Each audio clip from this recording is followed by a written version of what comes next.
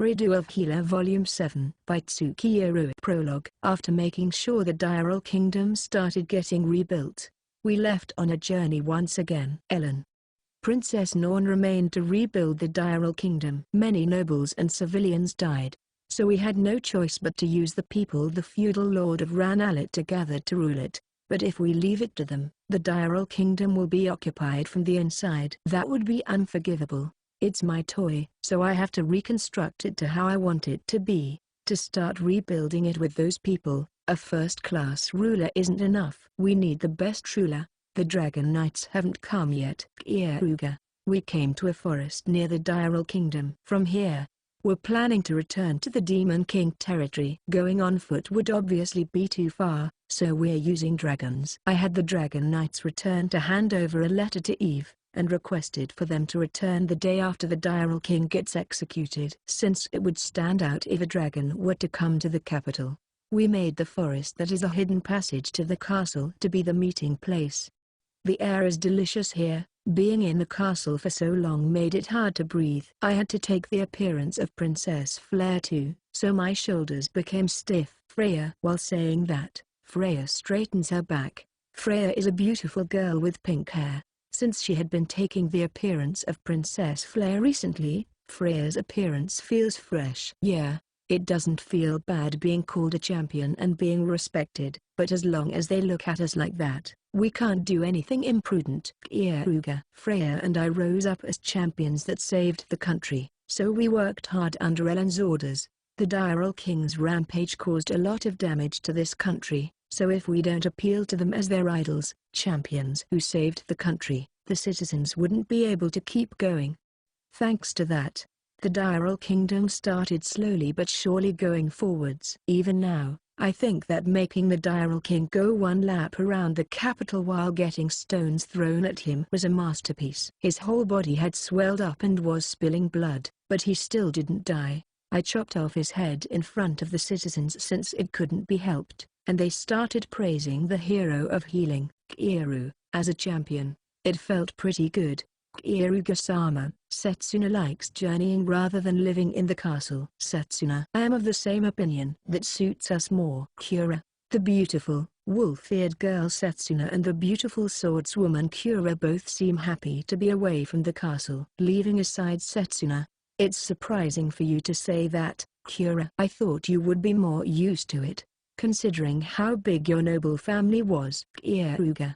Not necessarily. My family were great nobles, but it was their pride to constantly go to the battlefield and protect the citizens by killing as many monsters as they could. So, I have never stayed at the castle for that long. Keare. That sort of style is unusual among the nobles. That's probably why Keare was raised to be so straightforward. Since Guren can eat tasty meat, she's fine with living in the castle forever. Guren. While everyone else was happy that they could leave the castle, Guren alone had a face that seemed disappointed. Right now, she's on my shoulder in her cub kitsune form. She has an awful personality, but I rub her head since this form is cute, and she makes a koan sound. Guren is sly. Even in the castle, she constantly extorted meat with her cute appearance and actions, and was especially popular with the women.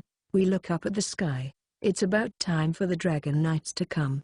Keare-sama. They are here. Setsuna. Setsuna finds the dragons first. As she has the properties of a wolf, her eyesight and presence perception is superior.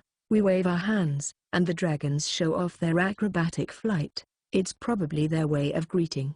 I'm glad they could come to pick us up safely. Going to the Demon King's castle by land would be tiring and take time. I want to return as fast as possible. I'm worried about the Demon King territory. After all, they had many uneasy factors straight after the Demon King changed. We fly through the skies on the dragons' backs. They turned out to be the same Dragon Knights that dropped us off. I call out to one of the Dragon Knights. Has anything changed in the Demon King castle? Keare. It is peaceful as of now. Of course, there has been slight trouble and brief arguments, but they were within expectations. Dragon Knight. I feel relieved now that I've heard that. If something happened to Eve, my revenge targets would increase. I've finally reached the point where there's only one revenge target left, so I don't want to increase my revenge targets at this point in time.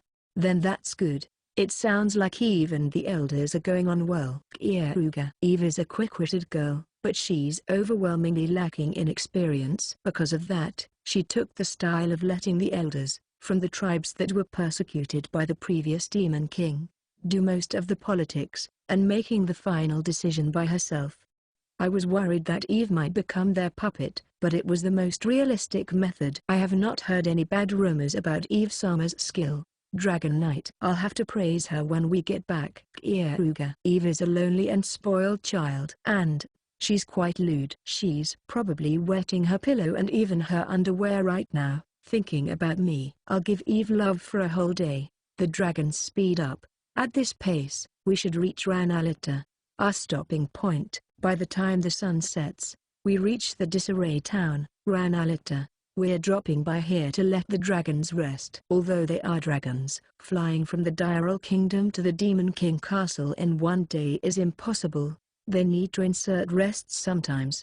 Since we chose the forest near Ranalita as a resting spot, we're letting loose in Ranalita, as expected of a free city. Even though they were overrun by the Diral Kingdom's Black Knights, they've almost finished restoring the town back to normal. It's a town that doesn't refuse anyone that comes to it and develops by taking in everything. Because of that, it's terrifically heated. The stores are booming and they seem to be in good condition. Just as planned, we'll take separate action from now. Freya, you guys head to the inn first. Keare. Certainly, Keare-sama. Freya, let us meet again later. Keare. Sorry about this. You guys can eat first if I'm too late. Keare. I didn't only come to Ranalita because it's suitable for the dragons to rest. It's also for the sake of gathering information, and I'll do that by using an intelligence network in the shadows. Because of Ranalita's nature to not refuse anyone that comes, there are many ruffians and humans of the underworld.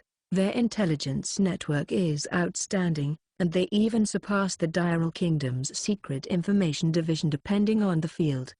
Keare-sama, take me please. Setsuna won't disturb you. Setsuna lives to protect Keare-sama. She has no worth if she can't protect Keare-sama. Setsuna. I smile wryly at her serious eyes, and those words. All right. I'll bring you as a guard. Keare. They would get cautious if we intrude with too many people, but it should be just barely safe if it's only Setsuna. We're going to have a foul conversation, and I'm going to have to show her a face that I didn't want to show any of them. Those are some reasons why I wanted to go alone, but Setsuna won't betray me no matter what. It's unfair that only Setsuna-chan gets to go. Freya. True. We were enduring our want to go after all. Keare. She's just more suitable for this. Humans of the underworld are good at surprise attacks, so Setsuna's sharp senses are suitable as a guard. Well then, let's go. Keare. Setsuna will protect you from your side. Setsuna. Like this, we started our separate actions. It would be nice if we can procure some useful information. We advance to the outskirts of the slum quarters.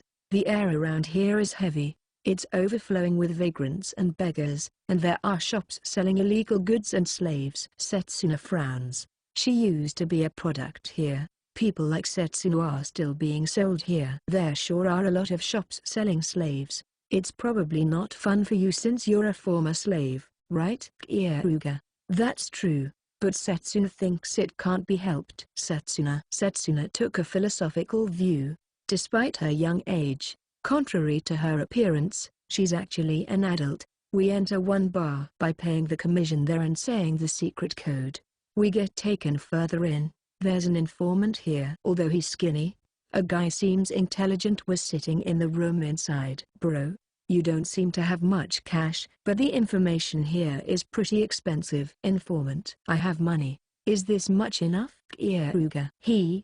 It's plenty. I'm surprised. You're earning quite a lot, even though you're young. Is there some information you want so badly that you would pack this much cash for? Informant. There's a man I want you to search into. I want to know where that man is and what he is doing right now, as fast as possible. I want every piece of information you have, including the people that get involved with him. I don't care what the price is. Keare. I take out a piece of paper from my chest. Bullet's looks were sketched on that paper. And it also has every piece of information I have. That's a big shot. The hero of the gun, Bullet. Were you dug out by that pervert priest too? Informant. I lost my words for a moment. It's the fact that it was a bullseye, but that's not all. I'm surprised in two ways. One is that you know what he's doing in the shadows, despite his mask of being a good person looking after an orphanage. Two is that you gave out that information for free. Keare. I'll tell you why. I know because the hero of the gun, Bullet, is one of our customers. The boys in his orphanage is full of beauties. And that's not a coincidence. It's because the shops in the shadows service him with children. Those guys behind the scenes are connected. You should take care too. Information about people who use those shops in the shadows circulate. Well, it seems the hero of the gun, Bullet, uses us even while knowing that. He comes to buy information too. Informant. Bullet is that kind of guy. He lives however he wants to. But he's not an idiot. He takes risks and acts while making sure that it would be fine. And the reason I told you that information for free is to show that I actually know about him. You seem like a good customer, so I need to appeal to you to show that I have this much information. Informant. Very well. It seems like I'll be able to trust you as an informant. Keare. Yeah, trust me. Keare-san the alchemist. Or should I call you by your other name? Informant. I ended up smiling wryly. To think he knew that much. That's even better than I imagined. In that case, I'll make a request. I'll pay all of these gold coins as advance payment. I want you to gather information about him. You don't know where he is right now, right? Keare. Exactly. However, there is a way of finding him. Our customer Bullet has a disease. He'll definitely try to put his hands on a handsome boy he likes, and fall into our web. Informant. I'll be expecting it. Also, I don't mind if you sell Bullet the information that the hero of healing Keare is searching for him. Keare.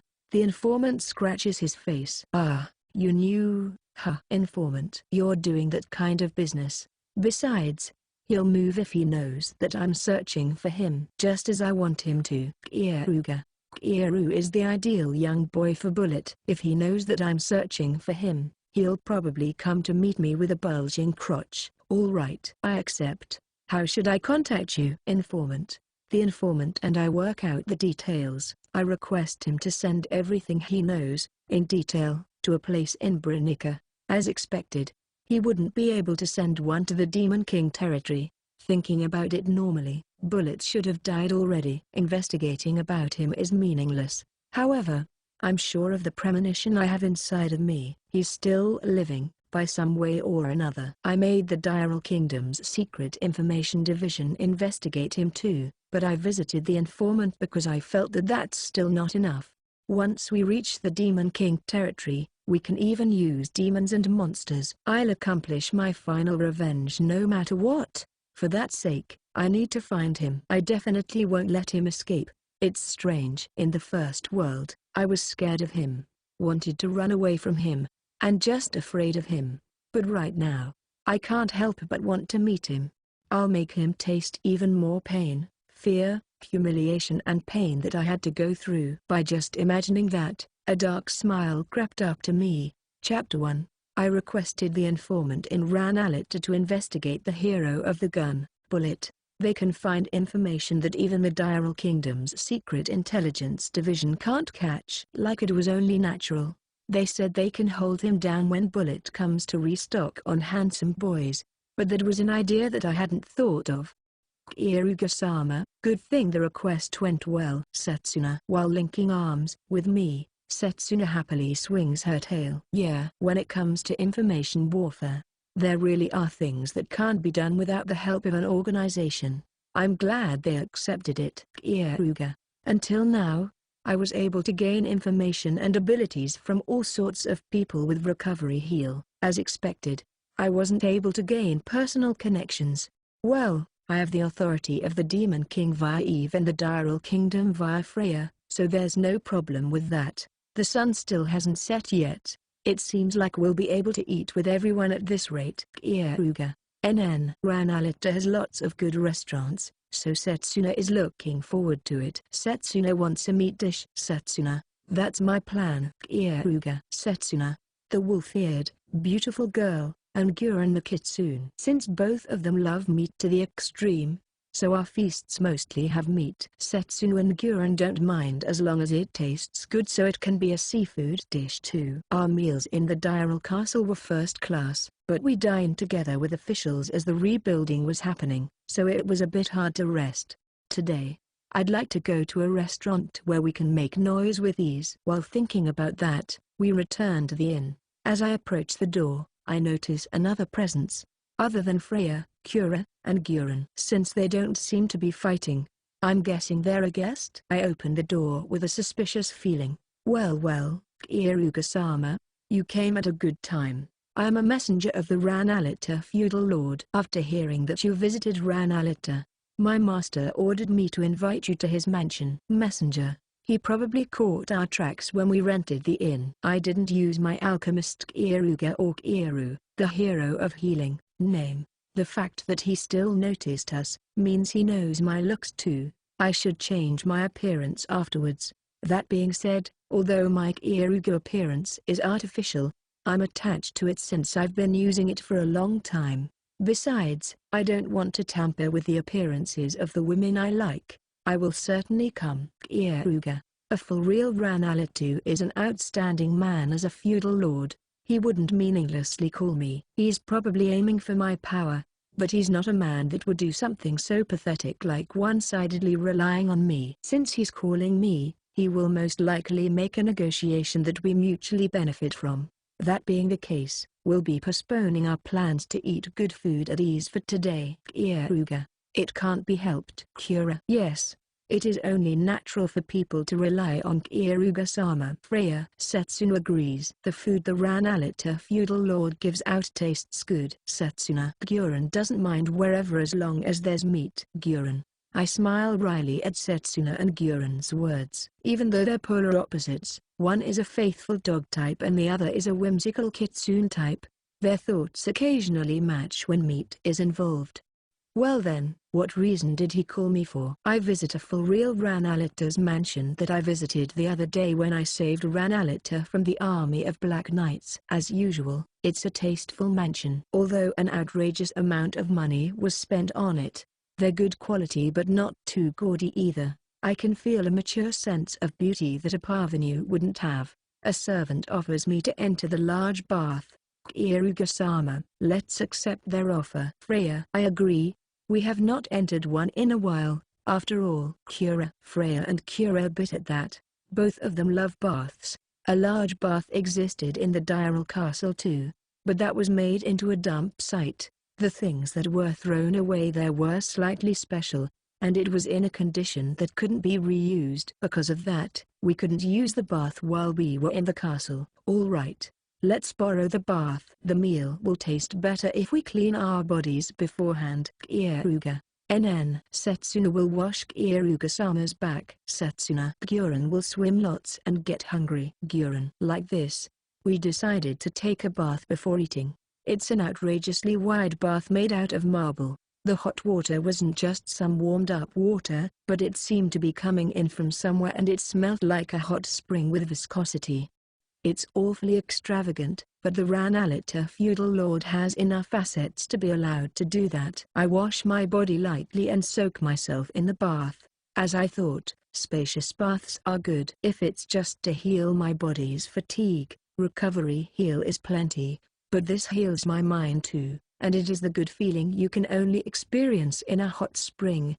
It's wide and easy to swim in. Guren has been dog paddling.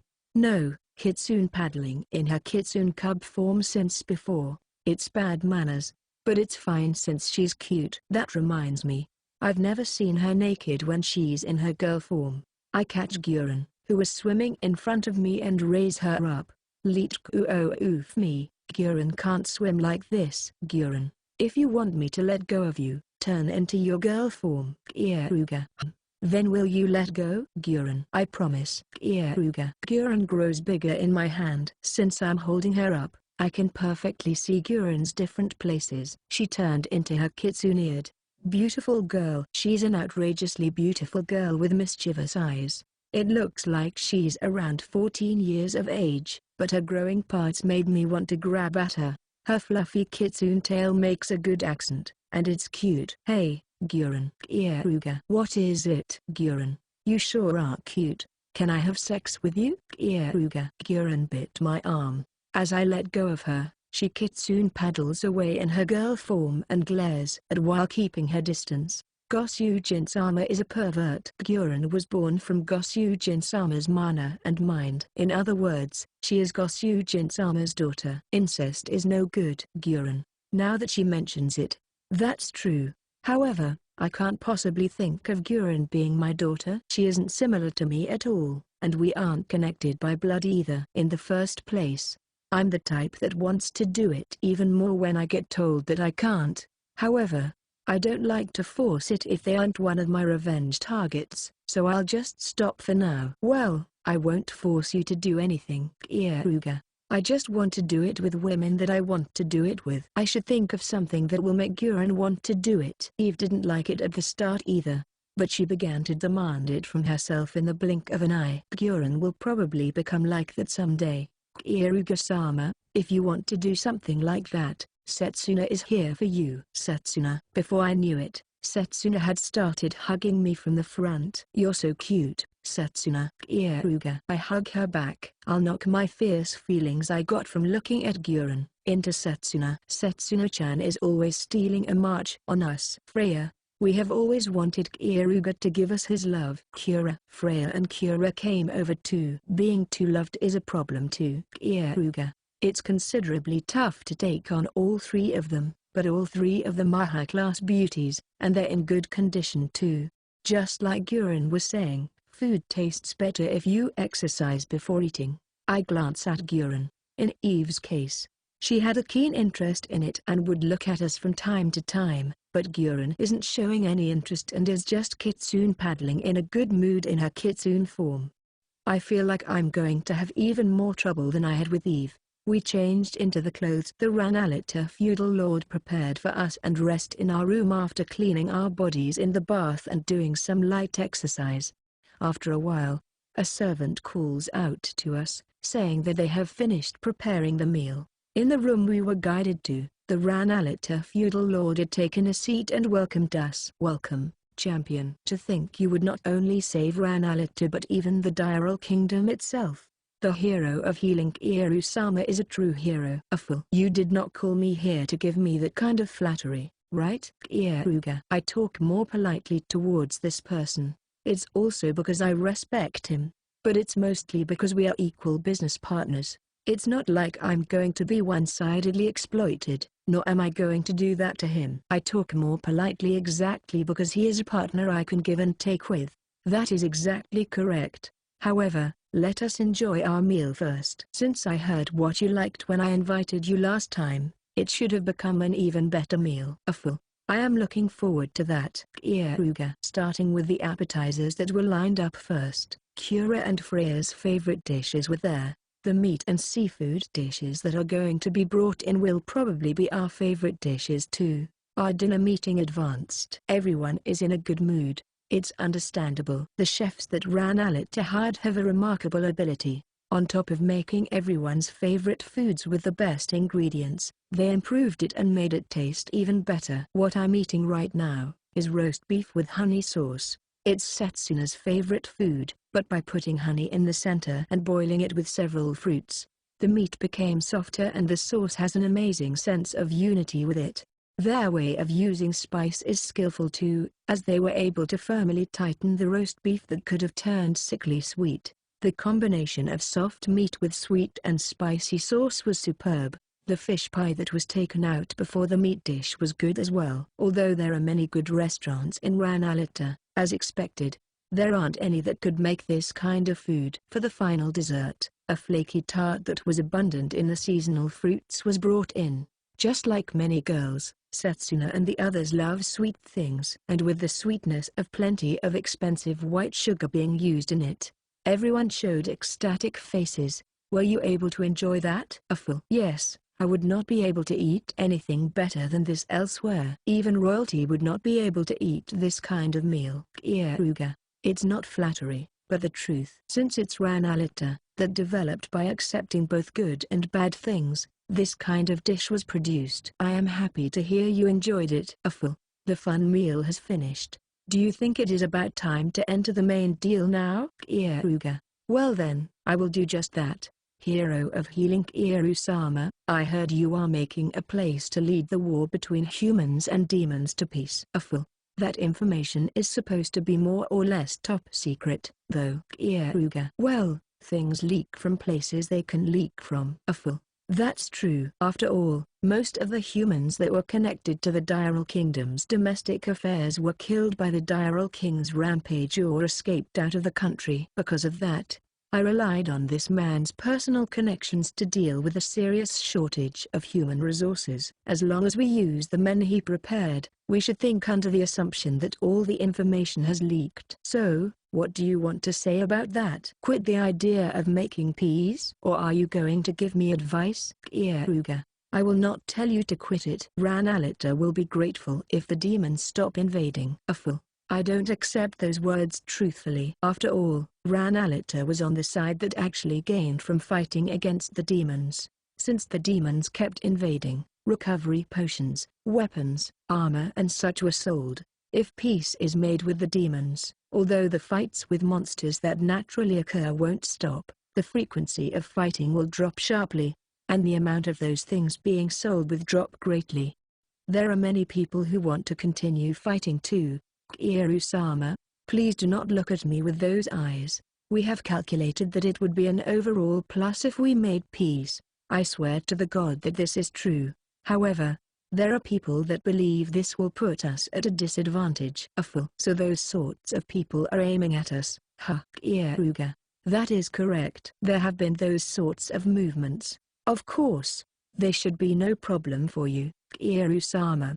If there is anyone that can kill me, I'd rather you actually bring them to me. There's only one person I can think of, but I'm in the middle of searching for him right now. Keare. The only person that can kill me in this world is most likely the hero of the gun, bullet. We are searching for that person too. We will share any information we find with you.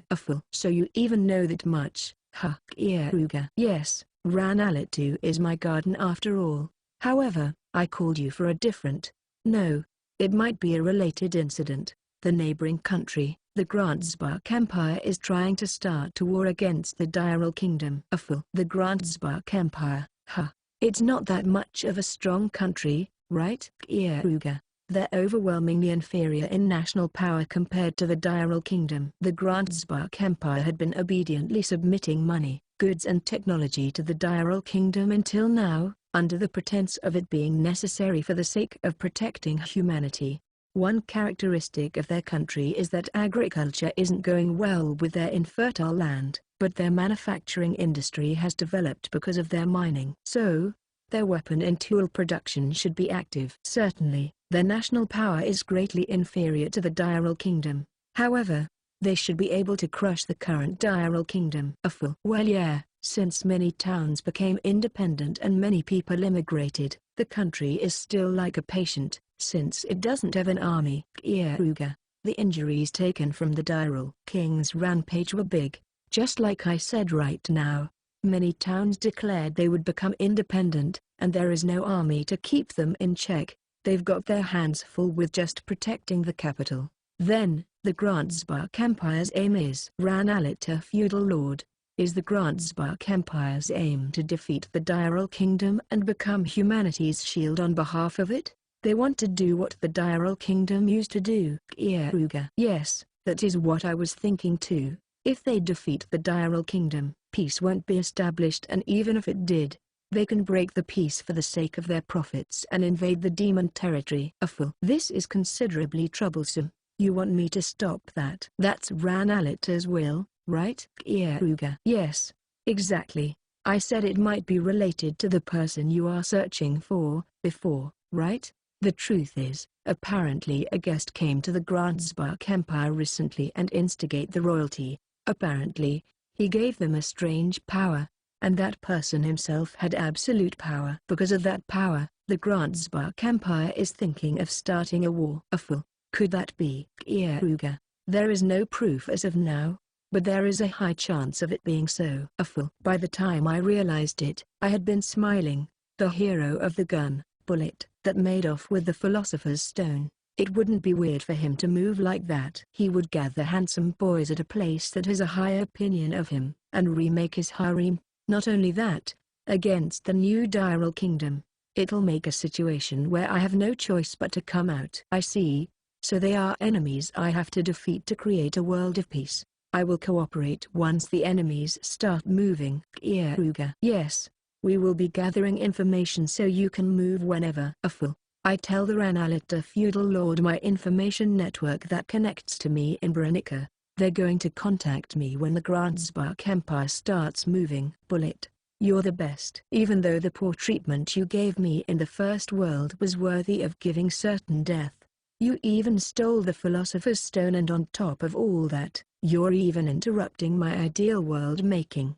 The double revenge points Princess Norn had used to be the highest, but Bullet even surpassed the highest points. I wonder how I should make him suffer. He's my greatest enemy. It seems that evaluation of him wasn't wrong. Then, I need to give my greatest enemy a worthy treatment. I'm getting fired up. As I thought, objectives are necessary for life. There's still more to come until I finish enjoying this revenge. Chapter 2. As expected of the Ranalita feudal lord, he has good information. I did think it was strange that I couldn't find any traces of Bullet even after searching this hard, but I didn't think he would escape to a neighboring country. There's no guarantee that Bullet was the one who instigated the Grandspark Empire, but I'm confident that it is him. I'll start moving too so that I can collect evidence just in case. I decided to send a letter to Ellen, who remained in the Diral Kingdom. If I tell Ellen about it, she will probably use the Diral Kingdom's secret intelligence force to search into it.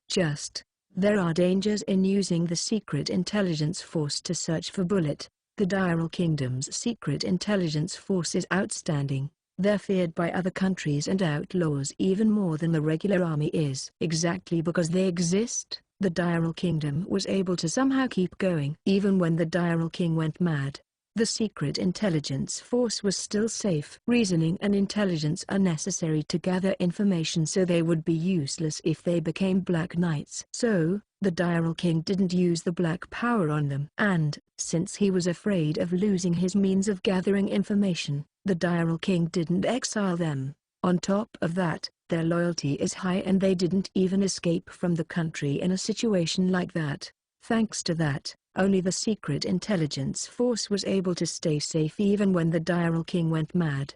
That is a great thing, but the problem is that there are many people among them that were trained by Bullet. Bullet had been enrolled in the secret intelligence force for a long time before he became a hero, and was respected as the ace of the secret intelligence force. Bullet's carefulness and flawlessness cultivated the secret intelligence force, infiltrating enemy nations to gather information, assassinating important people. He had mastered countless difficult missions. Not only were his subordinates at the time personally supported by Bullet, after Bullet retired to become a hero and started running an orphanage, he continued sending orphans to the secret intelligence force. The children Bullet raised were outstanding, and those children became successful, making subordinates and spreading Bullet's teachings. In other words, there is a chance many people from the secret intelligence force could betray us for Bullet. That being said, the secret intelligence force will also collapse if we remove everyone that has received Bullet's influence. If that happens, the Diral Kingdom, that is only just barely maintaining its honor as a country, will end. It's quite a difficult situation. The other troublesome thing is that Bullet's pieces won't move with money. They are literally perverts that connected their minds and bodies through loving each other. The unbelievable thing is that there are many insane people that felt happiness from being dug out by Bullet. Well, unlike me, they probably received brainwashing teachings since a young age though. The secret intelligence force is effective and useful, but I can't rely on them too much. That's what I think. Keare-sama, today's meal was delicious. Setsuna wants to come here again. Setsuna, yeah, it did taste good. There should be a chance to come here again. As long as we're beneficial to the Ranalita feudal lord, That is, Keare. We're lying down on a bed in the room that was lent to us. Setsuna is hugging my arm in her pajamas. Since I gave love to them in the bath, we're just going to sleep for tonight. I can handle doing it multiple times per day, but as expected, after doing it with 3 people in one go, I can't last at night. I feel happiness from just sleeping together. Even if we don't have sex. Gosu-jin-sama, that meat was amazing. Gosu-jin-sama should have demanded more as a souvenir for Guren. Then she could eat it tomorrow too. Guren, you're a divine beast in some way, so have a bit more self-control. Keare. The kitsune cub says something full of greed while sitting on my stomach. As a divine beast, Guren will happily receive offerings and pester when she wants them. Godbird Caladrius-sama is even more amazing. When it wants to eat illnesses until it's full, it scatters infectious diseases in towns and eats it up once it spreads. That's just how divine beasts are. Guren. Putting it that way, divine beasts are actually pretty dirty. Keare. Guren just pesters in a cute way, so she's an extremely noble divine beast. Guren. Godbird Caladrius, the god the Kokuyuku tribe deifies, gave its blessings to Guren's egg. It's a god bird that eats illnesses. Sure, it's a god bird that saves the citizens when it eats up the spreading illnesses, but that's just its meal. If it doesn't have anything to eat, it can also become an extraordinarily annoying existence that spreads illnesses with high infectious capacity for the sake of its food. At least it spreads diseases that aren't lethal so that it can eat up plenty later. When we made Eve the Demon King, we borrowed the power of the god bird. Without Godbird Caladrius' power, we would have had to fight against the Demon King Castle's army and probably wouldn't have even been able to reach the Demon King. If we were to fight against the Grandspark Empire, we would have a complete victory with the power of the god bird. After all, we can move to the capital city of the enemy nation on its back, just like we did against the Demon King. Then if we just spread a lethal disease, the capital will be destroyed. However, we can't do that. The power of the godbird Caladrius is too powerful for man. That's the same even for Eve, who became a Demon King. Her life gets shaved down every time she calls it. The next time she calls it, Eve won't get off easy. She probably won't be able to live a satisfying life. And, if she calls it again in that state, she'll lose her life. Even the hero of healing that can cure all sorts of injuries and diseases can't cure people who had their lives gouged out of them. Hey, Guren. Keare. What? Guren. Compared to Caladrius, you're really plain, aren't you? You're only able to transform and use flames of purification, right? It's convenient, but the scale is way too small. If it's just breathing fire, there are monsters everywhere that could do that normally. Keare. How rude. Even Guren can do amazing things like Caladrius-sama. She just hasn't shown you. Don't underestimate a divine beast. Guren. The kitsune cub's tail stood up as she intimidated me. She seems pretty angry, but I could only see cuteness. Who? Then what can you do? Keare. It's a secret, but Guren is amazing. In the first place, kitsunes have an incredibly high affinity with divine power. Guren is a higher class, even among divine beasts. Guren, a secret, huh? Then I guess I'll ask your body. Keare. I grab Guren tightly, tickle her stomach, gently hit the base of her tail and pet her throat. Her fluffy fur and warmth feels good, and I feel like I could get addicted to this. I basically know Guren's weak spots. Well, not in a sexual way, but as a pet. Koyan, it tickles. Weird.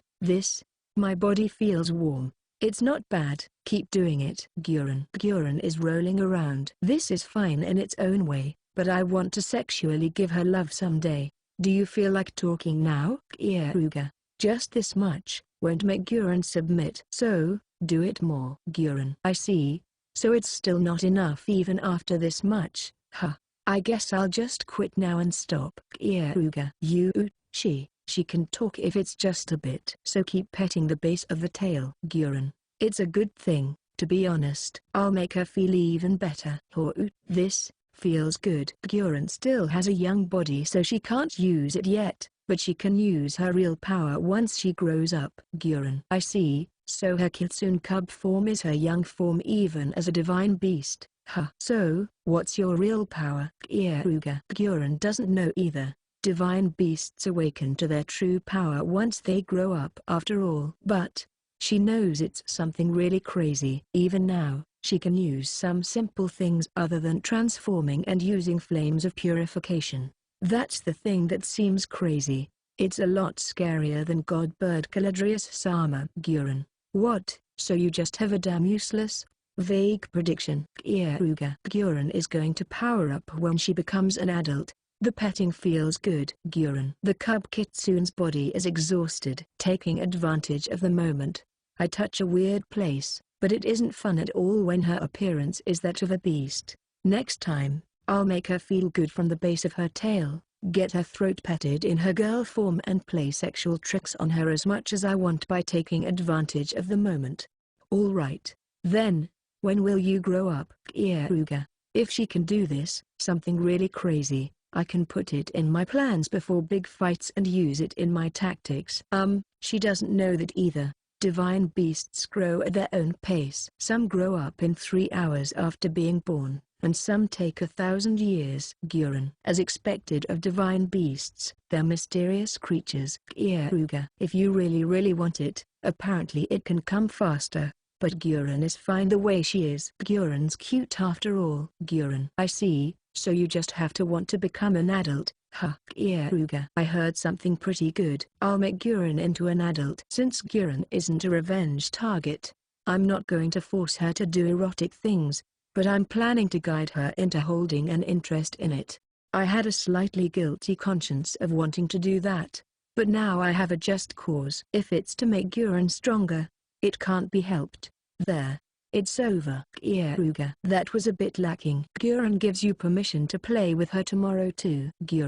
Yeah, I'll make sure to play with you. Keare. Next time it'll be in a different way though. Keare's going to sleep. She'll bite you if you wake her up. The cub kitsune crawls into the futon and rolls into a ball. She's cheeky, but she really does look cute. Hey, Keare, how do you see the future? Keare. She bit me. It seems she didn't like the fact that she was woken up. Keare said not to wake her up. She'll answer you, so don't disturb anymore. In the future, if it's with Gosyujin-sama, Keare feels like it'll be sparkly and happy, so she'll stay with you. You like it when it's sparkly and happy? Huh. That's an interesting prediction. Keare. That's definitely a sexual climax. Even Keare's prediction is pointing at Keare and me intertwining. From tomorrow, I'll start Keare's brainwashing. Attempt at making Keare awaken to her adult power. I'm looking forward to it. The next day, we meet up with the Dragon Knights and head for the Demon King's castle once again. We depart at dawn. Furthermore, I'm going to raise the pace by using recovery heal on the dragons to cure their fatigue and even fly at night. By doing that, we'll be able to reach the Demon King's castle by late night. Unlike our way there, we're going to save a day by not stopping by Branica. When I let the Dragon Knights eat the lunch the Ranalita feudal lord gave us, they were extremely happy. They said, "I have never eaten a feast as great as this before," and praised the human world for being amazing. While they were eating, Keare took a big lump of meat and became greatly delighted. I asked for it since Keare pestered me, but he actually gave it as a present. Even now, she's happily sucking on a bone in her cub kitsune form. I feel relaxed when I see her like this, but I just can't help but think, if only these peaceful days could continue. I want to take revenge, the dark anger that's peculiar to revenge, the exhalation of making preparations to corner them and the joy of trampling over a hateful opponent. There is no amusement as good as revenge. I can't help but want to enjoy revenge. Once I fulfill my revenge against the hero of the gun, Bullet, I'll probably gain enough pleasure to climax, so I think it'll take a while. That's why I want a convenient revenge target to appear before I take my revenge on Bullet. Preferably someone that irritates me but also has worth in crushing. And yet, recently there haven't been any fools that try snapping at me. If there's no target to take revenge on, there's nothing I can do about it. I'm returning to the Demon King Castle for Eve, but it's also to kill time until Bullet appears. If I act as Eve's knight, I'll also receive jealousy. Above all, I can even meet people that try to harm Eve. If my or my lover's enemy appears, causes displeasure and tries to harm one of us, it would be plenty for a revenge motive. I'll thoroughly crush them with a just cause. I'm sure there are a lot of people that are aiming for the young girl that just became a demon king. Even Eve's allies, the tribes that were being oppressed, are definitely trying to get demon king candidates from their own tribes to become the demon king. Once I enter the demon king castle, I'm sure there will be a revenge buffet. I could even spread a rumor saying that Eve is actually weak and was only able to win against the previous demon king through the power of god Burgladrius, but she isn't able to use that power right now. It would probably be fun since I would be able to kill idiots that think they can kill the demon king. If I'm going down that route, making a rumor saying Eve always has her lover next to her as a guard because she's weak, would also be effective. Then, idiots that try to chase after my head to corner and harass Eve would appear too. Yeah, that's good. I'll proactively fish for idiots to take revenge on. Those types of idiots have a burning passion inside of them and become obstacles sometimes. It's for Eve's sake to crush them as fast as possible. Gosyujin-sama, you're making a disgusting face. Guren. NN. Setsuna is a bit scared. Setsuna. Sorry. I just can't wait to see Eve again. Keare. It was showing on my face a little.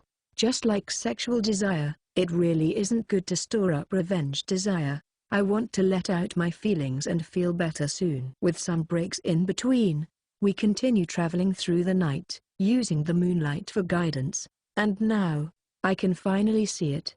We've finally come back to the Demon King Castle. I hope Eve is doing fine. Keare. I can see the Demon King Castle. The dragons descend towards the courtyard of the Demon King Castle. I've finally returned. I'll have plenty of love with Eve straight away now. Guren's training is important too, but I'm the type that values his lover. I'll prioritize Eve. I guess I'll just play with Guren like yesterday, but in her girl form, and teach her the happiness of sex bit by stimulating her erogenous zones. Chapter 3. I've finally returned to the Demon King Castle where Eve is. It took longer than I thought it would. I told her in advance through a letter that we were able to take control over the Diral Kingdom without any problems. I kept an out-of-sight base to send letters to Eve when they come to Baranika via Ranalita. So, she shouldn't be that worried about us. As the dragons land on the courtyard, demons appear to welcome us. Welcome back, Keare-sama. Demon. Thanks for coming. Guide me to where Eve is now. Keare. Yes, demon. The demons lower their heads.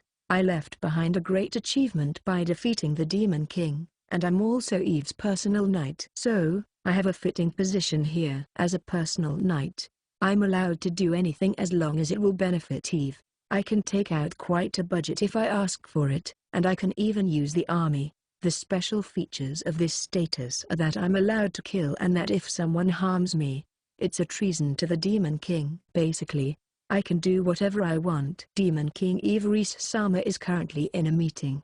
We will guide you to a room, so please wait there. Demon. Okay, I'll do just that. Keare.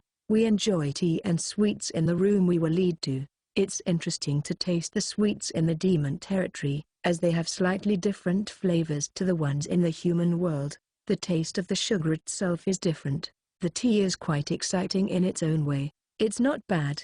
Meat tastes good, but sweet things taste good too. Guren. We were given sweet scone-like things this time. The kitsune cub is eating them one after the other. She calls herself a carnivore, but Guren is actually an omnivore. NN. Quite tasty. Setsuna.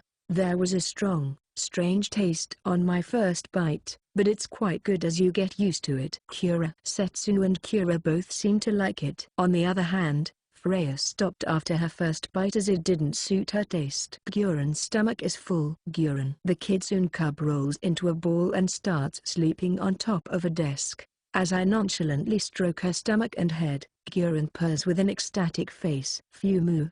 It seems she's learnt that it feels good when I stroke her, as Guren entrusted me with her body without resisting. I've almost cleared the first phase, as it has become normal for me to stroke her when there's a chance, and once she unconditionally starts receiving my caress, I'll move on to the next one. I'll tell her that it will feel better to be stroked in her girl form. And if she accepts that, I'll stroke her body in suitable places and tell her that it will feel even better if I go deeper. Since Kieran's head is a bit off, I feel like she'll let me do it pretty easily. Deceiving a stupid child is fun and exciting in its own way. There's an order to everything. If I just suddenly thrust that into her, she'll get angry and that will be the end. I'll accumulate small steps. I'm used to being patient. After around half an hour had passed, the door opened. Eve appeared with her guards next to her. Eve is as cute as ever. Her looks, body and black rings are also lovely. You're finally back. Geez. You're late, Keare. Eve runs up to me and hugs me. You probably shouldn't do this kind of stuff in front of your subordinates. They'll start underestimating you, Keare. But we were separated for so long. I couldn't control myself. Eve.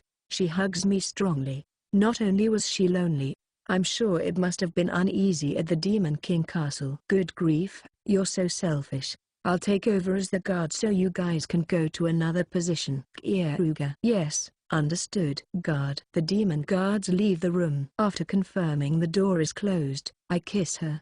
It's an adult kiss. Eve entwines her leg around mine, wanting more. I want to go ahead like this, but I need to talk to her about all sorts of things first. Otherwise, too many things will be on my mind that I won't be able to get engrossed in the deed. Eve.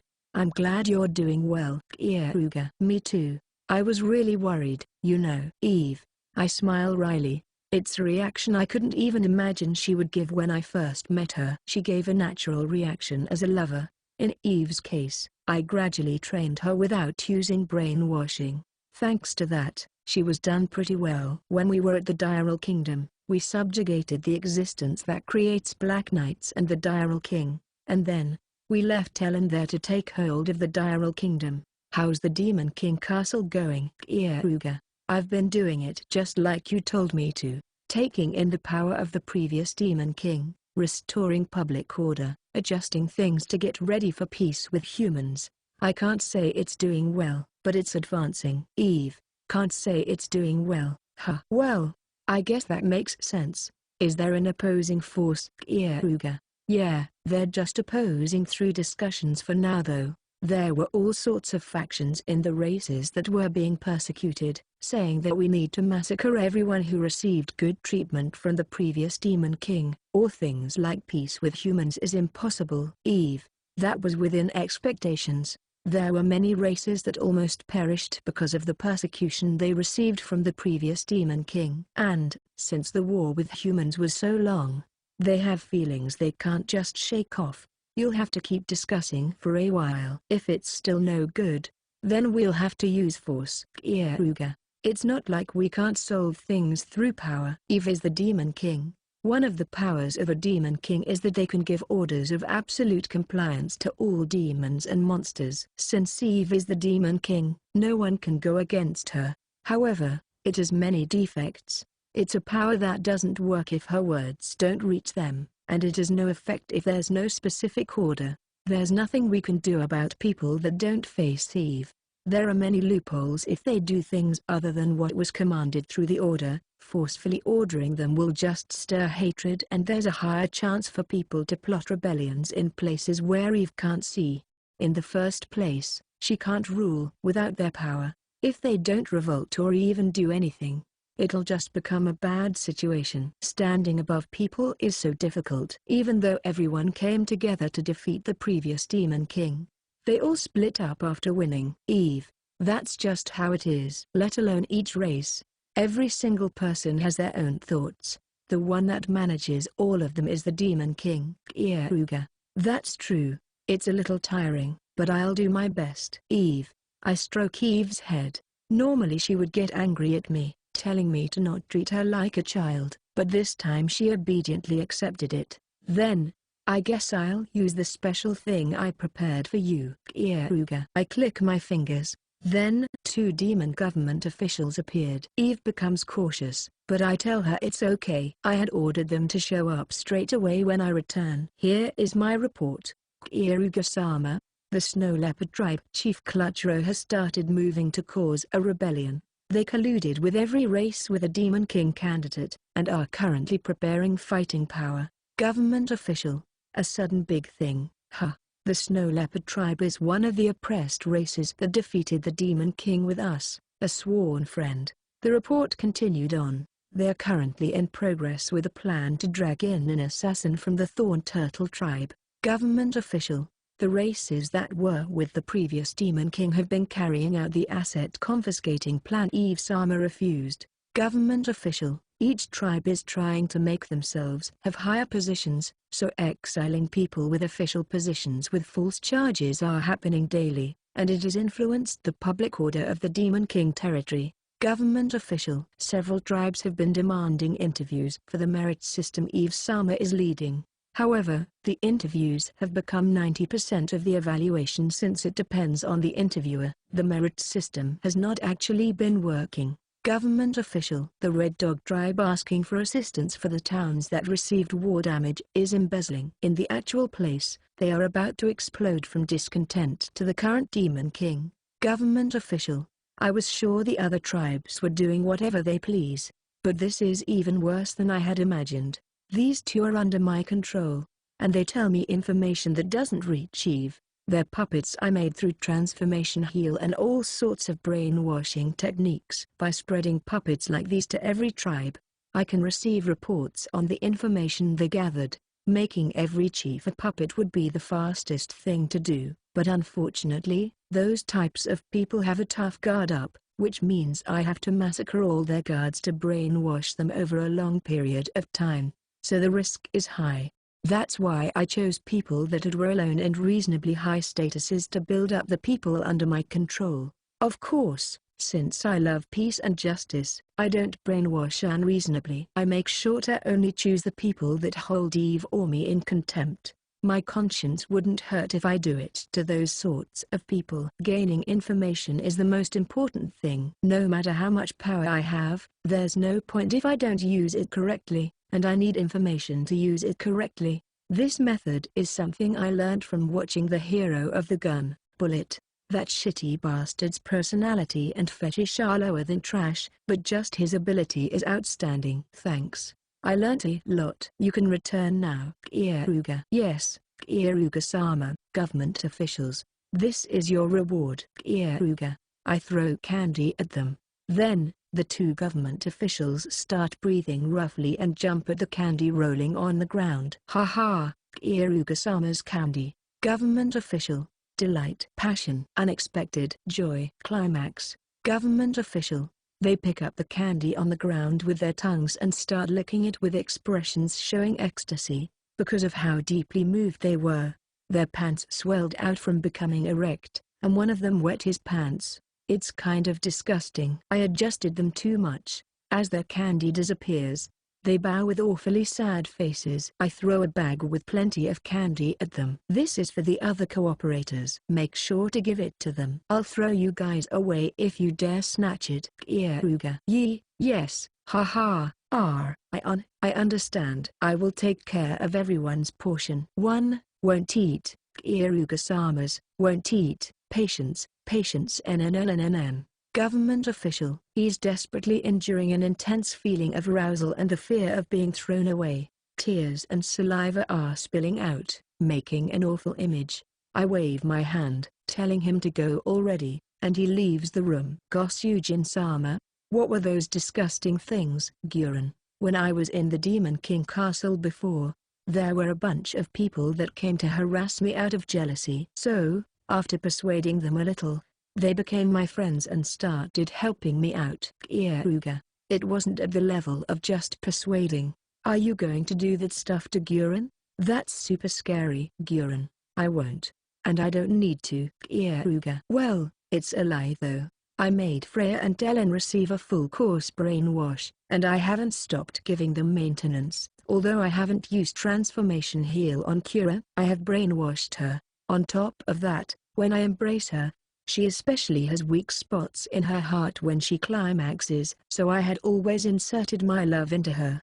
That's my weakness. I can't trust my comrades if I don't go that far. NN. Setsuna is Keare-sama's property. So, He can do anything to her. She can accept brainwashing if he wants to. Setsuna. Well, I love Keare, so that kind of thing is unnecessary. Keare. I agree with Keare. Even without those fake bonds, the love between Keare-sama and I are real. Freya. I got shocked by Freya's words, but I don't think they're wrong. A real thing had piled up on top of a lie. I wonder what would happen if Freya regained her memories. Her feelings of love when she was Freya might unexpectedly win over, so she might continue staying by my side. Well, I don't want to destroy Freya after raising her this far. If I was going to do something like that, I would have done it when I executed the Diral King. I like Freya so much that I would rather keep her with me than do something as fun as that. We derailed a bit, but Eve, we're in this kind of situation. Keare. I did imagine it, but it's even worse than I thought. I knew some people opposed it, but I didn't think even that person was part of it. Eve is depressed. The information the two government officials gathered was just that shocking. The assassination plan, rebellion plan and every other thing. It was too much of a heavy reality for her. Don't worry. As long as you know about it beforehand, you can make countermeasures. We've actually got the perfect, reliable evidence to hold them down. I'll go destroy them. And then, I'll make an example out of them. While teaching them that Eve can see further than their imaginations, I'll also teach them what will happen if they become our enemies. Keare. To put it simply, the reason why they're doing whatever they please like this is because they underestimate Eve. Then, we just have to show them that they're wrong. Unfortunately, nothing can be gained from appealing to them. So we have no choice but to show Eve's power. Okay, I'll do that. Help me, Keare. Eve. Of course, they're the type of people that would hurt my lover, so there's no way I can forgive them. First, let's go to the bedroom. We can start moving when the time comes. Keare. I kiss Eve and carry her in my arms. Eve's body is hot, so she must have been anticipating it quite a lot. Well then, I did want to enjoy some revenge after so long. But there are more idiots than I expected. Now I should be able to distract my boredom. While embracing Eve, I'll think about how I can punish the people that tried to kill my lover. I'm sure that will be very, very exciting. Author's note: thank you for always supporting me. Chapter 4. As I returned to the Demon King territory, I was informed of the betrayal from our followers. It made me feel a little down, but I also felt that it couldn't be helped anyway. Strife and betrayal happen even between people of the same race. The Diral Kingdom, a human-only country, was torn from the inside, and other countries are trying to attack it, taking advantage of their situation. I can feel relieved since I left Helen behind there, but we don't have anyone like her in the Demon King territory to hold them down. The hearts of the persecuted races that had become one until the previous Demon King was defeated, is now in pieces. When the previous Demon King was only just defeated, they saw Eve as a champion. But now there are even people that think of the Kokuyoku race as a hindrance in making their own race prosper. There was a reason for that. The Kokuyoku race had received especially terrible persecution from the previous Demon King, turning them into a puny race with hardly any survivors, land or assets remaining. No one would want to obediently follow a puny race, even if they produce Demon King candidates. Danger past, God forgotten. Once that happens, they start doing whatever they want to. They're so stupid. Keare. If they didn't do anything, they would have continued receiving favor as a race that helped defeat the previous Demon King. But now they're losing everything to greed. They're probably trying to assassinate Eve to make their own Demon King candidate become the next Demon King, despite not knowing which Demon King candidate will be chosen next. Or maybe they're just going to killing until their Demon King candidate becomes the Demon King. Keare. Eve rubs her cheek against my chest while talking in a fawning voice. Since I gave her plenty of love, she became tired and went to sleep. Eve is the only one I don't use contraception for. There's nothing to worry about since she doesn't journey with me like the other girls, and we need to increase the population of the Kokuyoku race. Even I want a child since it's a symbol of happiness. If I were to become a father, I would pour all my affection into my child. I stroke Eve's head as I fall asleep. I'll have to start working from tomorrow. I awaken to my wake-up call like always. My back is trembling from pleasure. Morning, Setsuna. Keare. NN. Good morning. It's thin today. Setsuna is jealous of Eve. She was given so much love. Setsuna. Regardless of how fast I recover, if I exceed my limit the day before, it'll inevitably become thin. Since Setsuna does this every day, she seems to be able to tell how hard I went yesterday from the difference in taste. I shake Eve. Keare. Is it morning already? Eve. Yeah, morning. Well then, I've finished relaxing. It's time for work. I'm going to eliminate the enemy, so I want your permission. Keare. I'm a gentle person, so I usually don't hurt other people unless they do something to me first. However, I don't hesitate at all against anyone that tries to harm me or my women. I'll clean them up at once. From the moment they decided to harm Eve, they were already my revenge targets. It's worthy of death. Sure. Rather, I'm happy you're going to do that, but don't do anything too terrible, okay? Those people are our comrades after all. Eve. I can't do that. If I don't punish them completely, other people will get cocky. By punishing them as tragically as possible, there won't have to be any more victims. A severe punishment is necessary to guarantee your safety and to keep the sacrifices to the minimum. Besides, they aren't our comrades anymore. Saying they were is correct, since they bared their teeth at you. Keare.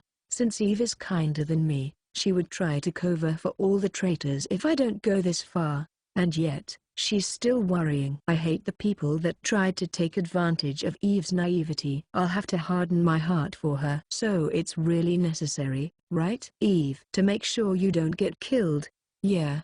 Do you understand what would happen if they killed you? Everything that we restored at great pains, is all going to come to nothing. The system will change entirely, causing chaos and a war of dominance to start, making thousands of people shed blood. Keare. That's true. Okay, do it mercilessly, however you want to. That's why I made you my direct knight. Eve. Good girl. I stroke her head. I'll go make the people that scorn Eve see hell. After gathering even more detailed information from my pets, I went outside, taking Keare and Setsuna with me. It'll definitely break into a fight, so being with them is safer. And I want to raise Setsuna's level too. There's a group doing public works behind the Demon King castle, so I head to them.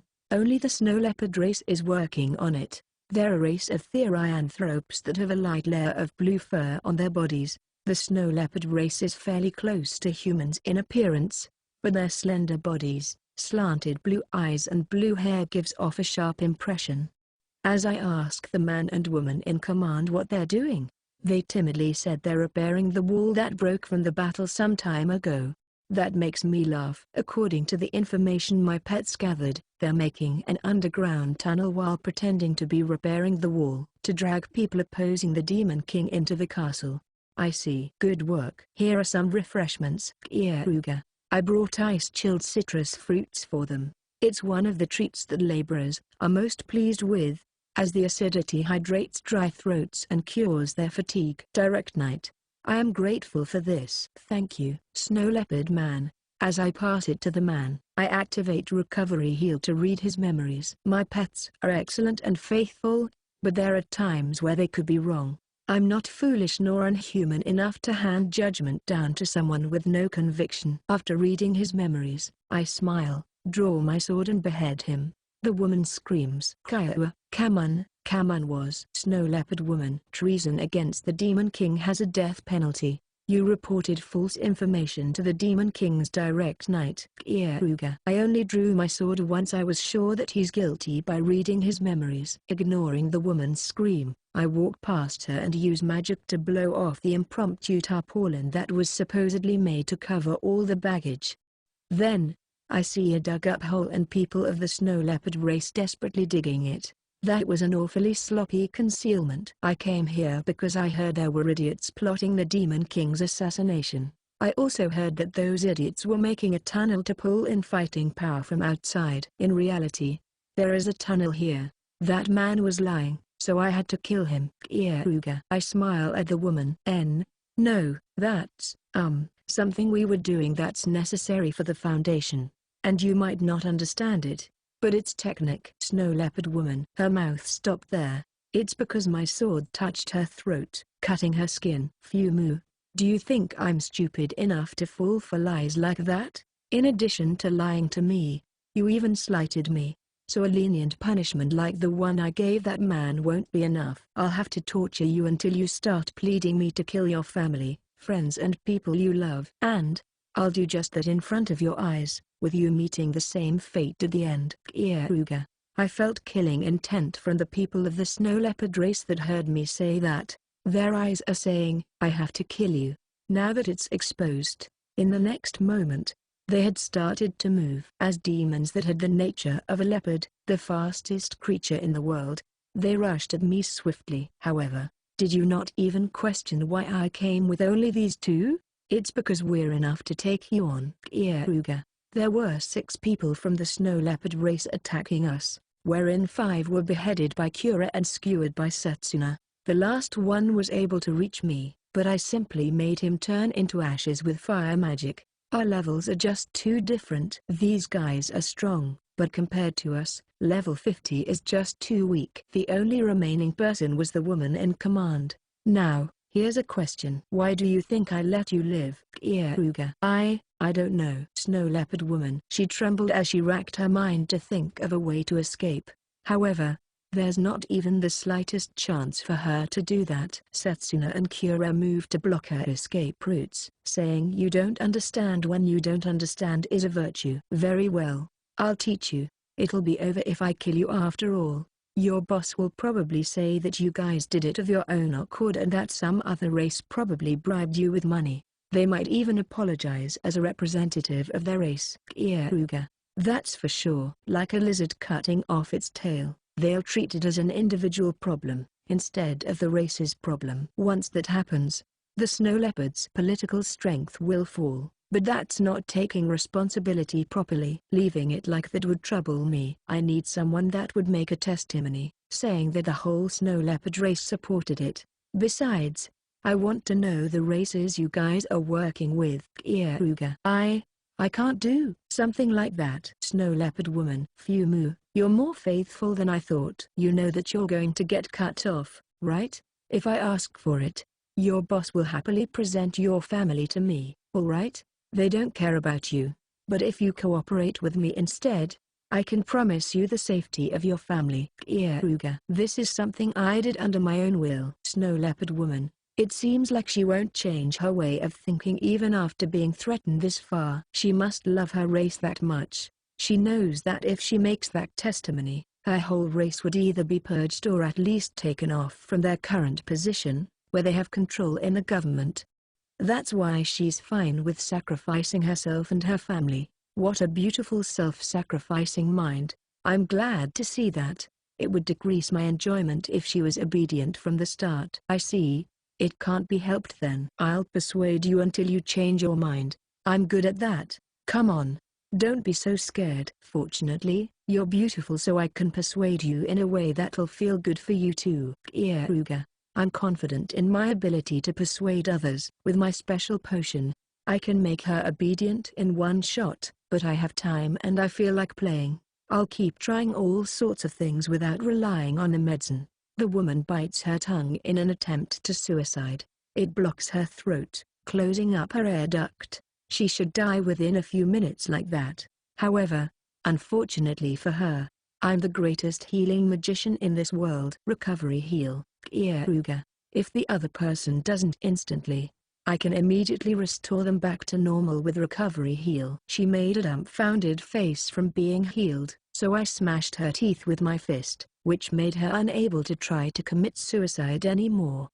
Let's go the dungeon. I remade one of the rooms to become a room where I can make anyone end up wanting to spill everything. I'm sure you would be lonely alone, so I'll get your friends to come too. Keare. I walk while dragging along the snow leopard woman as she struggles violently. She's standing out a bit. If this disturbance reached the higher-ups of the snow leopard race, they'll probably conceal the evidence, so I should order my pets to interrupt them.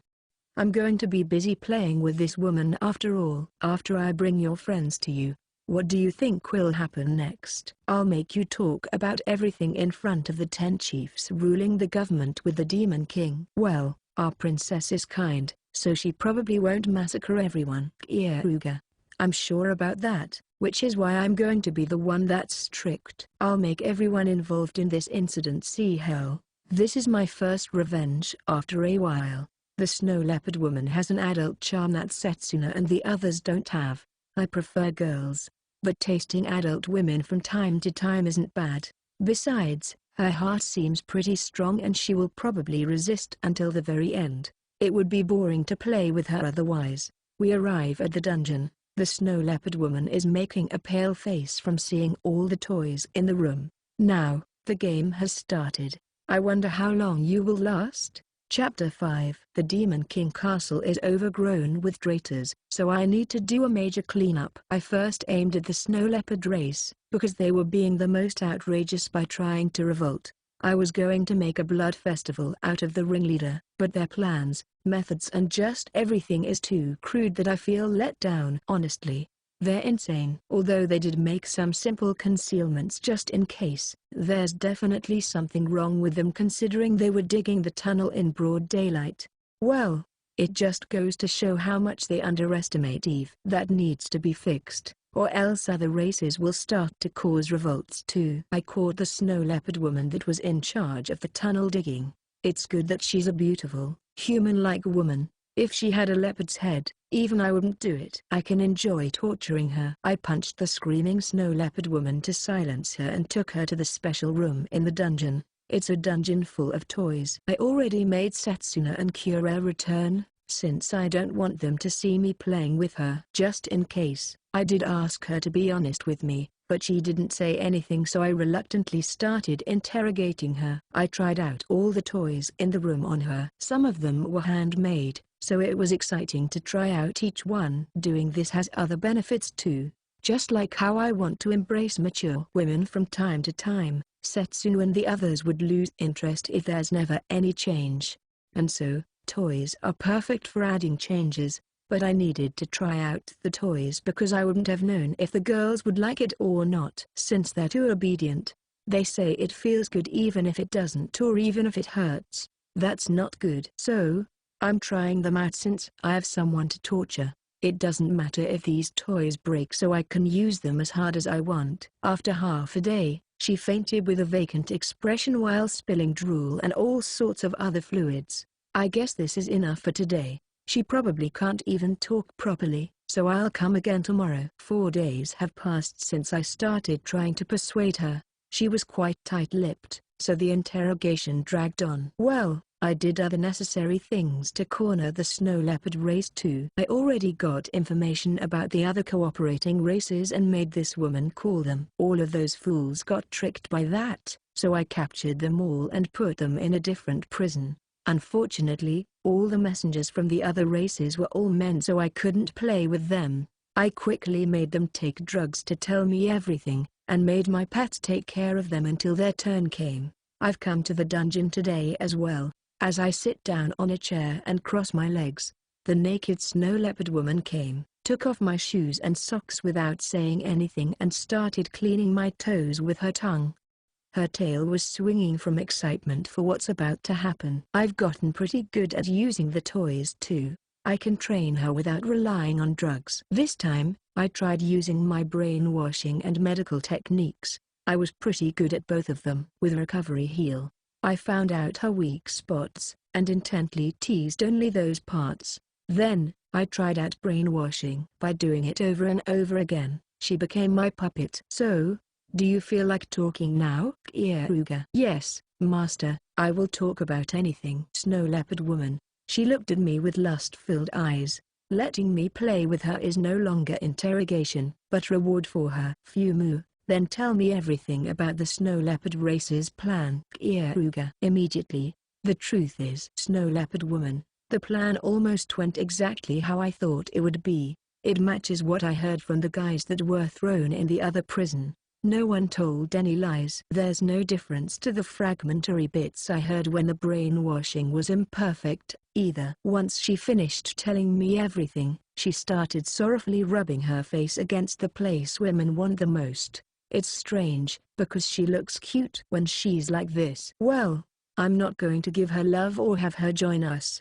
It's just, Having a mature, beautiful woman I can do whenever I want, is good. I want you to do something for me. Don't you think the snow leopard race's sins should be atoned for? Keare.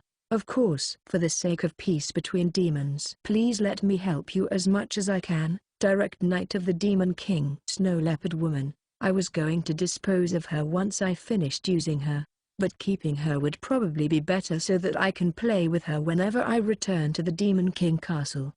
That all depends on today though. In this castle, there's a council called the 10 Race Council, which is carried out by the 10 races that have the most power in the current Demon King regime, where Eve can make the final decision.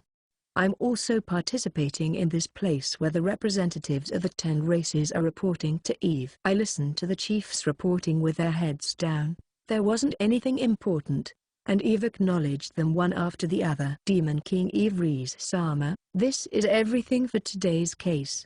Now, let us. Demon. No, there's something I want to talk about today. Everyone, stay here for a while longer. Eve. The 10 chiefs become suspicious from hearing Eve's words. This is the peace we finally obtained through defeating the previous Demon King, and yet, there were some rude people that tried to destroy that out of their own selfishness, so I will have their race come off the 10 Race Council. The chief and the others in important positions will be executed, and their whole race will be driven away to a pioneering village. Eve. The chiefs started panicking. Many of them had a rough idea of which race it was. Demon King Eve Sama, which race will be exiled? Demon. The snow leopard race. They were planning a rebellion with the ground monkey and armor machine race that had power in the previous Demon King's reign. They were even trying to make an underground tunnel to drag those two in. That is unpardonable. Eve. Everyone here looked at the snow leopard race's chief. That is not true. We were only working on repairing the castle walls. Despite that, we received a report that the Direct Knight of the Demon King over there unreasonably attacked us. This is too excessive of an accusation. Snow Leopard Chief. I knew this was coming too. The Snow Leopard race knows that I attacked the guys who are digging the tunnel. It's been 4 days since then. They probably did their best to destroy the evidence and think of an excuse. Well, I came here to corner them. I click my fingers. Then, the soldiers of the Demon King army bring along the people of the ground monkey and armor machine race. They're the ones that were called by the snow leopard woman. Chief of the snow leopard race, Sulno. Do you recognize these people? Keare. I don't know them. Sulno. I see. Then do you guys know this man? Keare. The men of the ground monkey and armor machine race pointed. Sulno. I know him. That guy made an offer to us. He said we could take back our former power. Demon. Us, too. Weapons, food give, creep in castle, promise. Demon. They said that the snow leopard race made the offer and planned to kill the Demon King.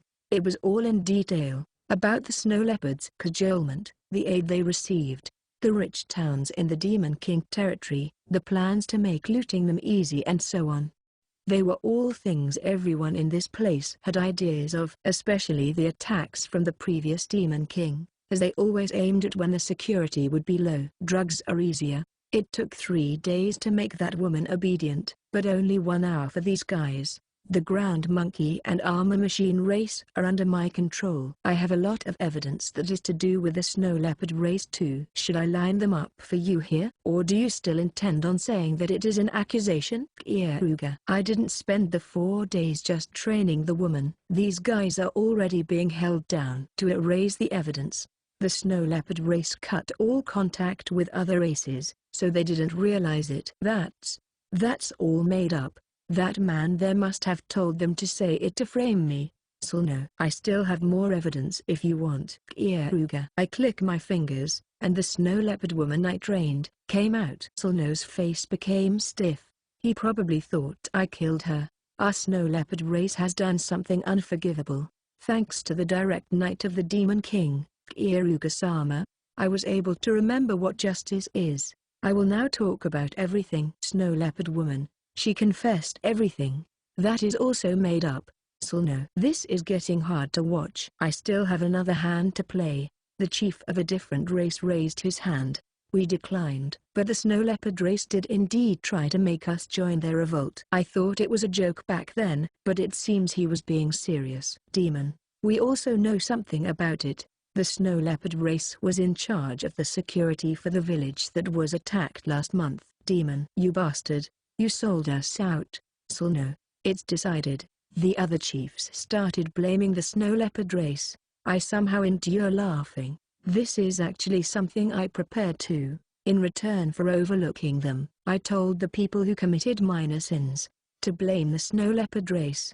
I also told them I would announce their sins and exile them if they opposed me. Although the snow leopard race expected me to accuse them, they didn't think the other 9 races would attack them too. It's decided. I order you under Demon King Everese's name. The snow leopard race will be exiled to a remote, pioneering village. Chief Silno and the other people in important positions will be executed through Grand Bulk. Eve. Multiple people turned pale from hearing Grand Bulk. It's the most gruesome form of execution in the Demon King territory. I've seen it one time before. Like this, the snow leopard race's judgment was decided. As for the woman who repented by honestly saying everything, she's going to remain in the Demon King castle. Ravishing her is perfect. If I want a change of pace, I'll take out my pent-up anger on these pigs. The next day, Grand Bulk had started at once. Many demons had come to see the snow leopards get executed through Grand Bulk in the castle town for their sins. In the castle town, there's an execution site with a huge jail you can see from outside. Demon Dog Gran is in that jail. Then, naked people of the snow leopard race were thrown in there with their hands tied together. All their teeth were broken off so they wouldn't be able to bite off their tongues. Eve rose onto a platform. The judgment of the people who tried to destroy this peace will now begin. Sear the sight of these offenders in your eyes. Eve. Demon Dog Gran rushed at the snow leopard race. It ripped off and ate them, starting from the legs. Screams resound in the jail. The pain and fear of being eaten alive are tremendous. A dog is going to eat and kill them. It's cruel, but you wouldn't think this is the most gruesome execution. However, Demon Dog Gran has a terrifying trait. It licks the wounds once it eats to some extent, which makes the blood stop coming out. Then, Demon Dog Gran put its tongue into the snow leopards' mouths to make them drink something, and started napping. Eve. How long does this go on for? Keare. Around 2 weeks, since Demon Dog Gran doesn't eat much. Eve. Demon Dog Gran preciously ate the prey it was given, little by little. Furthermore, it kept them alive to keep the freshness. When Demon Dog Gran licks wounds, the blood stops. The paralysis poison it made them swallow made the snow leopard race unable to even budge, and suppressed their metabolism to the limit so that they wouldn't die through starvation or dehydration. It eats them little by little over a period of 2 weeks. There's no crueler execution method than this. The snow leopard race tried to kill Eve, so they deserve it. Eve has a pale face. I take her to a deserted place where no one can see her, and she starts breathing roughly while sweating from her forehead. Do you not feel good? Keare. I didn't really want to use this execution method. My relatives were done in by this, after all. Eve. Sorry, I shouldn't have ordered you to kill them in a cruel way. Keare. I embrace Eve. Eve leans her face into my chest. It's okay, as long as we don't have to kill any more people. I can endure this much. Eve. Yeah, you won't have to. No one will make light of you and think you're a girl that doesn't understand anything. Keare. By showing them the snow leopard race's plans were all leaked, everyone will realize that we've seen through them, and we even showed them that Eve won't hesitate to execute someone if necessary. If they still plan on causing a revolt, they're either extremely stupid or have enough confidence in themselves to do it without anyone realizing. In the case of the latter, I can take care of it. Now, let's go home. I'll comfort you on top of the bed. Keare. That's all you think about. Eve. Do you dislike it? Keare. No, I don't dislike it. Give me plenty of love today. Eve. Of course, that's what I was planning to do. I'll pour plenty of it in Eve today. A tingling current runs across my neck. This usually means something is going to happen. I'll be more careful than usual. Chapter 6. Half a month has passed since I came to the Demon King Castle. Thanks to my purging, It's peaceful inside. Starting with the snow leopard race, I got to every single traitor. I've been killing everyone who pulled pranks that I couldn't overlook, but today's the last notable target I have to take care of. To be frank, I want to deal with everyone that wants to harm Eve, but the governing will be affected if I just go executing people for even the smallest sins. Well, seeing the idiots be gruesomely executed, will probably silence the others that were only doing minor things. I should finish my last case. I'm sorry. I just did it on a whim. It's true, please, believe me. Wind Weasel Chief. The chief of the Wind Weasel race pleaded desperately in front of the throne Eve sits in. How sad. The Wind Weasel race was one of the first 3 races that I judged to be innocent in the Star Rabbit Races village, and I really thought they were our comrades. I didn't want the Iron Hog race, Flame Horse race and Wind Weasel race to betray us, and it pains me to execute one of them. However, I can't just overlook them. These guys sent an assassin to Eve. I throw the assassin's freshly severed head in front of him. Seeing that, the Wind Weasel race's chief falls on his bottom. Hi, Wind Weasel Chief. The Demon King is supposedly invincible against demons and monsters, but really, the Demon King can only make others listen. A Demon King can lose their life if they receive an attack from a blind spot, or while they're sleeping. There's no way I can forgive them. Unlike the Snow Leopard race, the Wind Weasel race has the appearance of a 2-legged weasel, so I can't make them into my toys, and they're beyond saving. Demon King Eve Sama, direct knight of the Demon King. We have always been working together until now. Without our workings, Demon King Eve Sama would not be here. Please forgive my single error. I just gave in to the urge. Please. We are comrades of war, right? Wind Weasel Chief. Eve is making a poker face, but she's extremely agitated. She's trying to say something, but her voice isn't coming out. This weakness is her flaw, but also a lovely part of her. Setsuna, Freya, Keare and Ellen would be able to settle it easily. However, Eve can't, and I want her to stay like that. So, I'll do it instead of her. You're the one that tried to kill her, despite being so-called comrades of war. If the assassination succeeded, what would you have done? You probably would have been laughing with Demon King Iverice's head in front of you. Give up. You're going to die incredibly brutally. Take him away. Keare. The elite guards appeared and took him away. Although the chief started struggling, the elite guards punched him to silence him. Even though he's the chief of one of the top 10 races, they're treating him like a criminal without any honor. I created these elite guards in these past few days. I made small changes to their body with Transformation Heal, optimizing them to suit their own fighting style. On top of that, I removed every single illness or injury that would affect their performance and enhanced their muscles, skeletal structure and reflexes. As for their minds, I used drugs and brainwashing to make them swear absolute loyalty to even me. I made them in case something were to happen to Eve while I was away. Underestimating their loyalty, some people tried to bribe the guards, but the guards reported the names of the fools who tried to do so. However, I did make a few of them pretend to be bribed and ordered them to circulate the information. We're fine with circulating. Everyone, this is all for today. I have a request. Don't let me do any more terrible things. I don't want to do these things, and I'll only do them if it's necessary. Eve. All the races there prostrated themselves before her. This is the end of the purge. There are no more criminals that committed major crimes. As for the people I've overlooked, I'll send them a letter with Eve's name engraved on them, and say that I'll forgive their minor crimes for now. However, I'll also say that they'll end up like the Snow Leopard race and the Wind Weasel race if they go any further. Of course, if they don't go quiet from that, I'll have no choice but to destroy them. Afterwards, I gave Eve plenty of love in her room. When tough things happen, Eve always seeks for me without even waiting for night to come.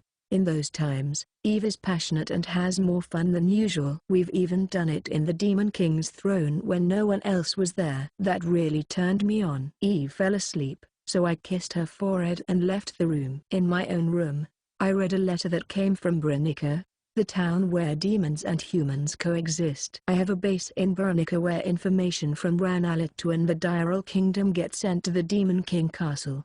Ellen's amazing. Keare. I read the report Ellen sent me. She already seized the entire Diral Kingdom. She's also making a system where there would be no problems even when she's absent, and it seems like it'll be fine if we meet up in half a month's time.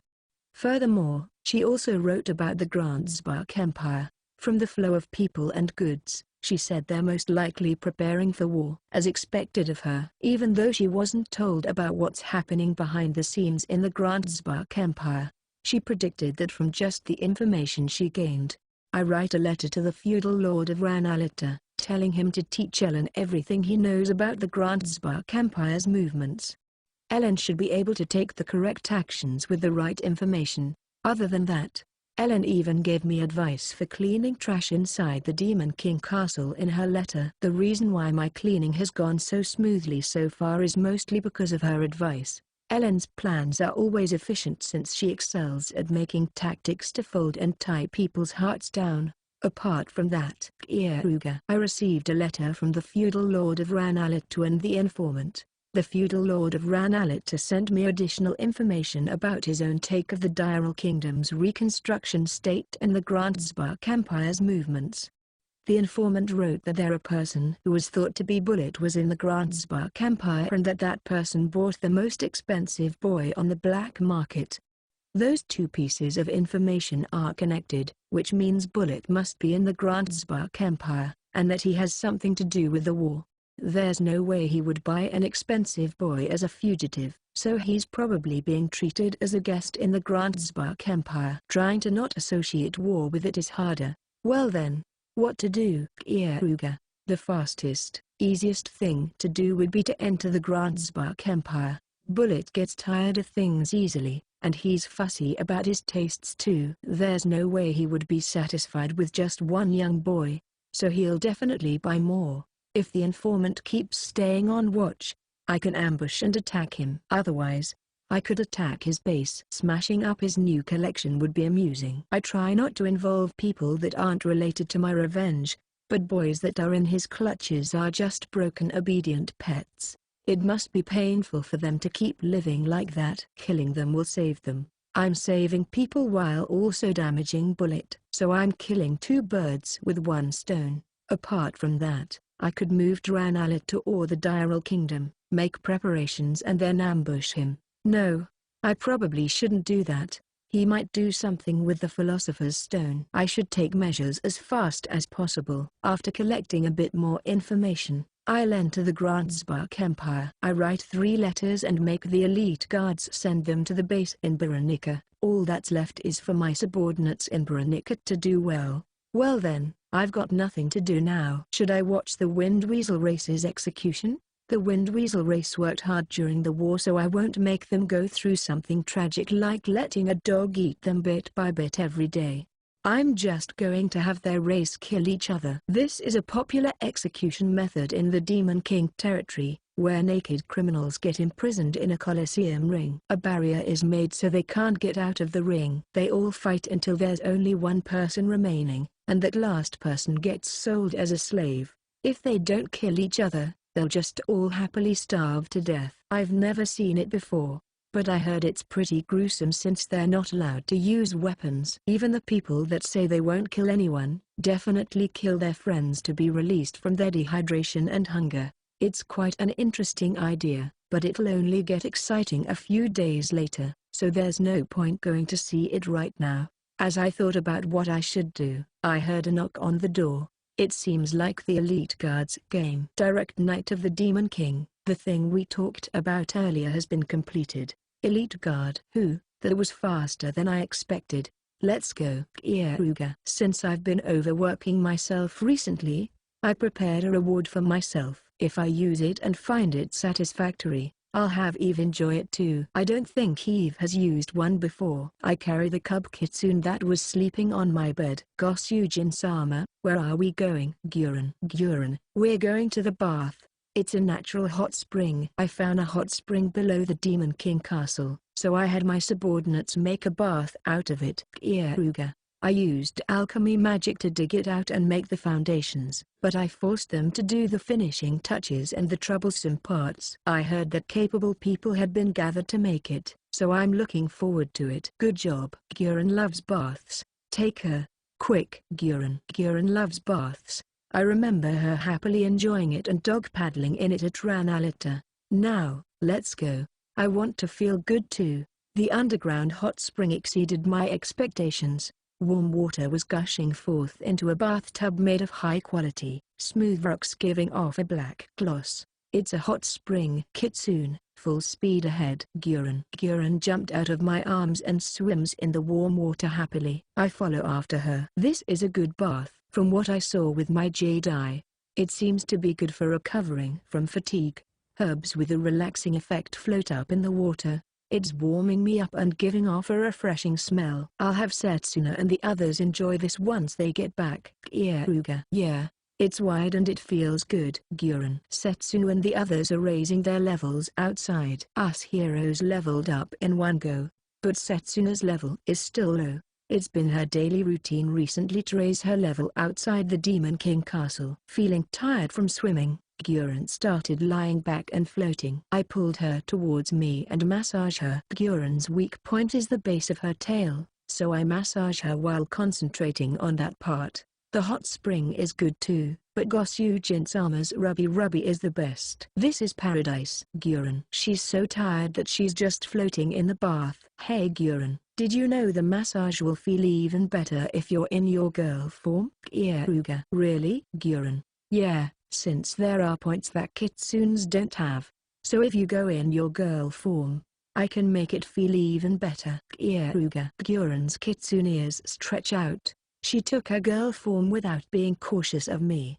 Despite looking young, Guren actually has a lot of grown parts, and she has an unworldly beauty too. She's a lot more feminine than Setsuna, and I can't get enough of the imbalance between her childishness and her sexiness. Her skin lets my hand stick to it, and she smells good. It's the type of smell that draws in men. Guren gives you the right to massage her as much as you want. Guren. As you wish. Is that what I was supposed to say? Keare. Yeah. Guren. Starting with the base of her tail, I even go to a dangerous area and stimulate her erogenous zone. That part feels warm. Guren. I see. That means it feels good. Keare. She doesn't hate it no matter where I touch, and her voice is gradually becoming sexier. Massaging a pure girl like this has a sense of immorality, which is nice. Gosyu-jin-sama, you're amazing. Guren feels hot from the insides of her body. Guren. I've made her completely ready from the massage and the hot spring. Well then, I guess I'll be tasting Guren's body soon. I continue massaging every part of her body, from the outside to the inside. There's nothing cuter than a stupid child. That was the moment I first understood the meaning behind that phrase. 20 minutes later, Guren was completely drained of her strength, and she was making intoxicated eyes. She's leaning on me and it doesn't look like she can stand up. I carry her in my arms and take her out of the bathtub. Guren rubs her tail against me. This is my first time seeing her behave like this. Gosyu-jin-sama, it felt too good that Guren doesn't remember anything. Guren. Then let's do it again tomorrow. Hopefully, you remember it properly next time. Keare. Yeah, can't wait. Guren's eyes are that of a female. Seems like the training went well. I'm going to keep training her from now on. Chapter 7. Recently, I always see demons being fearful of me when I take walks. I guess it can't be helped, considering I purged and threatened so many people. Well, at least it's become peaceful now since no one wants to harm Eve. The number of my subordinates has increased too, but since no information is coming up from them, I can have a peace of mind. That reminds me, something interesting happened earlier. Not liking the fact that I had too much power from being the direct knight of the Demon King, people started saying that I'm not worthy of having that position. So, candidates were elected from each race to decide on the new direct knight of the Demon King. Apparently, the strongest person would be worthy of being the direct knight. The rules were simple. All the candidates would gather in the Colosseum and kill each other, so the person that survives until the end would become the direct knight. I laughed at how everyone went towards me as it started. It went just as I expected. By dealing with everyone quickly, I showed off my power. Not a single person complains about me being the direct knight of the Demon King anymore. That's probably another reason why they fear me. Kyaruga-sama, you look lonely. Setsuna, it doesn't feel good when people fear you. I didn't want to kill them, and I wouldn't do anything unreasonable if my opponent isn't a bad person. Kyaruga, they're misunderstanding something since I don't like seeing blood, nor am I a pervert that enjoys hurting others. I just did it because it was necessary. Setsuna knows you are kind. Kyaruga-sama. Setsuna, good girl. I stroke her head. Using my jade eye, I look at Setsuna's level. Setsuna, your level went up so high, you could probably win against most heroes alone. Kyaruga. Setsuna worked hard because she needs to be strong enough to help Kyaruga-sama. Setsuna. All the monsters around the Demon King Castle have high levels. Having high levels means they give high experience points too. Since she gains 8 times those experience points from being in a party with Freya, Keare and I with the hero's bonus, that much growth is only natural. She's currently close to level 70, and since I raise her level limit every morning by filling her up, she still has extra levels to gain. If I remember correctly, our hero party when we challenged the Demon King in the first world was a bit higher than level 70. Considering the talent values too, Setsuna is stronger than that hero party in the first world. No, I guess that's going too far. Those 3 heroes had an overwhelming advantage as people who possess God-made treasure arms. Let's go back to the Diral Kingdom soon. I don't have anything more to do here anyway. Kyaruga. Other than ensuring Eve's safety, I also came here to advance the peace between demons and humans, but it seems like the Grandspark Empire is going to start a war against the Diral Kingdom. Making peace will have to wait a little longer. Trying to make peace with demons while fighting against other humans wouldn't even be funny as a joke. Freya nodded strongly to my words. Yes, I think that will be good. I want to return to the Diral Kingdom. Freya. She's probably looking forward to it because there are cosmetics and sweets that can be bought there. But not here. If we go to Veronica, we could probably get some, but it takes too long if we order it to be brought here, and the lineup isn't that great. It might be nice to start a business once peace is made. I could sell cosmetics and white sugar to the demons, and sell spices and jewels to the humans. Pioneers always earn enormous fortunes, after all. Freya, tell Keare that we might leave tomorrow. I wanted to take it easy here, but I have to do what I have to do. Kyaruga, the hero of the gun, bullet. I'll definitely take revenge on him. Besides, I had a premonition that if I left him alone any longer, something irreversible would happen, causing me to lose everything. So, I'm going to go back to the Diral Kingdom for now, and then consult with Ellen whether I should head to the Grandspark Empire or wait for them. I tell Eve that I'm going to leave tomorrow after her official duties ended. I told her that before demons and humans can form peace, I first need to prevent war between humans, or just end it immediately if it does break out. Kyaruga, you're so busy. Eve, yeah, it's hard work to make a world that I can enjoy with my women. Kyaruga, I'm not doing this out of my righteousness. I just want a fun world that my women and I can enjoy. If I want to take it easy, I can. I could retire to some countryside village, hide my identity, earn some money, eat good food and spend days where all I do is have sex. With recovery heal, earning money is easy and I don't have to worry about disease, injury or growing old. I can just live life happily.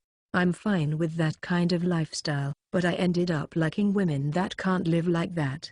Since I fell in love with that part of them too, I don't want to persuade, brainwash, my women with recovery heal. You're unexpectedly good at taking care of people, and you're considerate too. Eve, I guess people become earnest when they fall in love. Kyaruga, that's how I am. Generally, I think everything other than what I like is worthless. In exchange, I take good care of things that I do like. Eve lets out a sweet voice below me. You have to come back. I'll be waiting for you. Eve, yeah, I will.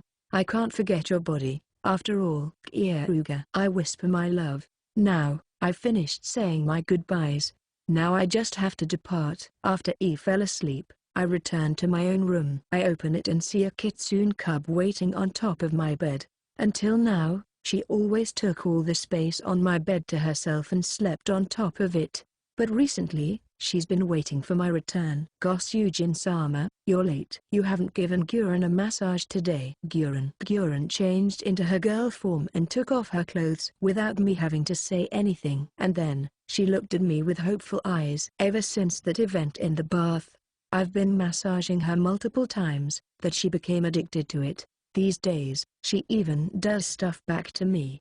Since I make Guren feel good, she makes me feel good. I taught her all sorts of massage methods. I'll massage you today too. Come over here. Kieruga. Gosyujin-sama's massages feel good. Guren. While massaging her, I checked the state of her body, and it looks pretty good.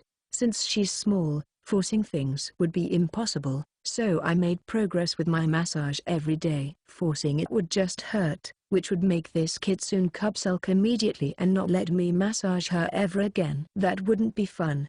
However, it should be okay if she's this soft. Hey, Guren, about your inside massage, don't you think a longer, thicker and hotter thing that could reach even further than a finger, would feel even better? Kieruga. Actually saying it out loud almost made me laugh. That's a good idea. Gosyujin-sama, you're smart. Guren really is foolishly cute. I thought I would feel guilty when it comes this far, but I feel happy instead. Well then, since the person herself allowed it, I'll give her an even better massage from today. The next day, Setsuna came to do her morning service as always, but she looked a little off. She's looking at Guren, who's sleeping next to me, with eyes wide in surprise. I don't think there's anything strange about it though, since she's been sleeping in her girl form for quite a few days now.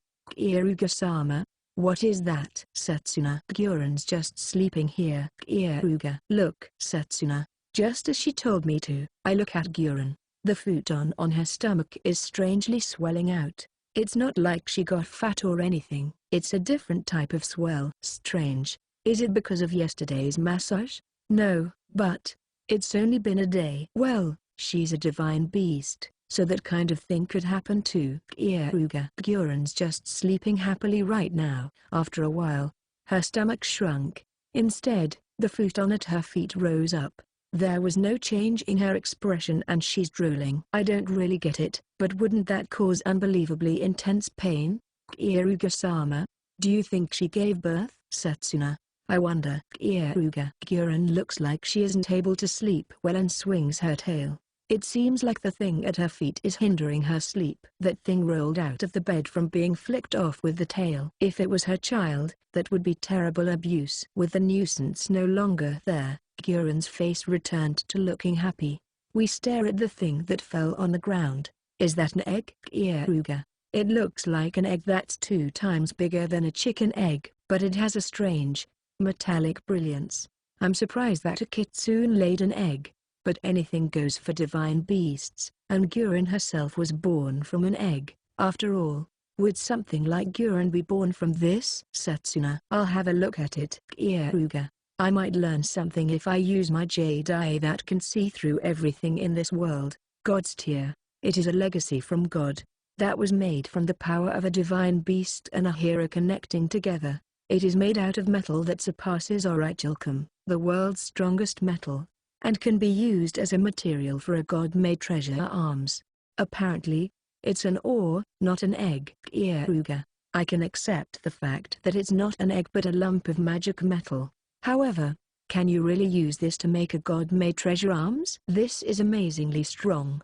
Kieruga-sama, make a weapon out of this. Setsuna. You do know that this metal came out of her, right? Kieruga. I point at Guren. That doesn't matter, it's fine as long as it's a good weapon. Tough enemies are hard to defeat with ice claws. Setsuna. That's true, but, well, I guess it's fine. I should be able to do something with my alchemy magic. I did think that divine beasts were strange creatures, but I didn't think something this unreasonable would happen. I'll be careful when I massage Guren from now on. Well, I don't have to be careful, since it's not like it harms her or anything, and there's a chance that she could give birth to something other than the god's tear. I want to test it out even more. I might actually be thinking something terrible. But looking at Guren sleeping peacefully made my guilt disappear. Guren is just that kind of creature. She's a little cheeky, cute, and even gives me items. As thanks for this god's tier, I'll prepare the soft type of meat that Guren loves for today's meal. Chapter 8. After eating lunch, we set off to the Diral Kingdom on the Flying Dragons. It has been a day since then, and we just took off from Brunica. Obviously, we're heading to the Diral Kingdom to crush the Grandspark Empire and the hero of the gun, Bullet. But it's also because I want to meet Helen. Gosyujin-sama, Rubby Guren. The cub fox slyly flirts with me by rubbing her face on me. Cute. She has been acting like this ever since I massaged the insides of her body. It seems like she accepted me as her true master. Guren, I'll massage you a lot today, okay? Keare. Today is Guren's day. Can't wait. Guren, I love all my women equally.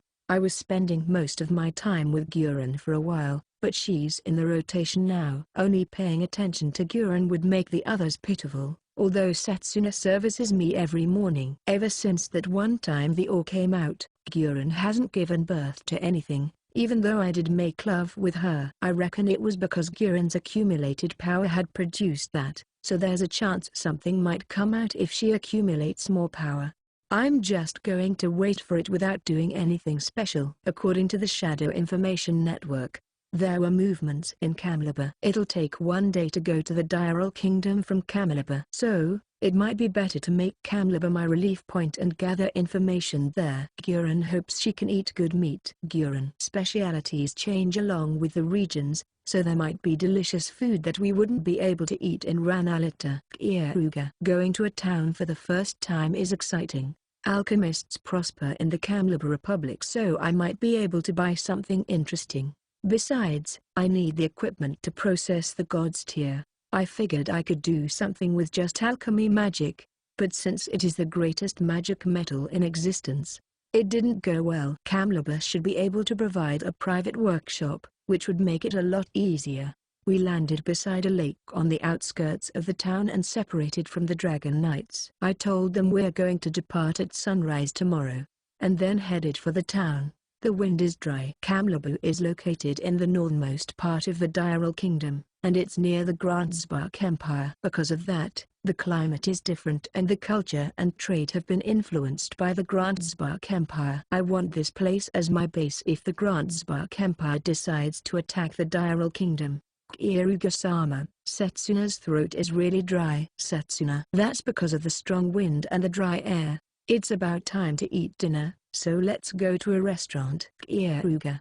I would not want to live in this town. My skin would probably worsen. Freya. Personally, I welcome it since training in a place with a lot of moisture is not desirable, but this place, however, is perfect. Keare. Freya and Keare's opinions are the exact opposite of each other. I pick the fanciest inn I see and ask the owner about their recommended restaurant. Any expensive restaurant that has a good number of customers would be fine. Obviously, having customers in an expensive restaurant proves that the food lives up to its price. As we walk there, I look at the shops around us and keep them in mind. Since this is a town where alchemists prosper, there were many workshops. It would be nice if I could borrow one of them overnight. There are cosmetics on sale. It really feels like a human town when you see these. Freya entered a shop for females, bought the most popular toner and returned while rubbing the bottle against her face. Apparently, it uses milk from camels that moisten your skin and protect it against dryness. No matter how much their skin deteriorates,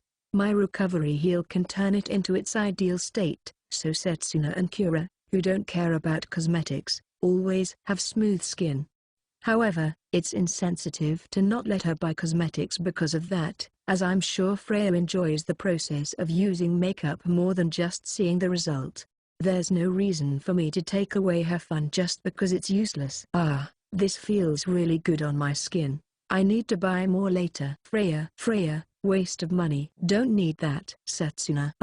You don't understand, do you, Setsuna-chan? If you don't treat your skin well now, you will regret it when you get older. It's not my fault if Keare-sama stops liking you when your skin gets wrinkly and dry. Freya, That's not good. Freya spread some of that on Setsuna too. Setsuna, sure thing. Setsuna-chan, your skin really is amazing. It's smooth, soft and makes me want to keep touching it forever. Freya, like an older sister, Freya rubbed the toner on Setsuna's skin. This is a pleasant sight. Thanks. It felt good. Setsuna, you are very welcome. Gurren-chan, do you want some too? Freya asks that to Gurren, who's in her girl form. Ever since the day I massaged the insides of her body, she has been spending a lot more time in this form rather than her fox cub form. Gurren's fine.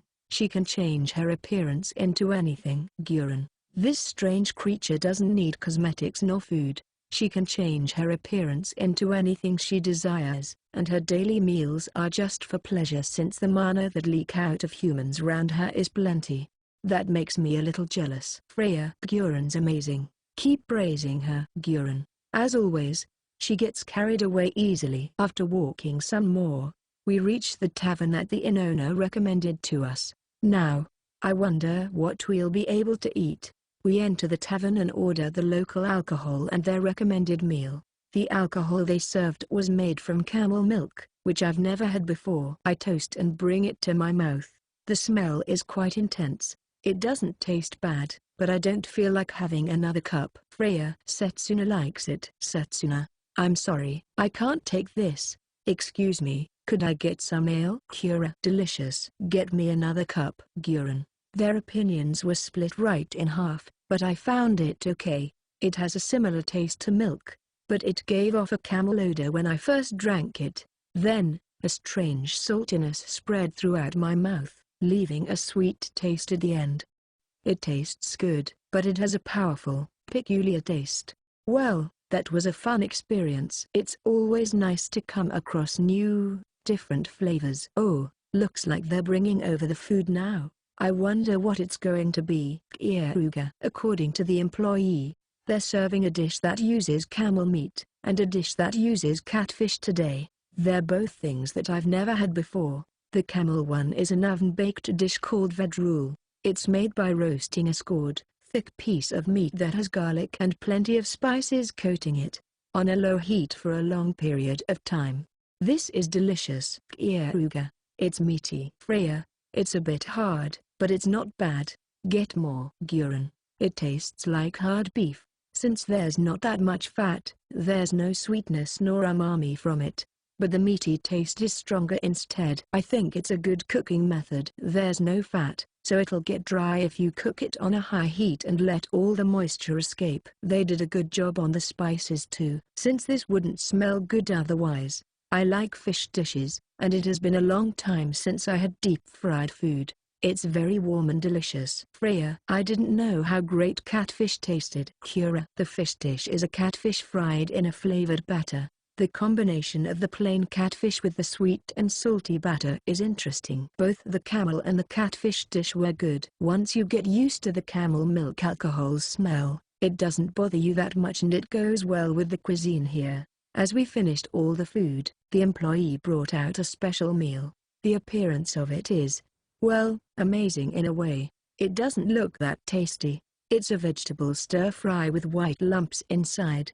The white lumps are camel humps, which are basically lumps of fat. Would that really taste good? I timidly reach my hand out. Delicious. Keare. Even though it is a lump of fat, the taste isn't so heavy for some reason. Freya. The herbs that were cooked with it probably helped. Keare. It's too strong for Setsuna. Even though it's fat, it doesn't taste fatty, but fat is still fat. Setsuna. Gurren wants another serving. Gurren.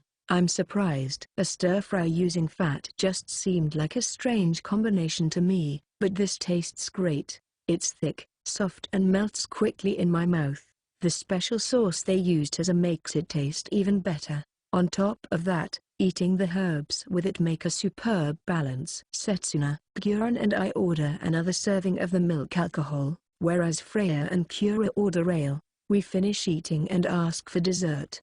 They serve us a pie that was baked with walnuts and almonds inside, coated with plenty of honey and a rose-scented syrup. The flaky texture and the crunchy nuts are irresistible. My appetite grew from the honey and the syrup. It's a simple, but great dessert. The girls liked it even more than I did, and they're probably happy to have this since they didn't enjoy the desserts in the Demon King territory. Setsuna's full and completely satisfied. Setsuna. Guren can't eat anymore. Guren. Setsuna's white wolf tail and Guren's golden fox tail were swinging in the air. Someday, I want to line up those two tails on a bed and give both of them my love. Well then, I've rested enough and it's about time to get to work.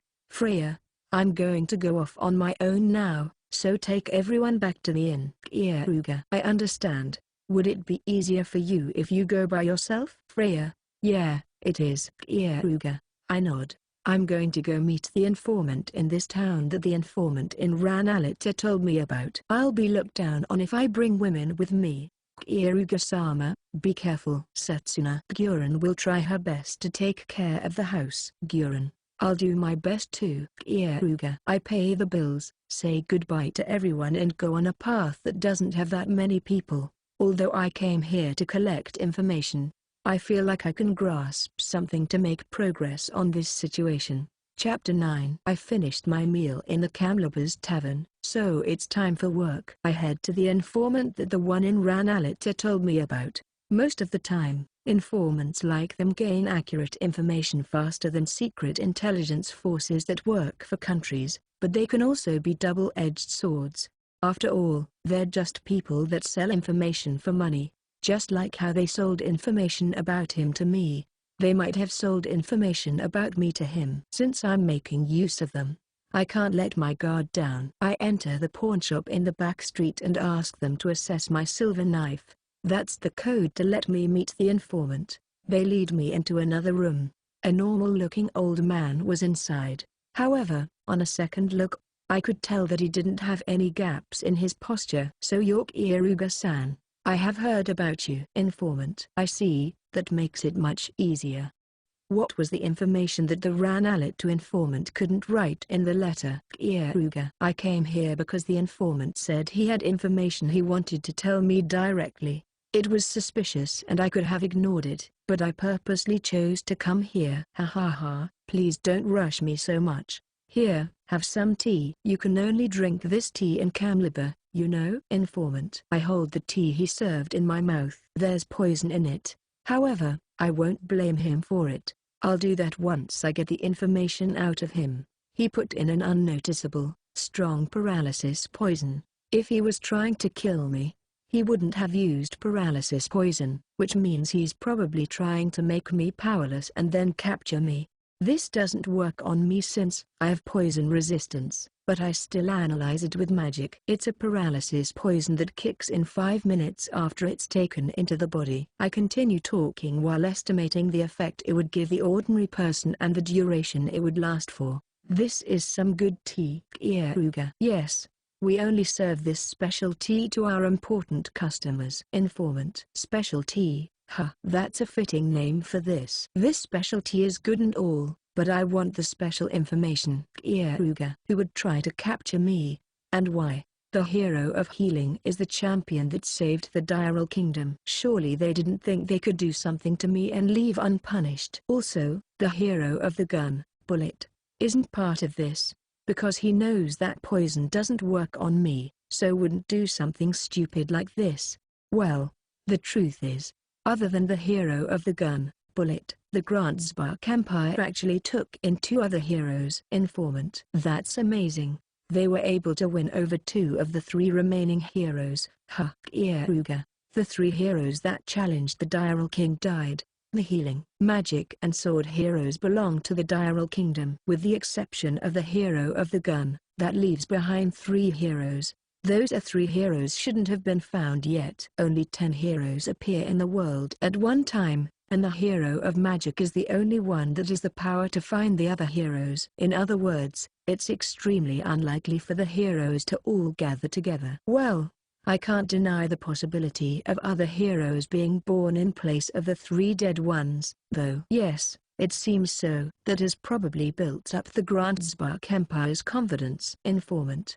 Would that really give them confidence? The Diral Kingdom has 3 heroes too, and the Diral Kingdom's heroes are stronger. Iruga. Although the numbers are the same, The heroes on our side have fought countless battles, reached levels unthinkable for normal people and gained experience. I alone could annihilate any normal hero. Yes. That is why the Grandspark Empire wants to take out the Diral Kingdom's power as much as they can. Informant. So that's why they set up a trap to try to capture me. Huh. It really wouldn't be any fun if the mastermind was a noble or an officer of the Grandspark Empire. Now, it's about time to act like the poison is working. I collapse on the spot and make it look like I'm trying my best to move my body.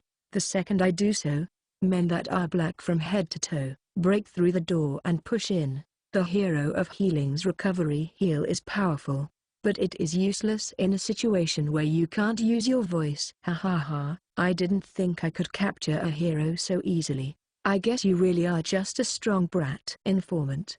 The informant starts laughing loudly as the men put a mana restraining ring on me. There's a magic ore inside it that makes you unable to use magic by disrupting your mana, and it's generally used on criminals that can use magic. I feel a little hurt, since these guys actually think they can make me powerless by putting a toy on me. I can still use magic even without using my throat. The ring has a mana jamming function, but any elite magician could still use magic with these on. Of course, I can too. They're underestimating me way too much. They bind my body and take me away somewhere. Now, let me see who ordered them to do this. I'll deal with them immediately if they're boring. After blindfolding me, then stowed me on a coach. I knew that because I had activated my Jade Eye. My Jade Eye has the power to see through things, let alone the blindfold. I can even see outside the coach. Using that eye, I make sure to remember the way home. It seems like the coach is headed towards the direction of the Grandspark Empire. I think the coach was strengthened with magic, as it's traveling at an unimaginable speed for a coach. I don't want to go too far though, since it'll be troublesome when I return. I let them take me to their base in the Grandspark Empire. As I thought, it was just the army's choice to kidnap me. They're either going to get rid of me because I'm a nuisance, torture me to get information, or brainwash me to go under their control. I think I'll just slip out of the coach and return now. Actually, since I'm here anyway, I might as well stick along for the farce some more to get some information about the Grandspark Empire. The base in the Grandspark Empire was made solid and gigantic to protect the nation. Almost 1,000 soldiers were stationed here. I was brought into an iron-barred room in the basement of a building. Instead of the paralysis poison from before, they shot nerve poison in my blood vessels this time. The poison was probably changed so that my head could move. Otherwise, they wouldn't be able to get any information out of me. This new poison was so powerful that it made me feel a little sluggish, but it's supposed to make you unable to move anything other than your head. My body ended up taking 3 minutes to neutralize the poison. They put 2 more mana jamming rings on me. Then, my clothes were taken off, and I was fastened to a chair with strong chains. I was made to wait 10 minutes in that state until an officer with 4 subordinates appeared. Hero of Healing Keare. I'm Carl Raytel, an army major of the Grandspark Empire. I'll get right to the point. Why did you go to the demon territory? What is the Diral Kingdom doing with the Demon King? Carl. He's asking about that. Huh. The Grandspark Empire has more information about the Diral Kingdom than I expected. His personal feelings of disgust showed through when he mentioned the Demon King. The hero of the gun, Bullet, might have instigated the Grandspark Empire by telling them about this. All right, then I'll set up a bluff about that. The current Demon King is friendly to humans, so I decided to form an alliance with them. If humans invade the demon territory, the Diral Kingdom will intercept them, and if the Diral Kingdom gets invaded, the Demon King army will come to help. Through that alliance, the war between humans and demons will end. Keare. It was amusing to see the army major turn pale. Consider that he just heard his enemy country formed an alliance with the Demon King. I guess it is understandable. I'm sure he knows how scary demons and monsters are. Is that true? Unforgivable. Humans and demons should not be joining forces. Carl. Yeah, it's true. But I don't want you to misunderstand. The Diral Kingdom didn't sell out humanity. We formed this alliance so that no more demons or humans would make each other shed any more blood. Neither side has anything to gain by fighting anymore. As a human representative, I'm going to sever the bloody chains of resentment. Keare, those are just pretty words. You're lying. There's no reason why the Demon King would form an alliance with you. Keare, there is a reason. The current Demon King's condition for us to form an alliance was to have the 3 heroes of the Diral Kingdom help her in defeating the previous Demon King. That was our promise from the start. Keare, that was quite a good lie if I say so myself.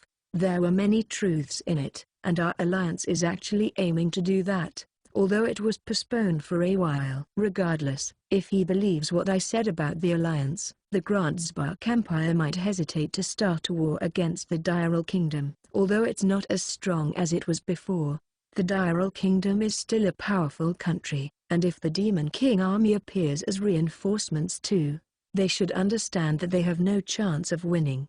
Major, if what he said is true, then we will certainly lose the war against them. So, I have a proposal. If the Hero of Healing and his party are indeed special envoys, then the alliance will not be established unless they return to the Diral Kingdom. Considering the situation, they probably have not signed anything official. Their existence is essential to advance the alliance any further. Soldier. Exactly, Raven. After we get the information from the Hero of Healing, we'll execute him and then massacre his comrades in Kamlaba.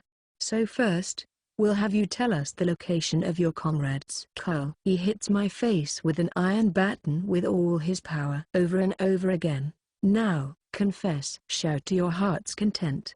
This is a special room, so no matter how much you shout or cry, your voice will never reach anyone. Keare. It doesn't hurt that much because of the difference in our statuses, but doing unpleasant things to me and saying he'll get my woman involved is unforgivable. His revenge points went up by a lot right now. How's that? Do you feel like telling us where your comrades are? I won't have to hurt you if you say it now. Keare. What? Was that supposed to be torture? Keare. I'll make that stupid mouth of yours stop working. Keare. My attitude must have irritated him greatly. He pulled my right hand with all his power, spread it out on the desk and took out a knife, aiming at the base of my pinky. The knife struck it, but the blade broke instead. It's because I hardened my finger for that moment. With my current status, I can catch as many blades as I want with my skin. Major Carl is holding his wrist in his other hand. It seems to have hurt a lot. Bastard. How dare you? Bring me the drugs. I don't care if he turns into a cripple.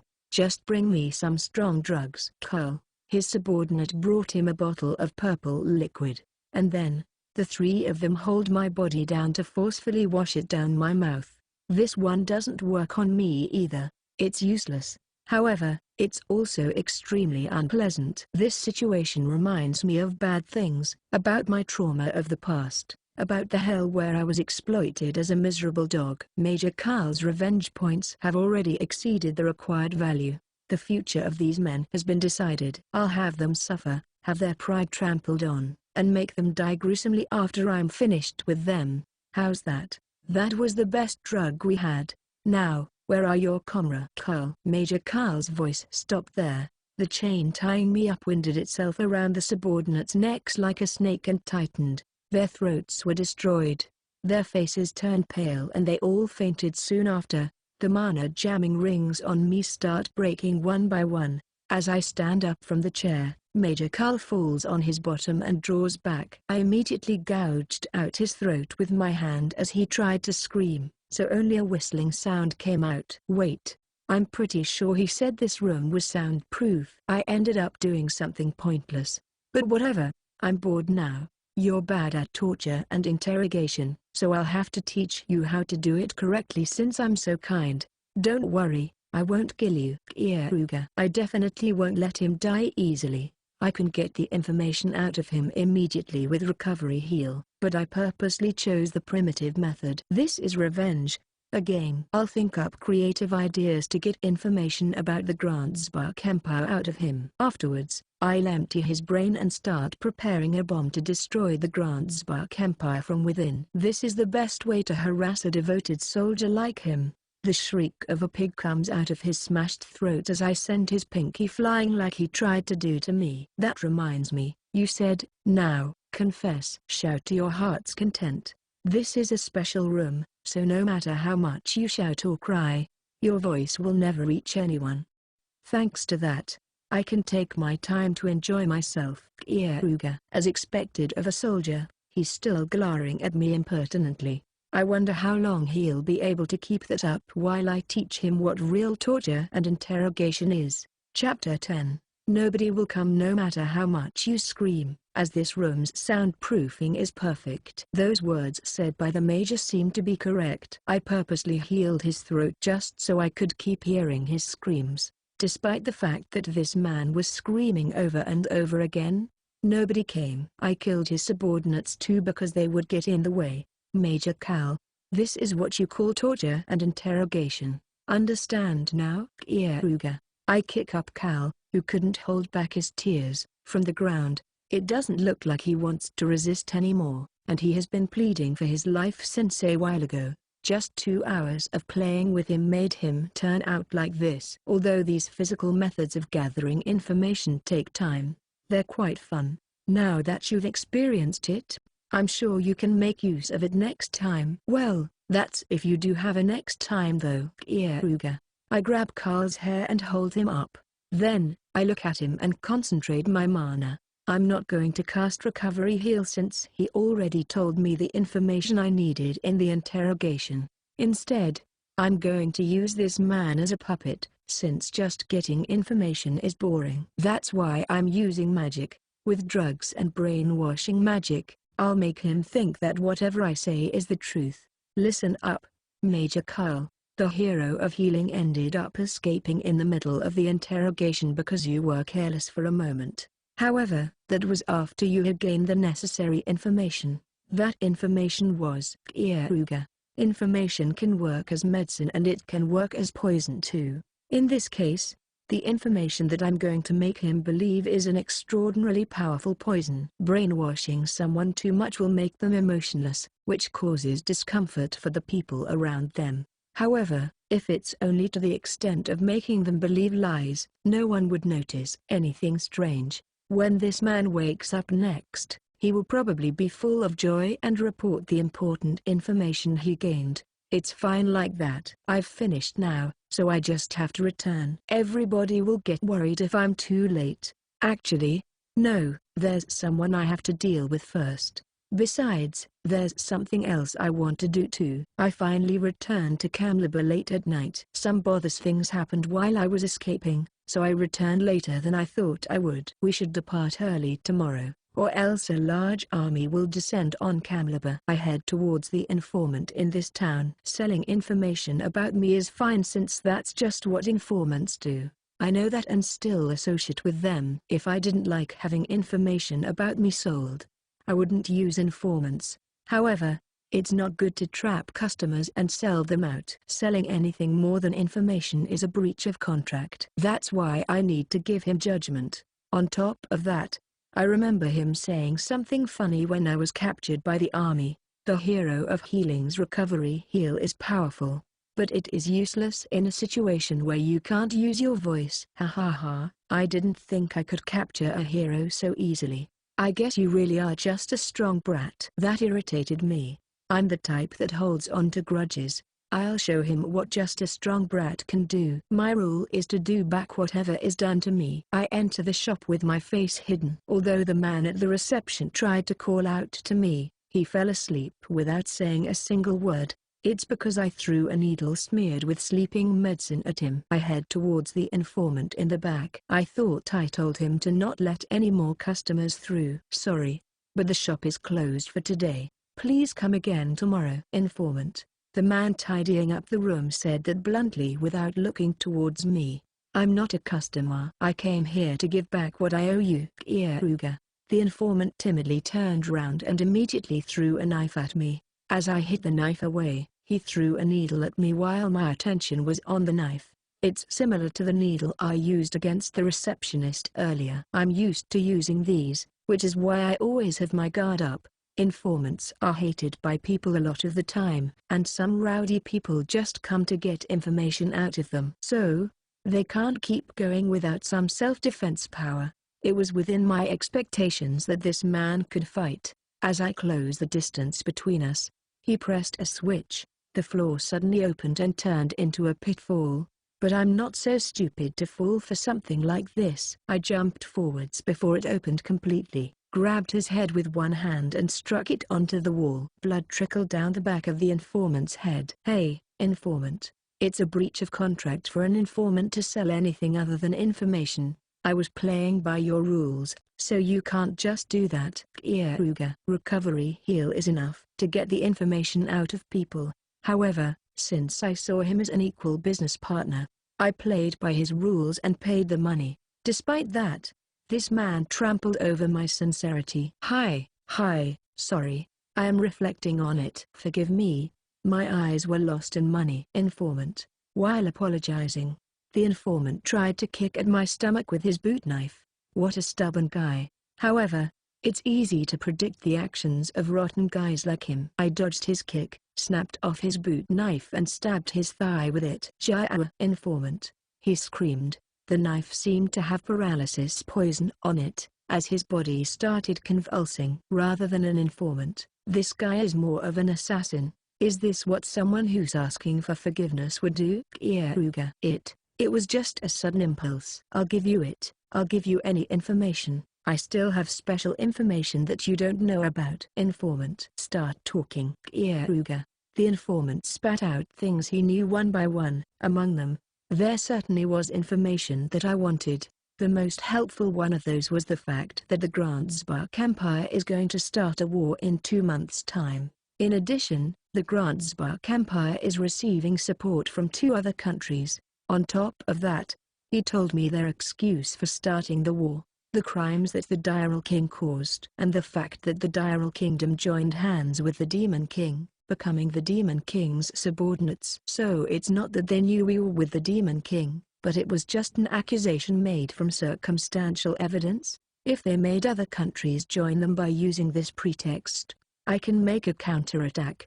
I did hear of this information from Cal, but the credibility increases if more people say the same thing. I told you everything you want to know. Informant. You haven't told me anything about the hero of the gun that I came for. Keare. I don't know anything new about him.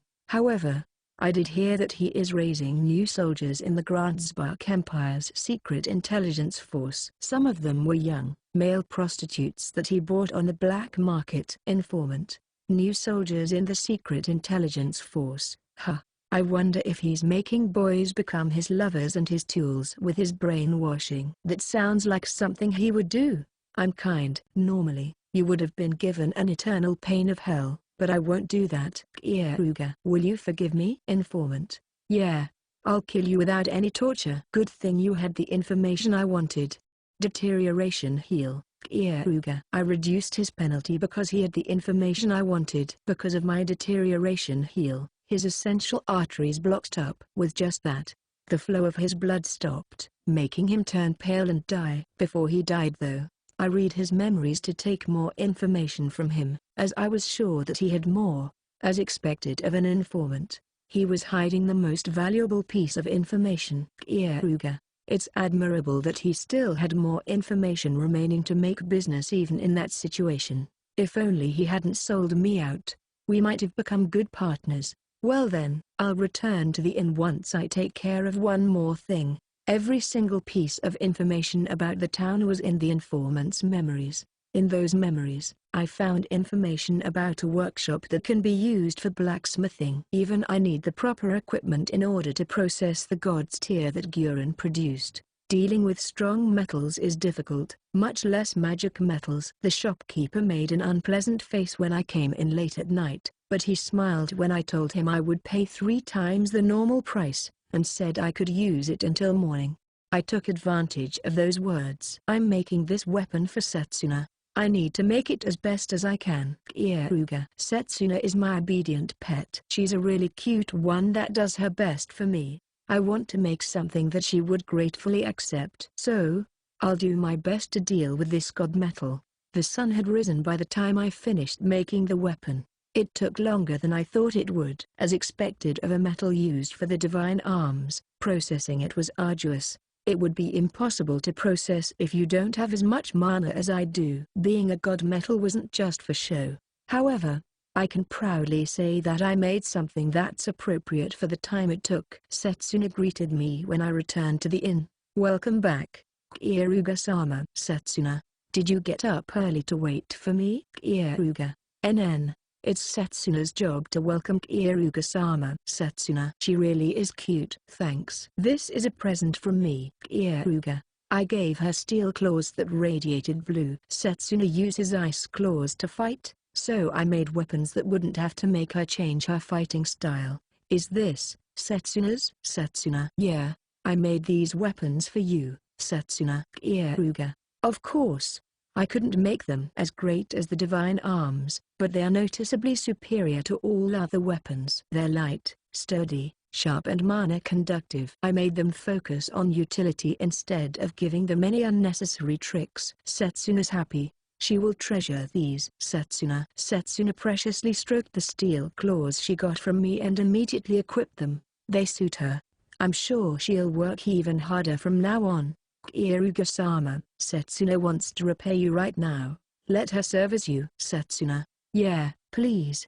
I got worked up from seeing blood, so let me knock my excitement into you." "Kieruga, NN." "Setsuna will accept everything." "Setsuna." Setsuna took off her claws, threw her clothes away and exposed her beautiful body. Not only her power, Setsuna's body grew too. Without even bothering to take off my clothes, I pushed her down and made love with her. Chapter 11. Taking a detour. Kamlaba made me gain a better harvest than I thought I would. It was extremely unpleasant to be sold out by the informant, but I was able to find out more information than I thought I would, and I was able to circulate false information in the Grandspark Empire too. Being able to process the god's tier and make Setsuna's weapon was A+2. "Setsuna, do you like it?" "Kieruga, NN." "This is the strongest weapon that Kieruga-sama made. Setsuna will take care of it forever." "Setsuna." She lovingly stroked the steel claws wrapped in cloth. "Setsuna has been doing that for a while now. She looks happy, so I am glad I worked my hardest. I should give her a chance to try it out somewhere." "Gosujin-sama, Guren wants you to make a weapon for her too." "Guren." The fluffy fox cub jumped off my back, transformed and then asked me that in a sweet voice. I almost made a wry smile. "Guren doesn't know where I got the material for Setsuna's claws." I became a little curious on whether she would still want one, even after knowing where the material came from. "Well, you know, I need special materials to make weapons of that class, and I don't know when I'll be able to get that material next." "I'll make one for you if I do, though." "Kieruga." "That's a promise." "Can't wait." "Guren. Then, I'll have to have sex. I mean, massage Guren's insides a lot. It should pop out eventually." "Gosujin-sama, listen. Guren wants a weapon that goes like, boo-oo-oo, and then Jayuin when you put in power like gra." "Guren, please, tell me with words I can understand." "Kieruga." Guren talked passionately about the weapon she wanted. Rather than swords or spears, she seems to want a gun. "I can make something that accumulates mana, compresses it and shoots it out in an amplified form with the god Tier's properties." "True, that kind of weapon would be better for Guren. Her reflexes are good, but it makes more sense for her to move around bombarding since she won't have to learn fencing or martial arts." Despite her looks, Guren is smart and she knows what she can or can't do. While nodding along to Guren, I somehow deciphered what she was saying to imagine the completed weapon she wants. "I'll design it when I'm free since I'm a man that protects promises." "The Dragon Knights don't seem to be coming, do they?" Freya grumbled that while I was playing with Guren. I look at my pocket watch. "Yeah, they're late. It should almost be about time for them to come, though." "Kieruga." "Right now, we're in a desert in the outskirts of Camelaba. We were going to get picked up here, as no one else would probably come here, and head to the Diral Kingdom. The Dragon Knights are usually very strict with time, but they haven't come yet." I have a bad feeling about this. And that feeling didn't end. Just as a sudden gust passed by, Setsuna's nose started twitching. Kieruga-sama, the gus right now carried the smell of blood. Setsuna knows that smell. It came from far away in the distance. Setsuna, I don't even need to ask whose blood it is from the serious look on Setsuna's face. Setsuna, I'm counting on you to lead us to the smell. Kieruga, leave it to Setsuna. Setsuna, that blood must have come from the dragon that carried us or the dragon knight that rode it. I definitely can't give them up. Losing our means of transport hurts, and they've really helped us out a lot. I think of them as friends. And I like the flying dragons too. Please stay safe. I hurried to them and pray. We ran towards the place where the smell was coming from thanks to Setsuna's guidance. There, we saw. How terrible. I can't believe anyone would go this far. Keare, why would they do something like this? This is overkill. Freya, messed up corpses. The dragon knights were cut up into pieces. The dragons were scorched by magic and pierced by a countless number of arrows. We lost our means of transport and our friends. A sense of loss surged forwards in our chests, but we had no time to stay still. This isn't good. Kieruga, there are several problems at hand. First off, there's an enemy that's strong enough to kill the dragon knights. Dragons are strong, although flying dragons are more known for their speed and transportation ability. They're still a powerful dragon race. No normal person would be able to kill them. The enemy is either of the hero class or someone who has the same power as a hero. Furthermore, dragon knights can pull out the maximum power of dragons, and yet they ended up like this, which goes to show how strong they are. I definitely can't let my guard down against this enemy. Secondly, there's no way someone with enough power to kill a dragon would be stationed near Kamlaba for no reason. They must have been prepared for some reason. This relates to the third problem, but the enemy must be aiming at us, and they had predicted us to have stopped by at Kamlaba. Rather than predicted, it's more like they lead us here. They sent us to the informant in Kamlaba. We came to Kamlaba under the suggestion from the informant in Ranalita. The person behind all this mess used the informant in Ranalita to lead our movements. They probably know that I've gathered information, and there's a chance they also know about the false information I circulated. And thirdly, the corpses were laid out like this, almost as if asking for us to find them. There can only be one reason why someone would do this. This is bait. To fish us up.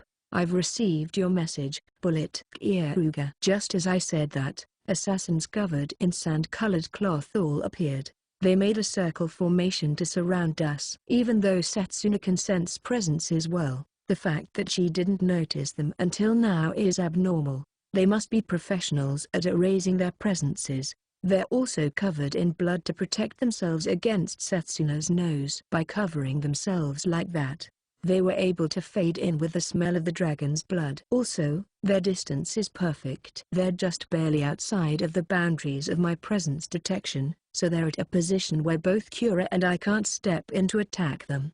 They're holding rifles that only just arrived on the market. Without saying a single word, those damn assassins all shot us at the same time and immediately spread out in retreat without checking to see if their bullets hit.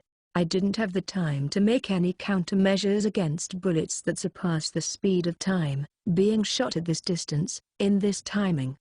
I was just barely able to push Setsuna and Guren down as they were near me, to at least protect their vital spots. With her amazing reactions as the Sword Saint, Keare protected Freya. That gave me a peace of mind too. Freya would have instantly died if any of her vitals were hit. I took 3 dull impacts. The feeling of lead bullets piercing my body was irritating. I spat out blood. It must be quite strong to pierce my flesh. Kieruga. The power of the weapons themselves was magnificent too, but the shooters must have had an abnormally strong status. Those rifles use mana too. By making them hybrids of firepower and mana, it was able to exhibit power impossible for the current existing weapons. No, that's not all. There must be some sort of trick behind it. Otherwise, there's no way I, who's over level 200, could be injured. Keare also took deep injuries by covering Freya. Kieruga-sama, how could they injure you like this? Setsuna will kill them. Setsuna, you don't have to chase after them. They'll definitely have a trap set up. Keare, come over here. I'll treat you. Kieruga, please do. I haven't been injured like this for so long. Keare. I keep Setsuna in check while taking out the lead bullets in my body. There's a chance she could die from getting too passionate and going in alone. The way they escaped was suspicious too. Well, they might have been trying to make me think it was suspicious and hesitate. Either way, I can't let Setsuna go alone. I scoop out the lead bullets in Kira's body just like I did for myself, and cast recovery heal on both of us. You're as skilled as always. That healed me completely. Excuse me for showing such an unsightly state. Keare. No, you did a good job protecting Freya in that situation. Keare. If Keare and I were both alone, we would have evaded them unharmed. However, we had no choice but to protect our comrades and get injured. On top of that, they knew that if we, the vanguards that protected the other members, get injured, the other members wouldn't be able to chase after them. Every single thing they did was planned. That was a perfect trap that was only made because they knew everything about us. It makes me smile instead to be entrapped so perfectly. Keare, the hero of the gun, bullet, definitely thought this up. I'm certain of it. No one else would be able to get me this well. Now that I think about it, it was my loss from the point when I came to Kamleba. To get to the Diral Kingdom from Kamleba, you have to cross a large desert. It wasn't a worry for us since we had dragons, but now they're gone. Although we have high statuses, crossing the desert will take time. He tried to kill us, but he didn't think he could. I'm sure he just thought of it as an add-on thing, where it would be lucky if we did die. His real aim was to hinder us and isolate us in the desert. No matter how fast we go, it will take at least 6 days to cross the desert to the Diral Kingdom. He made such an elaborate tactic to hinder us, but what for? I don't even need to think about it. It's to destroy the Diral Kingdom while we're not there. I'm laughing too hard that I'm welling up with killing intent. I admit it, you won the first round. However, I'll get you back in the second round. Keare. I throw a knife in rage. It pierced the forehead of an assassin who erased his presence after pretending to leave. He had erased his presence perfectly. He was outside of the presence detection area and he had erased the smell of blood too. I didn't throw that knife because I could tell he was there. I threw that knife because I knew Bullet would place someone there. I can't beat Bullet in a battle of pure wits. The difference in our experiences is too much. However, I still know what he would do. That's not just because I stole his experiences and knowledge with recovery heal. It irritates me to say this, but it's because he's my teacher. Chapter 12. As expected of Bullet, he got me. He killed my means of transport, the dragons and the dragon knights, and left me behind in a town surrounded by a desert. Now that I think about it, I should have expected this to happen from the moment I heard the informant was in Kamleba, but I didn't even consider because I had become too strong. I became negligent because of my power. I probably wouldn't be having any problems if my opponent wasn't Bullet. However, he saw through my arrogance and struck that weak spot. He truly is a formidable enemy. Keare-sama, what should we do now? Setsuna, we'll head straight to the Diral Kingdom. Considering how he stranded us here, I'm sure he already made the preparations to make the Diral Kingdom fall. Keare, I sort things out in my mind as I reply to Setsuna. If we can't fly, we need something else to cross the desert as fast as possible. Even with our leg strength, we will still be remarkably slower than usual. Kicking off of the ground will just fruitlessly bury our legs in the sand. It's times like this that make me wish Ellen, our strategist, was here. She would have thought up a solution immediately. I have a suggestion. Crossing the desert is suicidal. So, shouldn't we take a different route, even if it is riskier? Keare, I was just thinking the same thing. We'll have to go through an enemy nation and then make an awful detour, but it'll be faster than going through the desert. Keare, if we go further north of the base that I was taken away to, we can go towards the Diral Kingdom without crossing the desert. The Grandspark Empire will probably take that route when they start the war. The problem is that we have to cross the national border to enter the Grandspark Empire. We're on the wanted list, so they'll probably chase after us if we cross the border. Moreover, Bullet knows about that route, so he must have set up a trap there. I think that's why the assassins retreated quickly. I've decided. We're going to cross the desert, Keare. Everyone was surprised by my words. After all, it definitely won't make it in time for the Diral Kingdom's crisis, and it's dangerous to cross the desert. Even if there's a trap in the Grandspark Empire's route, that would still be safer. Keare-sama, are you planning to walk across the desert? Freya, of course not. We can still fly, even without the dragons. Well, there's only a 50-50 chance of it working though. I'm not going to dance on that rotten asshole's palm anymore. If we're able to cross the desert at the same speed as a dragon would, I'll be able to mess with his calculations. This time, I'll be the one to set him up. I chose that because of my obstinacy and my instincts. My heart is shouting, telling me that Bullet's trap is dangerous. That's why I'm going to push myself to the limit. We purposely started working there, instead of returning to the town. I had Freya search the surroundings with heat detection. Creatures that can camouflage into the sand or tamper with their odor by using blood, can't hide their body temperature. I should have told her to do that from the start. Negligence is truly terrifying. I procured the materials from the dragon's corpses. Dragon bones and skin are unbelievably light, as they weigh less than 1/5 of how much iron does, and they're still incredibly strong. This is the most suitable material to make something that will fly. Having the materials from 2 corpses will definitely be plenty.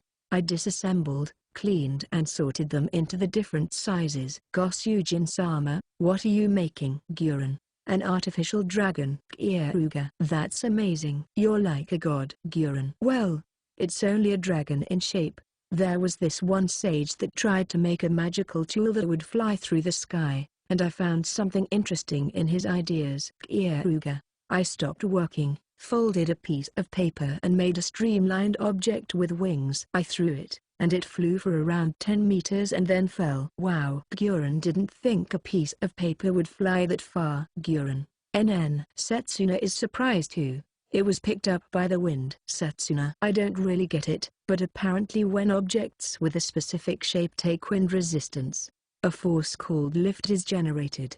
It's several times more efficient than just forcefully sending everyone flying with wind magic. If that sage's knowledge is correct, we should be able to fly if I use wind magic.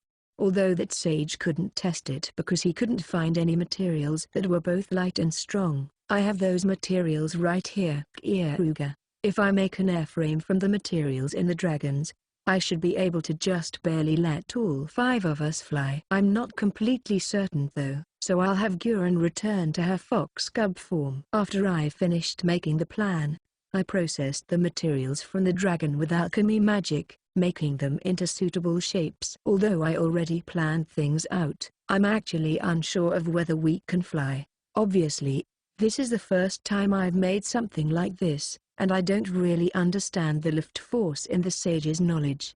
The sage was only able to determine the existence of that force, but he didn't know the theory behind it. However, I'm still going to do it. Even that asshole wouldn't have thought that I would use this method. He's not someone that I can outwit without making any gambles. I'm truly glad that I have alchemy magic since, without it, this would take at least a month to make, and it would be a lot worse. Using magic, I turned the dragon bones and skin into a machine that can fly, in just 3 hours. As a finishing touch, I polished the entire airframe, and it was completed. It is the optimum, streamlined shape that the sage thought up, and 2 wings opposite each other with ailerons on the back. I prepared enough seats for 4 people in the body. It ended up being quite big since I needed large wings to generate lift. We all looked up at it. Are you sure this can fly? Freya, it should be able to. I mean, even if it fails, we'll only be falling on the sand,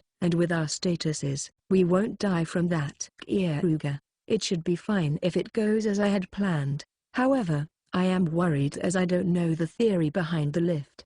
Keare-sama made it, so it's fine. Setsuna, we can run if it falls. Guren, it's a waste of time to worry about it. We should try it. Keare. Everyone other than Freya was unexpectedly eager to ride it. Come to think of it, what is this called? Keare, let's see. Well, It's a machine that was made to fly, so can't we just call it an aircraft? Keare. I think that was a cheap name too, but it strangely felt natural to say. We all boarded the aircraft. Keare transformed into her fox cub form and curled up on my lap. It's quite dangerous, so I made belts on the seats to fasten our bodies into place. Now, let's begin. I created a headwind to blow against the wings so that it would generate lift and fly. First off, I made the aircraft rise a few dozen meters with magic. Wow, it actually flew. Keare. No, all I did was just make it float. The real thing is only just about to begin. Keare.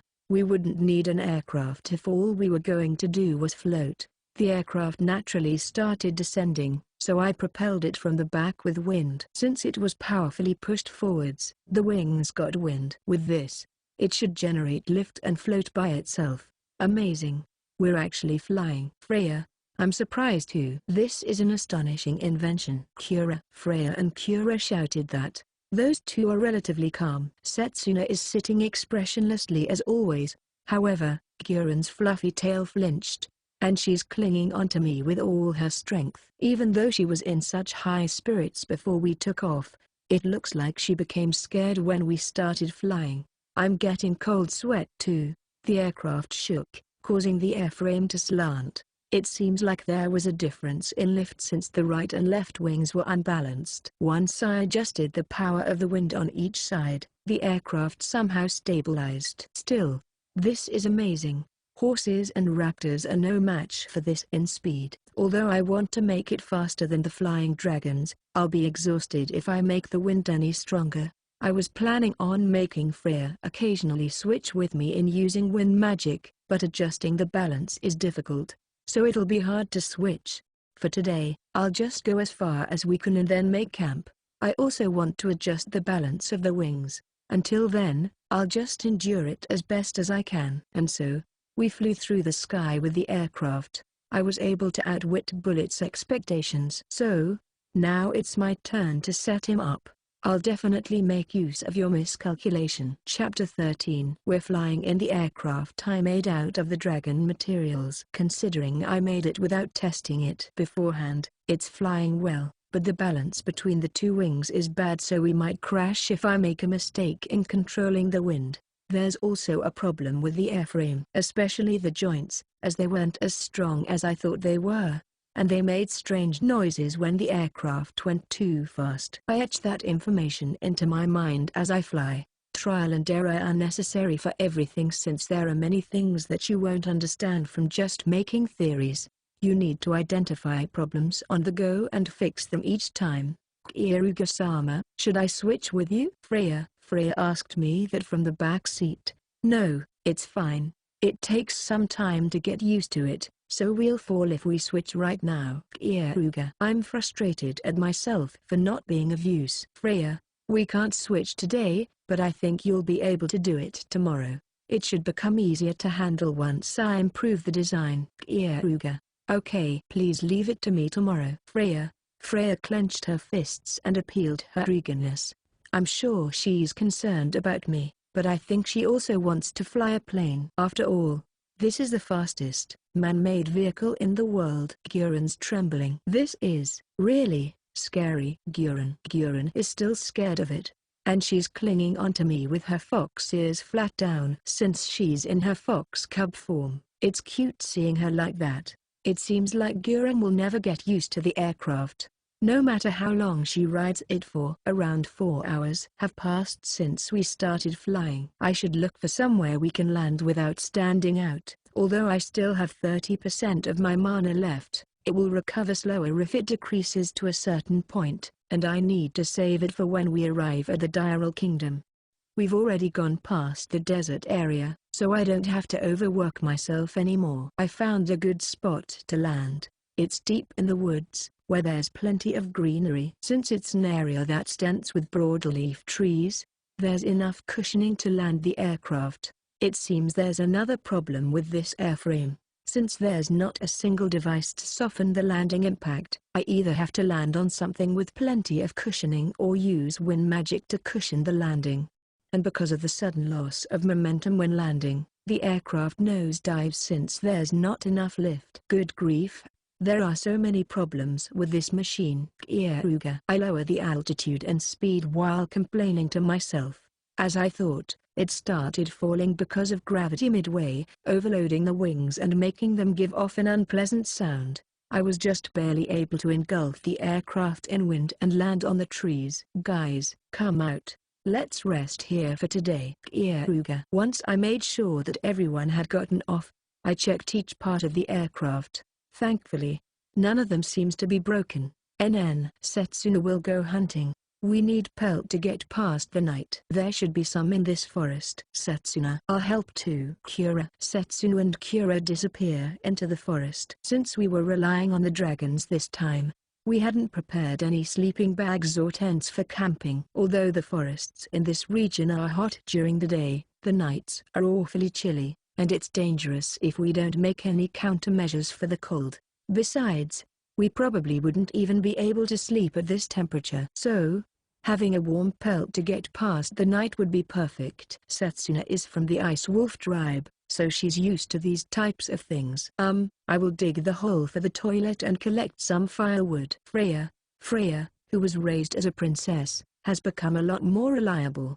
She knows what we need for camping, and she's promptly taking action. Keare, help me with improving the aircraft. It'll be easier to work if I use your flames. Keare. Sure. Keare will do her best so she won't die. Keare. The fox cub somersaulted on the spot and transformed into her fox-eared girl form. She's really eager. Huh.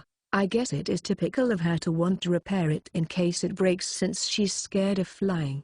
We're not actually going to do that much for repairs, though. We just have to adjust the balance of the wings and reinforce the joints. I was thinking of making a mechanism to land safer, but I decided against it. It would have increased the weight and absurdly increased the air resistance. I can do something about the landing once I have time. For now, if I just balance it out well and make it sturdy, Freya can do everything other than taking off and landing tomorrow. It'll be easier for me that way, and we should be able to fly further since Freya has much more mana capacity than me. Setsuna and Keare hunted a wild boar instead of a monster. Setsuna ran towards me with a triumphant face and held up game that's bigger than her. She carefully skinned the pelt, washed it in the lake and dried it on the open fire. Since it was a large boar, the pelt was big enough for everyone to cover themselves in. The weather doesn't look too bad either. At this rate, we should be able to bear the coldness of the night.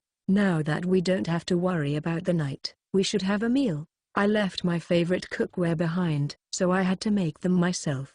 I collected clay from the ground with earth magic, made an earthenware pot by heating and hardening it with fire magic, put in water with water magic, and then made hot pot with mushrooms and meat.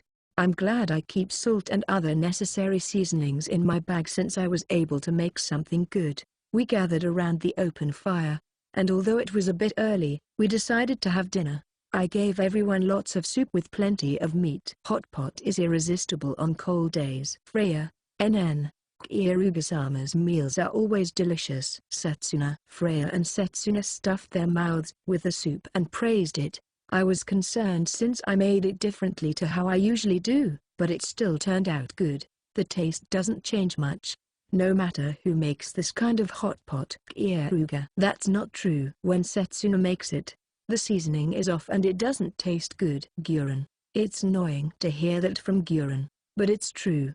The Ice Wolf tribe is fine with eating anything as long as it's edible. Setsuna tried her best, but she couldn't make it as good as Keare-sama's hot pot. Setsuna happily ate the meat with the soup. Since we were running out of ingredients, I mixed in the small amount of wheat flour I brought with me, making something soft float up. Wheat flour is extremely useful for journeys since it fills you up easily. It's not as thick as noodles, but the squishy texture is interesting. Everyone looked satisfied eating it. Keare looked up at the stars. However, she wasn't appreciating the view of the stars. She was checking our current location. Since we moved hundreds of kilometers without a map, being able to read the stars is necessary. As expected of you, Keare. You moved us in the right direction, even from the skies. At this rate, we should arrive by tomorrow night. Keare. That's true. The aircraft's strength increased because of our repairs and the stability improved too. If I let Freya handle it, we should be able to fly faster and longer than today. Keare, please leave it to me. Keare-sama, you can rest assured. Freya, yeah, thanks. I made the aircraft because we had no other choice, but it turned out quite well. Keare, looking at the aircraft illuminated by the open fire makes my chest hot. It's hard to put it into words, but I can say that it makes me excited. Today was full of surprises, but thinking about it calmly, this aircraft is actually an amazing invention, isn't it? It could cause a revolution in product distribution. Not only that, it could change how wars are carried out too. Keare, she said quite great things about it, but considering the ability of the aircraft, it's definitely not an exaggeration. Only if you can gather enough, though. You'll need materials from dragons, and it's impossible to prepare enough wind if an elite magician doesn't fly it. It would just be a toy if you only had one or two of them. Keare, that's true, but I feel like someday, people will be able to make them out of non-dragon materials and not use as much mana. Keare, yeah, someday, the world will change completely once that day comes. Keare, this machine still has a lot of problems with it. Just as Keare said, people might be able to make this without using materials from dragons, while also having a more efficient method of generating lift too.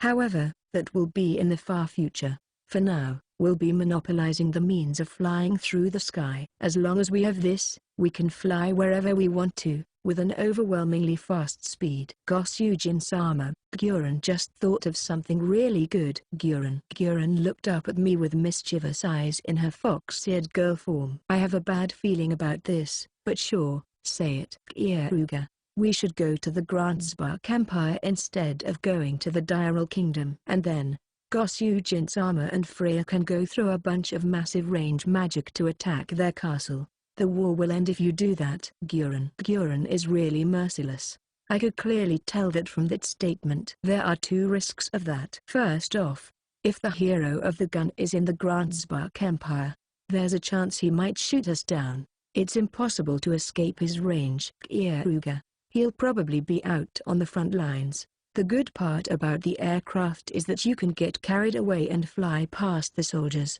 so you can strike their headquarters. Guren. Still, it's dangerous to just decide that. And as for the second risk, there will probably be several allied countries attacking the Diral Kingdom. The war won't end by just destroying the Grandspark Empire. Also, there's another risk.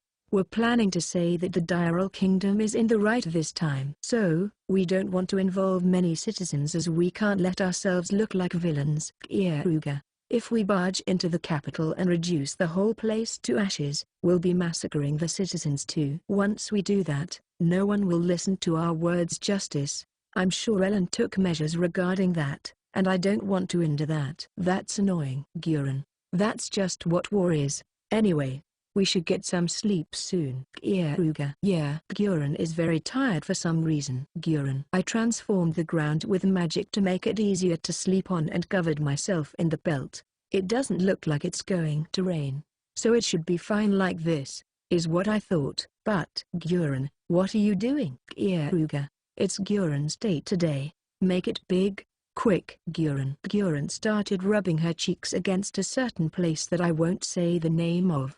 No, we're all going to be sleeping in one pelt today, so we shouldn't. Keare, HMPH, it's Guren's day today, so I want to feel good. Guren doesn't seem like she wants to yield. She really doesn't have any shame. Guren had already flung off her clothes. Although I have group sex from time to time, it makes me flinch when I'm being seen by everyone else. Keare-sama, Setsuna wants your love too. She can't hold it in when you're showing it off beside her. Setsuna said that while taking off her clothes. True. It is arousing. Besides, doing it under the starry sky doesn't sound that bad. Keare started taking off her skirt. I don't like being left out. Freya also put her hand on her clothes. It's Guren's day today. Guren won't let anyone else have the very thick, first shot. Guren. It just turned out like this for some reason. All four of them are seducing me. My mind is going dizzy from the smell of females. I guess it can't be helped. I have no choice but to accept it. Today, I'll give love to everyone under this starry sky. We might not have the time to do that anymore from tomorrow after all. In the end, we kept going until they couldn't stand up anymore and then departed towards the Diral Kingdom the next morning. I checked Keare's stomach, but as always, I couldn't see any swelling. It seems like it won't just pop out like that every time. Letting Freya control the wind made the aircraft go faster than yesterday, just as I had expected. However, since she didn't notice the times when the aircraft would occasionally raise shrieks or when it would change direction a little, I had to caution her every time. It made me worry more than flying it myself. And then, the Diral Castle finally came into view. The enemy army isn't close yet. I'm sure we arrived faster than Bullet expected us to. I should meet up with Ellen immediately and polish up a plan. Chapter 14. The next morning, we restarted our air travel on the aircraft. Yesterday was a disaster. I didn't think everyone would join in with Keare and overdo it. Well, having group sex outside without a tent was a nice, fresh experience though. Oops, I shouldn't be thinking about that right now. If I leave her alone, we won't be able to go to the Diral Kingdom. Freya, you changed directions again. Go west. Keare. West? So is that right? Or is that left? Freya, left. Keare. The aircraft was stabilized because of my adjustments and reinforcements, so even Freya can fly it now. However, there's a big difference between flying it and handling it. Even if it looked like we were flying forward, either the side wind would be pushing against us, or the wind that Freya generated would be distorted, making us unable to move forward. I handed her a compass, and yet I still don't feel like I can rely on her sense of direction, considering how she just asked me whether that was right or left. She should just follow the compass and head towards the direction I told her to go, but she's been confused since a while ago, changing the route multiple times. The aircraft itself was shaking furiously, creaking and making unpleasant sounds. Freya, like I said, it's fine to take it slow when you're changing direction. Doing it in a rush like that puts too much burden on the frame. Keare. Oh, okay. I'm sorry. Freya had changed direction in a hurry with all her power, so we turned too much this time, damaging the frame even more. I was about to point out the fact that we turned too much, but I decided against it. Telling her that when she's in a panic will just make her do something excessive. I should wait for her to calm down. Keare-sama, you should swap with Freya. Setsuna. Keare agrees. It's very scary. Keare doesn't care if we're going right or left, but at this rate, we might even go straight down. Keare learned that the aircraft is safe because of her experience yesterday, and she was even swinging her tail while gazing outside at the start. However, now she's more frightened than yesterday because of Freya's rough operating, causing her proud, fluffy tail to shrink, her nails to cling onto my clothes and her body to tremble violently. This fox cub is a coward. Don't be like that. I'm sure she'll get used to it soon. She's gotten a lot better from when she first flew it. After all, Keare. I'll do my best. Keare made the sign of the cross on her chest after hearing Freya's reply. I feel like she was the rudest out of everyone. There were plenty of problems, but the aircraft was still flying faster than if I were to control it. Our mana quantity and the mana recovery speed are just on completely different levels. All my mana would be exhausted in half a day if I was flying it. However, Freya's automatic mana recovery is so terrifying that it catches up to the amount she's using right now, so she can keep on flying forever at this speed. I want Freya to learn how to properly fly an aircraft for the future, which is why I'm patiently teaching her right now. Keare bit in my coat with teary eyes and curled herself up with her eyes closed and her fox ears flat down, not wanting to see or hear anything. I look at the compass. Phew.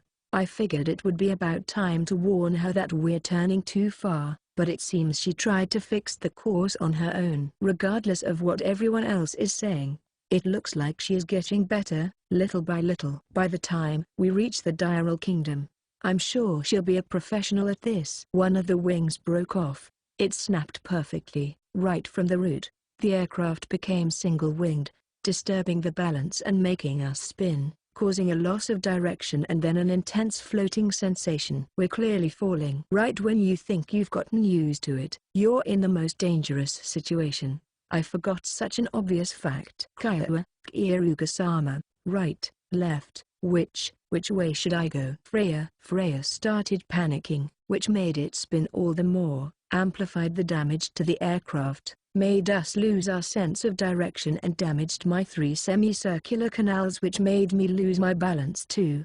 The ailerons finally came off too. Thankfully, though, the diral castle is imminent, so we could walk there. Before this happened, Freya's handling was steadily getting better. Both the speed and stability increased, and it was comfortable enough for the fox cub in my coat to timidly put its face out. Although the direction was wrong sometimes, she was making the appropriate corrections without hardship. And yet, as soon as the diral castle came into sight, Freya started happily flying towards it at full power.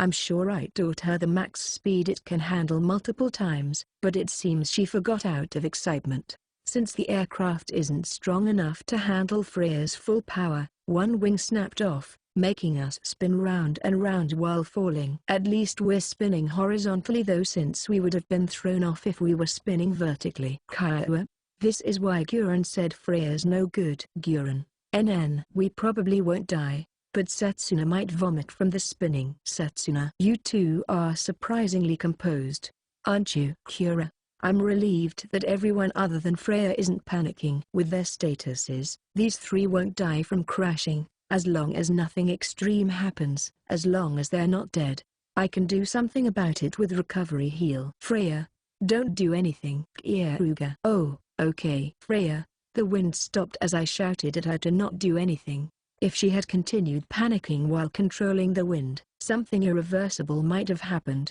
Since one of the wings broke and flew off to somewhere far away, we kept spinning, regardless of the wind stopping. I made a soft wind cushion to wrap the whole aircraft up. And then, I linked my mind to the wind cushion. As it lost its lift, the aircraft is steadily accelerating down by gravity impact. The wind cushion collided with the ground.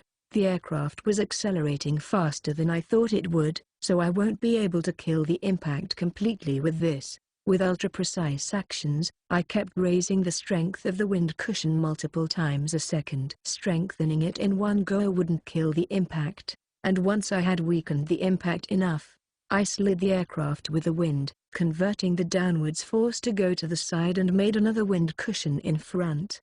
The speed is gradually falling. It seems we miraculously crashed towards the diral castle, as the aircraft stopped right in front of the rampart. Setsuna and everyone sluggishly began to crawl out. Setsuna crouched and vomited on the spot. Since the ice wolf tribe has extremely great balance and reflexes, they take even greater damage than humans when their 3 semicircular canals are rattled. Freya and Keare both have ghastly pale faces and blank eyes. It's quite tough for me too. All I can say is that I was lucky to have succeeded in controlling my magic. Guren crawled out of my coat and changed into her girl form. Freya's banned from flying. Guren thought she was going to die. Guren. Setsuna nodded and Keare smiled dryly as they heard those words. I'm sorry. I'm reflecting on it. Freya. No worries. I can help you practice if we have time, and everyone else can get on once I judge it to be safe enough. You guys are fine with that, right? Keare. Setsuna is fine if Keare-sama says it is. Setsuna. Guren will allow that much. Guren. I'm glad the 2 that took the most damage are fine with it. I just hope that Freya herself hasn't gotten a trauma from that incident.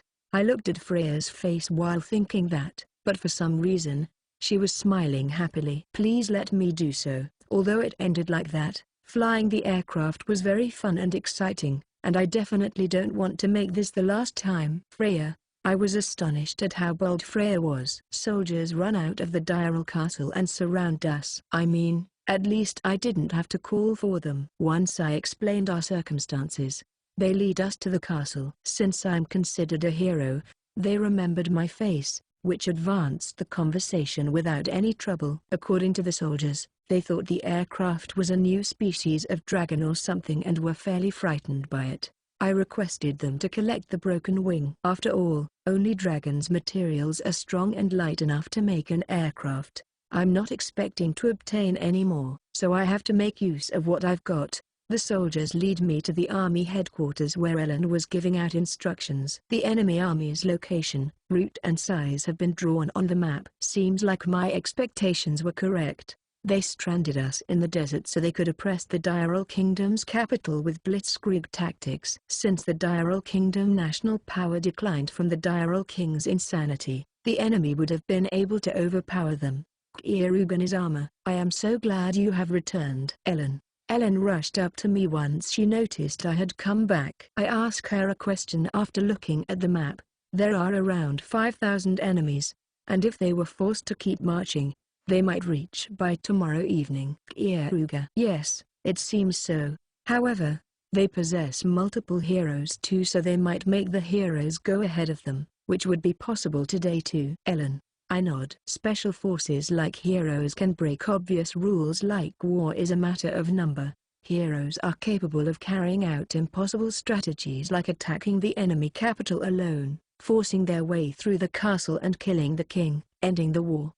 It sounds like a joke, but it has actually happened in a war in the past. That's exactly why every country's king has their strongest individuals always by their side. In reality, Ellen has someone from the distinguished family that produces sword saints every generation. Keare's older brother. As far as I can see with my jade eye, he's 2 or 3 grades lower than Keare in skill. However, you could also say that he is only a little inferior compared to Keare. Since the Diral Kingdom lost its 3 champions, he's probably the strongest person in it. What reasons are they using to start the war anyway? Keare, reasons are important. The Diral Kingdom purged the insane king and declared that they will continue protecting humanity from the demons. So if they don't have a just cause, they will be criticized by other countries for causing a serious crime of damaging the shield that protects humanity. There was a declaration of war that came from the hero of the gun's testimony. He stated that the Diral King went mad because of the power he got from the Demon King, which caused a calamity.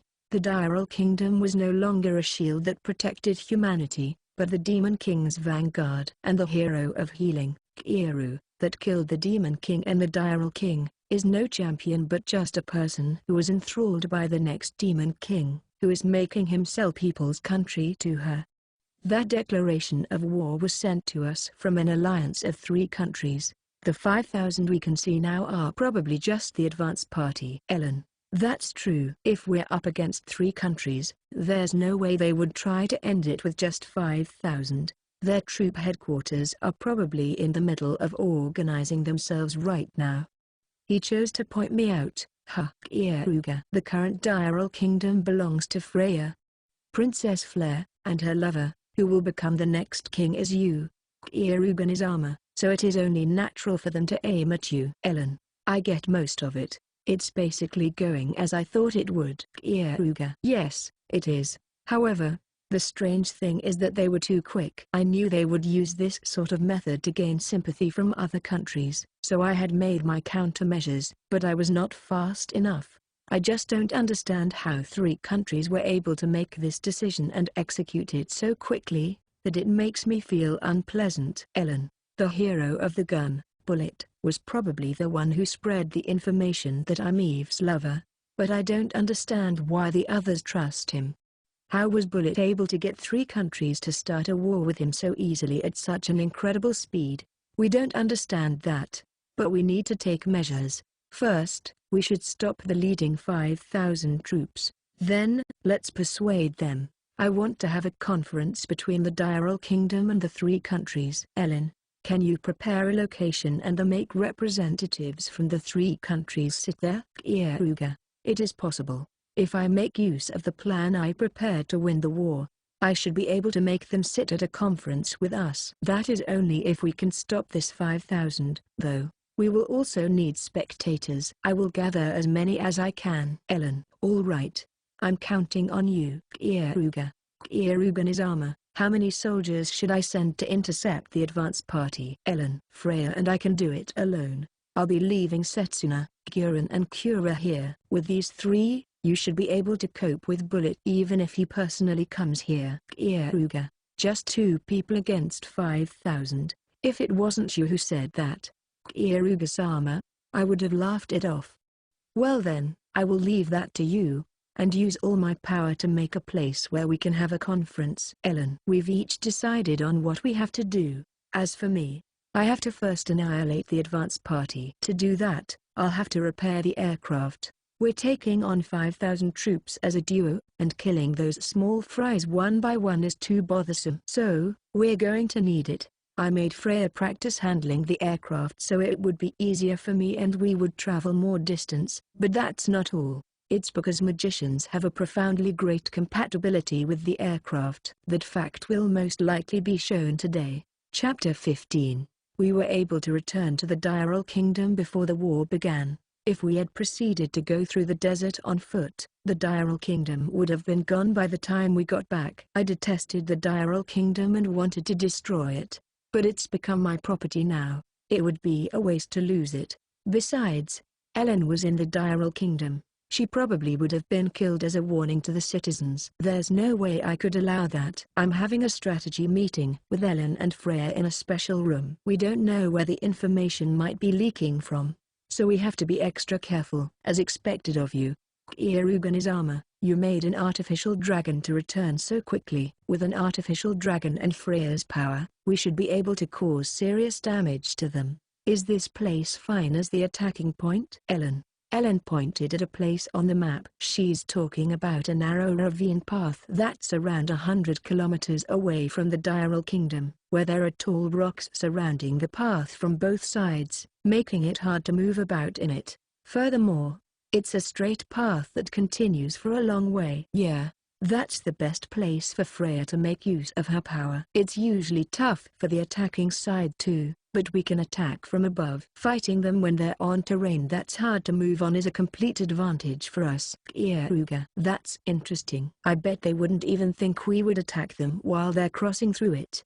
I'm sure they wouldn't expect to receive heavy damage at this timing. Freya, while we're at it, we should destroy the walls on both sides to block the path. If they can't use this ravine path, they'll need to take 2 more days to take a detour. Well, doing that would probably affect merchants badly, but we're fighting a war here. We don't have to care about that. Keare. Yes, I permit it. Keare-sama, I wish you good luck. Ellen. Someone knocked on the door.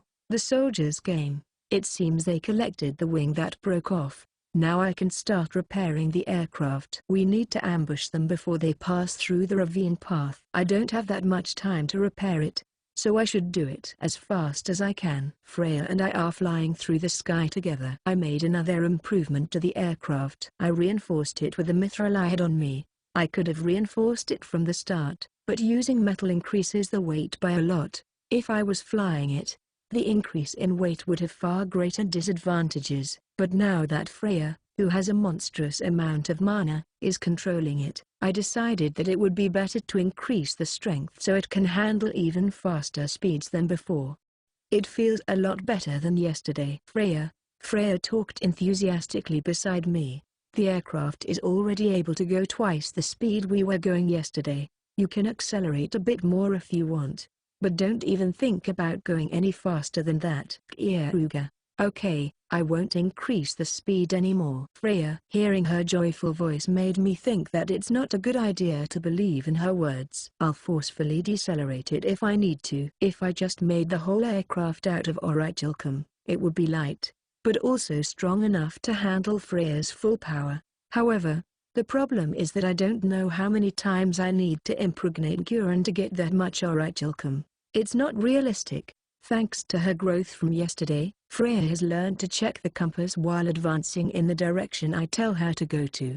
That being said, she's not good at reading maps, so even if I tell her where to go on the map, she doesn't even know where she is, so she doesn't know which direction to fly either. And even when I told her where to go, after a while, she couldn't tell how far she had progressed. You need good enough knowledge and intuition to read the map though, so it's unfair of me to want Freya to be able to do this. That's why she needs me as her navigator, but I'm also here to guarantee her safety. Since we flew faster than I expected, we landed to take a break and replenish ourselves and then flew off again. At this rate, we're going to be above the enemy's heads before they even get to the ravine. I thought we would just barely make it when we departed, but sacrificing the weight for a higher speed succeeded, and Freya didn't do anything reckless.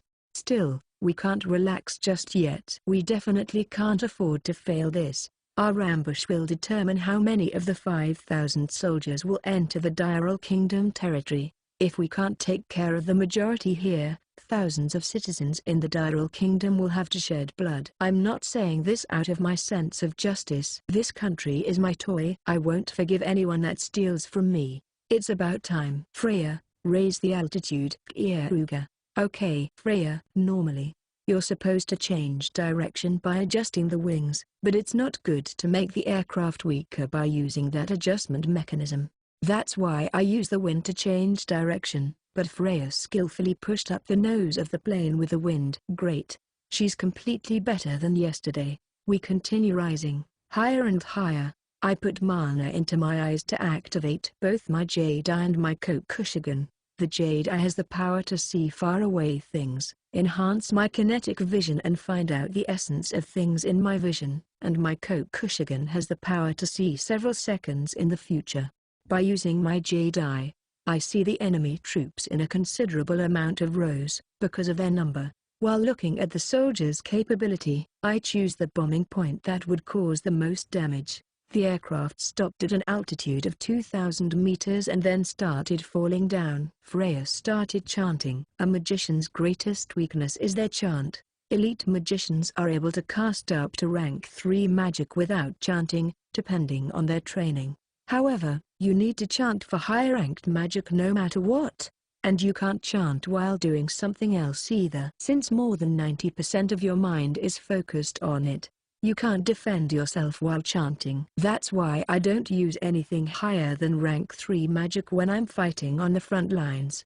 However, higher-ranked magic has greater strength, so even if you have to take some risks, it's good to use it. You need to reserve plenty of time to chant, as higher rank magic can change battles completely. However, enemies need to be in the range of the magic, and you can't let them aim for you, which is why they always aim for magicians in wars. However, there's no risk of that if you chant in the sky. Keare. After all, we're 2,000 meters in the sky. Nothing can reach us when we're this high. Freya can chant safely without needing any guards protecting her. On top of that, she's able to aim wherever she wants to since we're right above them. There's another advantage to attacking from the sky. When you shoot enemies that are far away, you need to make the magic fly in an arc, but Freya can just shoot it straight down without having to do so. Since we're above them, her accuracy and range were increased greatly. The magic that Freya's trying to cast has a range of 200 meters. However, that range will at least double if she's shooting it downwards. Ever since I learned of the aircraft, I had always thought that its compatibility with magicians was the best. I'm going to prove that thought here. The aircraft accelerated as it was pulled by gravity. Freya opened her eyes, and in her hands, there was a red, blazing mass of mana. I look at the ground with my Jade Eye, where I could see the enemy army marching through the narrow ravine path. I adjust the angle of Freya's hand since I'm in charge of helping her make the bombing successful. With this eye, I'm able to bomb the most effective point. Not a single soldier of the enemy army had noticed us, as they hadn't expected an attack from far in the skies. 600, 500 meters. All right, let's shoot it. Just as I thought that, we were bombarded with white, shining mana that pierced through the aircraft and turned it into pieces, and Freya's magic discharged. I received serious injuries as I was engulfed by that flame explosion. I saw a future where that happened. That's the power of the magic eye that the god bird gave me, the Kokushigan. If I'm able to see it, I can deal with it. I too fired a lump of mana and adjusted the trajectory so that it would hit the one I saw in the future. The two lumps of mana collided, cancelling each other out, and we pierced through that light with the aircraft. Bad luck, Bullet. Keare. He's able to predict unpredictable attacks, and his bombarding has the greatest range among all heroes. He can make the impossible possible. That's right. He predicted that we would come. There's no way I would underrate Bullet. I'm the one that detests him the most and acknowledges him the most. After all, fire. Keare. Rank 7 magic. Star. Freya. Rank 5 magic is said to be the limit for humanity. Freya was able to perfect rank 7 magic, which even surpasses rank 6 magic that crosses that limit. A magic that only Freya was allowed to use was fired. It was like an ultra-small sun. The air around it warped in heat as it fell. Even though the miniature sun hadn't even hit the ground yet, soldiers within a few hundred meters of it burned to death, to the point that it was like they weren't even there in the first place. Freya continued controlling the aircraft after she had finished firing the magic and made a steep swoop upwards. It's a move that she practiced multiple times before we had departed. The second she did so, the miniature sun exploded, scattering flames several kilometers away. I checked the damage to the enemies with my jade eye. With just one magic spell, although this is a rough estimate, over 2,000 soldiers died, and more than 1,000 soldiers suffered serious injuries from the aftermath. Furthermore, both sides of the path crumbled down as they were devastatingly damaged, so the path was blocked up by earth and sand. As expected of the magic that was called war-class magic in the First World. How was it, Keare-sama? Freya. Perfect. The vanguards were annihilated. One of the heroes was buried too. Keare. I made the center of the explosion aimed towards a place that would bury the most enemies, but I also aimed for the people with strong mana. Strangely, although I couldn't aim for Bullet because he hid his presence and mana, I was able to get another hero instead. There are around 2,000 survivors, and 1,000 of them are severely wounded. Normally, they would decide to retreat. Most of these soldiers are probably useless. They didn't lose the war, they were just annihilated during their march, without even knowing what had happened. They don't know when the same thing will happen again. Their hearts should be broken. Being able to attack from the sky means that I can aim at them whenever and wherever. Normal people definitely wouldn't be able to keep marching in that situation. The soldiers will most likely bring back the information to their country and stop the reinforcements. After all, even if their reinforcements did come, they would definitely go through the same thing. As long as they aren't too incompetent, I'm sure they'll do that. That was my real objective. No idiot would run away from a war he can win. By showing off how much of a threat we are, we can make them negotiate with us. On top of that, this ambush will become an extremely strong card to use when we're negotiating. I can tell them that we'll use the same magic from the sky onto their capital if they try anything again. They can't stop us from invading with an aircraft. In reality, I'm able to annihilate their higher-ups whenever I want to. Keare-sama, how was my magic? Freya. It was great. You controlled the aircraft well too. I didn't think you could do everything so perfectly. Keare. I praise her in honesty, as she did better than I thought she would. I'm happy. So, well, when we return, can you give me a reward? I want your love, since I fired magic with all my power. I'm throbbing and throbbing so much that I just can't help it. Freya. She looked at my face with moist eyes. I certainly did notice that smell, and I have been hearing a damp sound since before. It seems like Freya has become an unbelievable pervert. Sure. That's fine.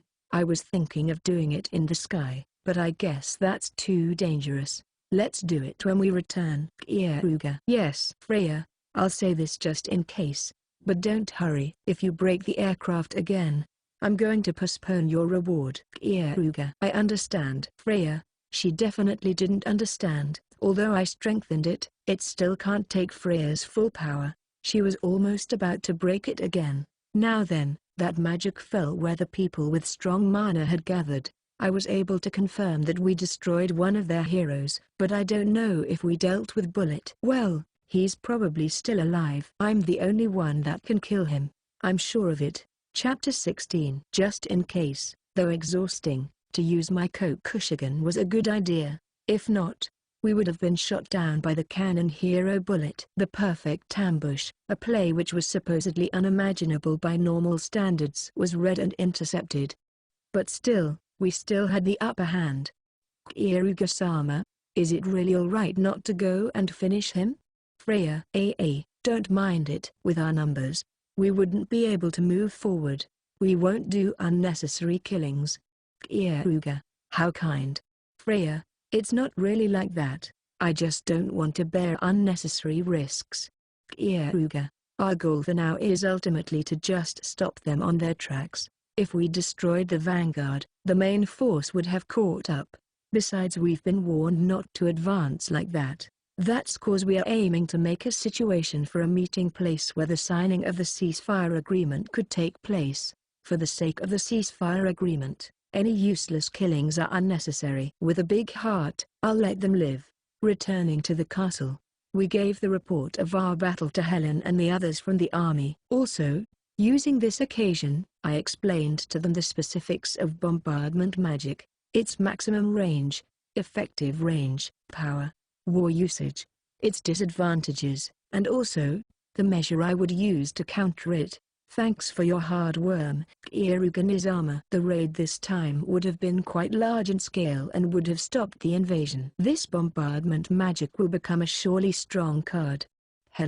Helen's words caused the staff members to refute response. In response, Helen tried persuaded them.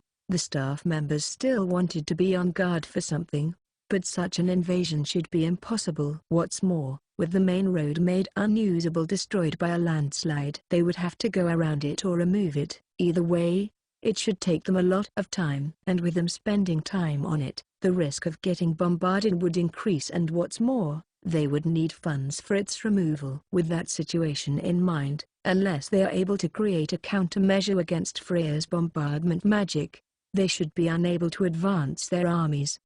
Keare-sama, would it be okay if you'd stayed in the castle for a while? While the enemy is unable to invade us, the most you can do is hunt for the heads of their elites. If the enemy would still not give up, you would do that, right? Listening to Keare-sama's story, I think that it'd be apt to say that there's a chance that even if you're alone you would go to fight against the Braves. However, please don't forget that they still have two on their side.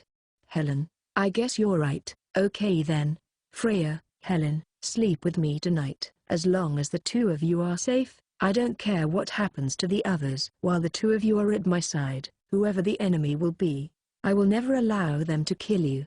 Keare. Freya was this country's famous ruler, while Helen is this country's actual ruler. The people I should protect are only these two. With pleasure, Keare-sama. Helen, of course. We won't just be sleeping, right? I can't wait. Freya. The two entwined their arms with mine. This time they really did a good job. I will properly reward them. On top of the bed, sleeping with my two favorite sisters at the same time. But let's have a taste first. It's been a month since I last slept with Helen. I don't think I'd be able to wait till night. Keare-sama, what in the world are you? Helen, raising such a strange voice. Something wrong? More importantly, let's continue the war council.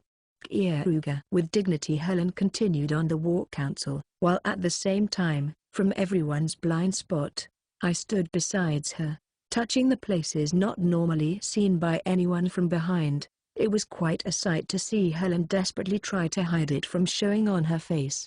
As expected, I got quite aroused, and with the war council done and everybody out, along with that flow I decided to enjoy her.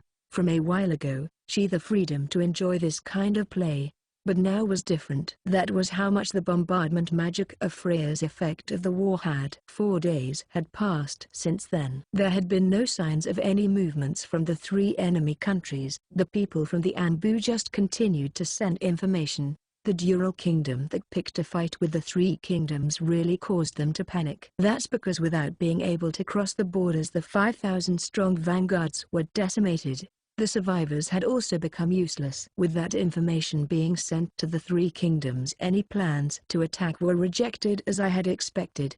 Anyone with a right mind would think of that before the bombing.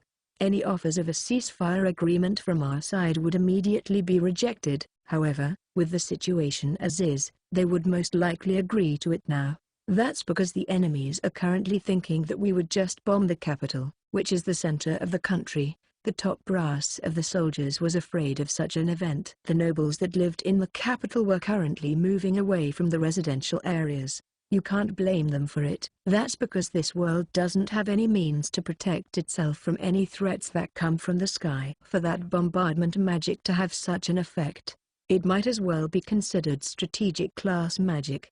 Helen absent-mindedly said as she organized the information. Strategic class magic and tactical class magic are very different. Tactical magic can decide how a single skirmish flows. If we take that trade as an example, one could also say that it is a tactical class magic. And strategic class magic decides how a war between nations flow from a broad perspective. That bomb didn't only put a stop to that raid, it also affected the whole war, and as a result, we could also say that it is a strategic class magic. As long as we are able to use that explosion, it's quite certain that the three countries won't be able to invade. As long as we have that, we are able to hold a place for the ceasefire agreement, and they'd be more willing to accept that agreement. That bomb did not only affect the raid, but it also affects the war as a whole. It's exactly like what Helen said. It is complete a strategic class magic. How scary. Keare. It's also partly because our enemies had been beings like the Demon Lord and King Dyrel who obtained the power of the Transcendence. Freya wasn't able to actually achieve anything. However, in annihilating large armies, she is the perfect person for it. Other than Freya, no one is able to fight off against a 5,000-strong army by themselves. If you praise me that much, even I would get embarrassed. I am really happy that I was useful to Keare-sama. Freya. Recently, Freya has been in a good mood. She has been conscious of how her chances to shine had been quite slim. For her to become this useful, her worries might be cleared. Helen, have there been any changes? Keare. Well, the preparations should be yielding its results by now. Actually, around the time when we noticed the three countries were invading, our pipelines to the countries that are hostile to them have already been prepared. The moment those three countries attacked, the table was already set for them to use for them to attack. Helen. A very devious and effective hand to play. I can understand why Helen said that she had an ace up her sleeve, though Helen said it simply. It is a fact that countries are not that easy to manipulate like that. The enemy of my enemy is my ally. A more acceptable method rather than playing as allies. Did you use that move? Keare. Yes. I prepared it for events like wars to happen. Though it was quite expensive, with just move, those three countries should not be able to continue being hostile to Dyrel Kingdom. Helen. Yep. If they were to invade Dyrel Kingdom, they are unable to attack because they would be scared of the bombast. Even more importantly, they would be unable to protect the center of their countries. What's more, countries other than Dyrel Kingdom have plans to attack them. As a result, they are unable to move. Keare. It'd be weak if it only just bombed. Thanks to Helen's preparations, around 100% they will surely take a seat. But, Keare-sama, we don't really need to do these troubles things. With just my bombs, not only the king, but also the castle would just go boom and everything would easily end. Freya, if we only want to win this war, then yes. If we do that, it would only end there. Every country would be afraid of Dyrel Kingdom. Think of it like this. Next, it will be our country. If that happens, then it'll be a war between Dyrel Kingdom and other countries. It won't end until all of the human countries are ruled by Dyrel Kingdom. The ceasefire agreement that Helen and I try to achieve does not only involve the three countries, but we want many more to gather. There, Dyrel Kingdom would wish for peace and would be seen as a gentle country and would be accepted as such by other countries. Keare. Between individuals, the thought of only having to victory is okay. However, if we change the subject to between countries, it's the things after victory is what's more important. In wars, there are winners that gained nothing but lost a lot and losers that gained a lot. Only third-class people look at wars as a single element like losing and winning. Keare-sama also thinks about really hard things. Freya. That's my job. Different from everyone. I don't have any fighting power to be of use to Keare-sama, but only this. Helen. Helen looked lonely as she smiled. Seeing Helen like that, with a bump, I placed my hand on her head. Don't be humble. Helen, That power is more important than a soldier that is able to kill thousands. I need that Helen be proud of it. Keare. Yes, Keare is armor, Helen. Her eyes became teary and waiting for a kiss, to which I gladly answered. In fact, if it were not for Helen being here, I would not have thought to obtain Diral Kingdom, though if she was really a handful, I would have threw her away. My women, though different, are great in their own rights. While I was thinking of that, in one breath, a single soldier entered the strategy camp. Just earlier, a messenger from Gransbach Empire had arrived and have decided to have a seat in response to the talks that we desire. However, the talks should be held within the territory. Diral Kingdom's representative, Princess Freya, is required to participate. Overlooking Helen, she nodded her head. Things have come just as we planned. With these talks, the righteousness of Diral Kingdom will come to the stage. The three countries that have come seeking for a ceasefire won't be able to refute us and will prioritize in advancing the talks. That was what the strategy has been. However, there is a bit of a concern. No matter how much they might be on it, the enemies are thinking of having Freya, Princess Freya, which is the biggest threat, removed by assassination. Is not all that weird. Such troubles are bound to occur. However, with that as a reason, I will show them how I achieve my objectives. They need to pay for their sins of trying to destroy my property's toys. Chapter 17. Ever since it that a conference would be held between the three countries, an agreement to no skirmishes had been agreed upon up until a decision had been made. For some consecutive days, Helen had been quite busy. Of course she would be. Other than the three countries, she had invited other countries to lower their position. For peace or a ceasefire, it is expected to have a third-party country to attend. It's because, if only those who were related were there, then discussion any talks would end well and would be overturned later on. However, if a third-party country were there, then the talks could advance and the agreements could be enforced. But there is no way a third-party country would be truly neutral. In fact, they would join in to place some tricks in the agreement to place their own countries in a good position. Before the conference, each country should be desperate to place such tricks. In some ways, this could also be called a war zone. Keare-sama, is it really okay to not help Freya? Truthfully speaking, I'd just be a bother if I gave her a hand. Leaving it all to Helen is the best choice. Keare. It was currently past noon. I had spent all day lazily on bed and replied. Also, I and Freya were naked on top of the bed. On a side note, Keare was asked to go with the knights to train them, receiving the instructions of the Sword Saint. The knights' morale were on the rise, as well as their skills. Setsuna was also with the knights and was receiving the training. Setsuna's battle style and sword techniques were bad. That is why there was a need for her to look closely. It a good chance for her to learn. In such a way, everyone were currently doing their best. So, it was quite painful to spend my time with Freya since morning. Listen closely, Freya. The worst thing to do is pull Helen down against them. Freya should act as Princess Flea and act as the country's representative. Freya's words will be thought of as Diral Kingdom's will. Keare. Yes, it's quite nerve-wracking.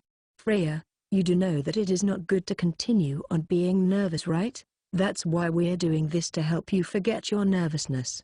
Keare. I hugged Freya from behind and enjoyed her soft bare skin. Don't think with your own head. Helen and I will write the script. If by chance, a scenario not on the script occurs, just look at me or at Helen's face. We will surely support you. Even if something goes wrong, don't think with your head. At the conference, along with the enemy countries, everyone are professionals. They are not the kind of people Freya can go up against. It's not a fact that I was just spending my days lazily. In the first place, at this juncture, since I absolutely can't afford to lose Helen, so I can't move from here to have the perfect timing to protect her. In reality, while I was doing these things, I was partly using wind magic and surrounded Helen with a that had my consciousness to observe her. I am also doing this to teach Frey, repeatedly telling her not to think. For me, the worst thing that could happen is for Frey to go out of control, since she isn't used to these kinds of things. And we'd end up with a troublesome words to swallow. As I made love with Helen, don't think, if there's nothing to do, Just look at me. And, repeating those words was the best way to imprint it into her. The script was already done. As long as there's no problems, everything should proceed as planned. 8 days before the conference, we departed, bringing with the minimum amount of diplomats and escorts. With Freya's magic, we went through a detour around the highway that would take 7 days, which means we'll arrive very near the deadline. If we went through the shortest route, Freya would be able to blast through the sand and mud. In the middle of the meeting, the risk of Diral Kingdom receiving an ambush increases. That's why we chose the slow detour. With all of my women that would participate in the conference, we headed to Gransbach Empire. Even if we don't use the main highway, there is still a chance to receive an ambush, but, truthfully speaking, so long as Helen and Freya are with me, reconstructing Diral Kingdom is possible. As such, since the two were the main targets, I warily concentrated our forces. That's because, the conference this time being a plan to lure Freya and kill her, causing us to be unable to use bombs, is high, as if teaching us. Keare-sama, carriages are slow, bodies weak. Raptor, dragons. Since we had gotten used to riding them, this would feel slow. In fact, this carriage we are riding is quite good and is really fast as a carriage. Carriages can only go up to 12 kilometers per second only and is not really fast. If we had them run, the speed may go up twice, but they would immediately be exhausted. Setsuna, I'll leave guarding the surroundings to you. Not just assassins, bandits may also appear. Keare, leave it to me. I'll continue to be on guard. Setsuna. The white wolf ears started moving restlessly. Simply speaking, Freya heat sense is the most effective in searching for enemies, but that uses too much nerves and can't be used for a long time. Other than to used for guarding, Setsuna's ears don't really have other uses. So let's leave it to her. And so, the carriage moves on. It's very boring. Since it's so boring, can't help but wish for the assassins to come. Chapter 18. We had no refute to that. It was the truth without a doubt. However, so what does that really do? That is correct. Father had been defeated by the dark power. That is why I, together with the hero of healing and the new hero of the sword that was the Sword Saint, together with them we defeated my father. Right, even I know of it. You people had saved the world. And also, the people in this room might not know of it. The hero of healing Keare had defeated the Demon Lord. He had defeated the Demon Lord and the previous king of Diral Kingdom that was driven insane. Both of them were defeated by him. In other words, A is a real hero. Bullet grasped me with his sight. It didn't look at me with the eyes of a man that was drowning in desperation, but he was looking at me with the eyes of a predator. Because of the atmosphere of everyone wanted me to answer, I stood up. I am thankful for your praises. So, what are you trying to say? It's that this hero of healing will arrive to the same destination as that of the previous Diral King. With the Demon Lord defeated, a new Demon Lord shall rise. And, that Demon Lord and the hero of healing Keare will form a connection. Connection is a weak word to describe it. They will love each other. And, as the vanguard of the Demon Lord, he will surely bear his fangs. As such, it is a necessity to defeat Diral Kingdom. Everyone had become rowdy. Especially, the 3 countries who had not heard of it before had become really upset. It is possible to come up with an excuse to cut him off, but I will not be doing so. I will affirm to falling in love with the Demon Lord. But I don't want you to misunderstand. I will not become a tool to the Demon Lord. I share the same dream as her, which is why I defeated the then Demon Lord and did her become the new Demon Lord. Our goal is the same. It's for humans and demon to hold hands. She and I had been fighting a long battle, a battle to end the long war between humans and demons. If anyone other than me had spoken these words, then it would have ended up as an ideal. The prince who had claimed that Freya had become a lost person is one of them. People who we need to be wary of. In Ritter Kingdom's Prince Castor, hero of healing Keare, I am surprised for there to be demons who are willing to cooperate with humans. And, for those demons to push her up to be a Demon Lord, and what's more, for her to become your lover. But still, is really possible to be at peace with the demons? We have been spilling blood, and the demons did the same. Peace is not enough for the people to accept. Those words were also said by the demons, a feeling even I could understand. Even still, it is an action I had to do. It is impossible to slaughter all of the demons. Blood will continue to be spilled if we continue to fight to end a fight. After us, our children would take over. After them, their children. Is that acceptable?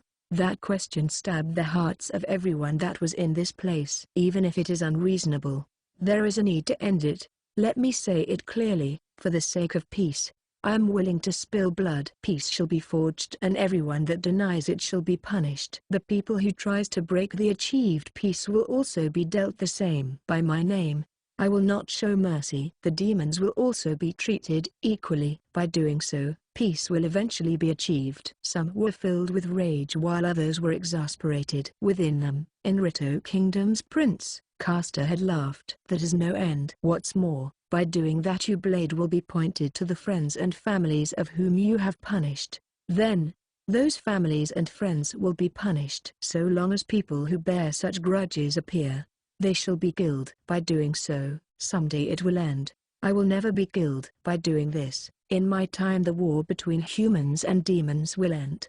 It is what I had decided. If I don't do this much, war will never end. I didn't say it to persuade all the people that had come to this conference. I had decided this for a long time. And so, will be called a true hero. We, in Rito Kingdom, will show support to the hero of healing Keare and to Diral Kingdom behind him. For a man such as this to only be used as a pawn by the Demon Lord and the demons is impossible. The effects of Prince Castor was big. People who were willing to accept appeared and quickly followed suit. For Bullet, the relationship between me and Eve was his only ace that should have been able to reverse this situation. For it to have ended in a failure, he has no cards remaining on his hand. Hero of the Cannon Bullet. Let me ask again. I truly am in a relationship with the Demon Lord. But, it is not a foolish one. I and the Demon Lord will show you that we will be able to end the war between the humans and demons. The love between a hero and the Demon Lord will be a symbol to that. The corners of Bullet's lips were raised. How is he able to show such an expression? As expected of my Keare. You have done well. I shall give you full marks for this. This flow can no longer be changed. It is my loss. At this rate, I will be turned over to Diral Kingdom. I had thought that I had done things a bit better. My Keare was more clever than I had thought. I have come to like you more. He accepted his defeat. But, I have never thought that this is the end of everything. If he was an opponent of such a level, then my revenge would have ended even right before it reached this point. A roaring sound was reverberated. The foul smell of a large amount of fire medicine being used wafted. Even with all this VIPs gathered, it was quite good for him to have done it. From the explosives, the wall had crumbled and from it, armed young men entered. People that were charged with security were also mixed in. From the moment he had entered this room under his breath, he had already planned to do this from the start. Getting defeated in the conference, the only way for him to live was for him to flip the board. Doing such acts and straight-mindedly execute it is Bullet's way. But, disappointingly, even such events, I had expected it. Sorry, but I need to end it here. Doing such dirty acts are my specialty. Chapter 19 Part 1. Along with the explosion at the conference room, fully armed men stormed in one after another. It is quite certain that this wasn't ad-libbed. If the conference had been carefully prepared and if properly trained men were placed to guard the surroundings, this kind of event would not have happened. This carefully prepared movement is really like Bullet. Well, everything had been expected though. If Bullet were to be defeated in a battle of words, it's impossible to think that he would just quietly accept his punishment. By doing this and turning the tables around is also an effective hand to play, and because of that, it was possible to read him. One after another, VIP were being attacked. Normally, they should have been protected. And, while this is happening his escape route had been secured. However, I am not that stupid. In the first place, I have no qualms in what happens to the people here. The only people that I need to protect are Freya and Ellen, as such Setsuna and Keare who are protecting the two of them. If this conference had been held in Diral Kingdom, I would have considered protecting the third-party kingdom's representatives. However, because the conference is being held inside Gransbach Empire's territory, whatever happens is not our responsibility. Well, because they answered our calls to participate in this conference, protecting them without forcing ourselves should be fine. However, the most important thing of all is the capture of Bullet. Having lots of leeway is great after all. The first move should be our full power. With Georgius I flew and used heal, deterioration. I really hate him and can't help but truly hate him, thinking of how I should kill him. By my own will I really want to turn him into a meat doll in which he can't even move a single finger. Like hell. With a clear mind but with an immovable body. As an extra, I want to turn him into a pink pile of slushy disgusting gooey-like substance. Turning the cute boys that he likes into an object you could never look at with your eyes should make him suffer continuously. And so, I flew towards Bullet, at an explosive speed that the intruders can't keep up. And, around Bullet's waist, the point where even if he had a weapon, he would be unable to wield it properly. A bullet that had no magic dazzle. His attacks should be nothing special. In response to my flight towards him, Bullet took out small tube-like object from his chest. It was something that you cannot even think to compare it to Bullet's main weapon, which was the cannon, cause of how pathetic it looked. Bullet then pulled the trigger that was unexpectedly attached to it. I dodged that magic bullet that flew out from it with a paper-thin margin. It wasn't a fluke that I dodged that attacked. It was because I knew of it. That small tube-like object was used as the main body of his magic cannon. He called it a gun. His true ace in the hole. To those who only knew of his magic cannon dazzle, they would have lowered their guard against him and would have fallen prey to his gun. Bullet never trusts anyone. He never even showed its true form to his allies.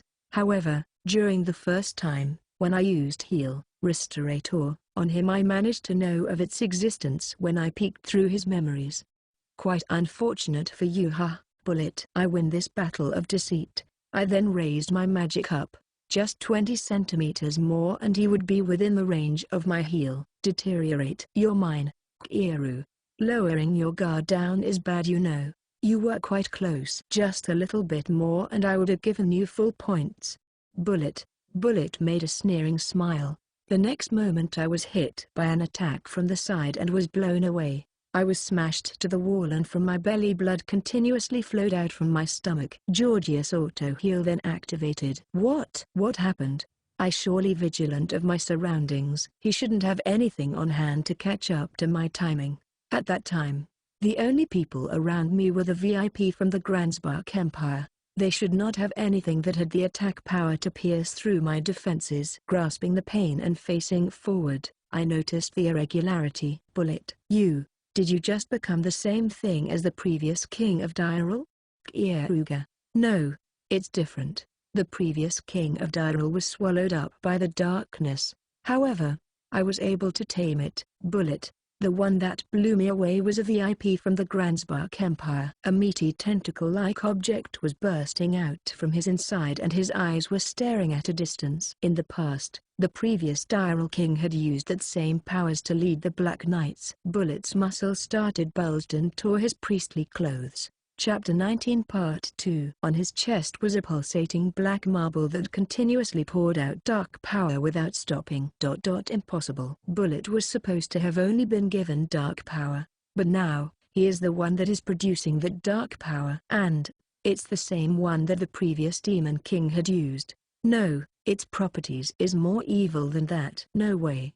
Did you use the Philosopher's Stone? The Demon King's heart. On the first world, I used it as a medium to heal, recover the world, and for insurance I attempted to obtain it on this world. And right now, it's pulsating on Bullet's chest. You understood it quickly, as expected. Kearuga's the best. Yes, using the power that was given to as a lead, I arrived to its origin of power and used it to change myself. I don't wanna die.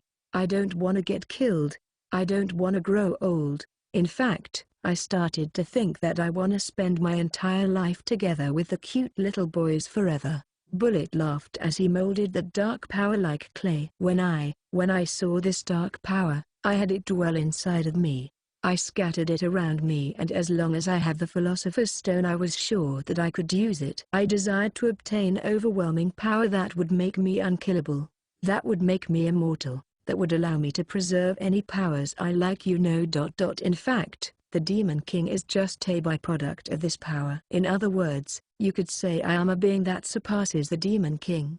You could even call me the Great Demon King. One after another, the VIPs of the Granbach Empire exploded and mutated into a strange shape. All of the VIPs of the Granbach Empire all changed into Bullet's meat doll. It's safe to assume that we were in the worst case scenario. What's more, one after another the intruders mutated into a strange shape, and each of them held enough power to hurt me. No, it's not just the guys that are here. It's possible that the tens or hundreds of Granbach Empire's commoners had become like this. Considering the situation we are in, our only option was to retreat.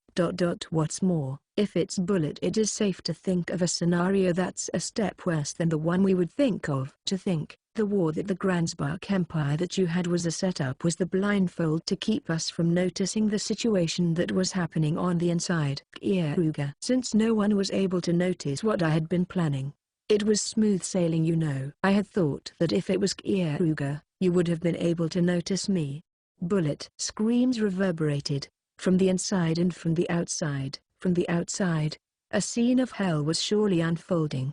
It looks like the worst case scenario had hit the mark. The monsters, mutants, were spreading to the outside from here. How uncool. I had wanted to place a checkmate on him only to be the one to get checkmated. With the Philosopher's Stone in him, you could say that he had obtained the source of the dark power. When we had defeated the previous king of Dyrel, the dark power had dissipated. If so, Bullet have had the Philosopher's Stone's power earlier than that time. Then it should have eaten a lot.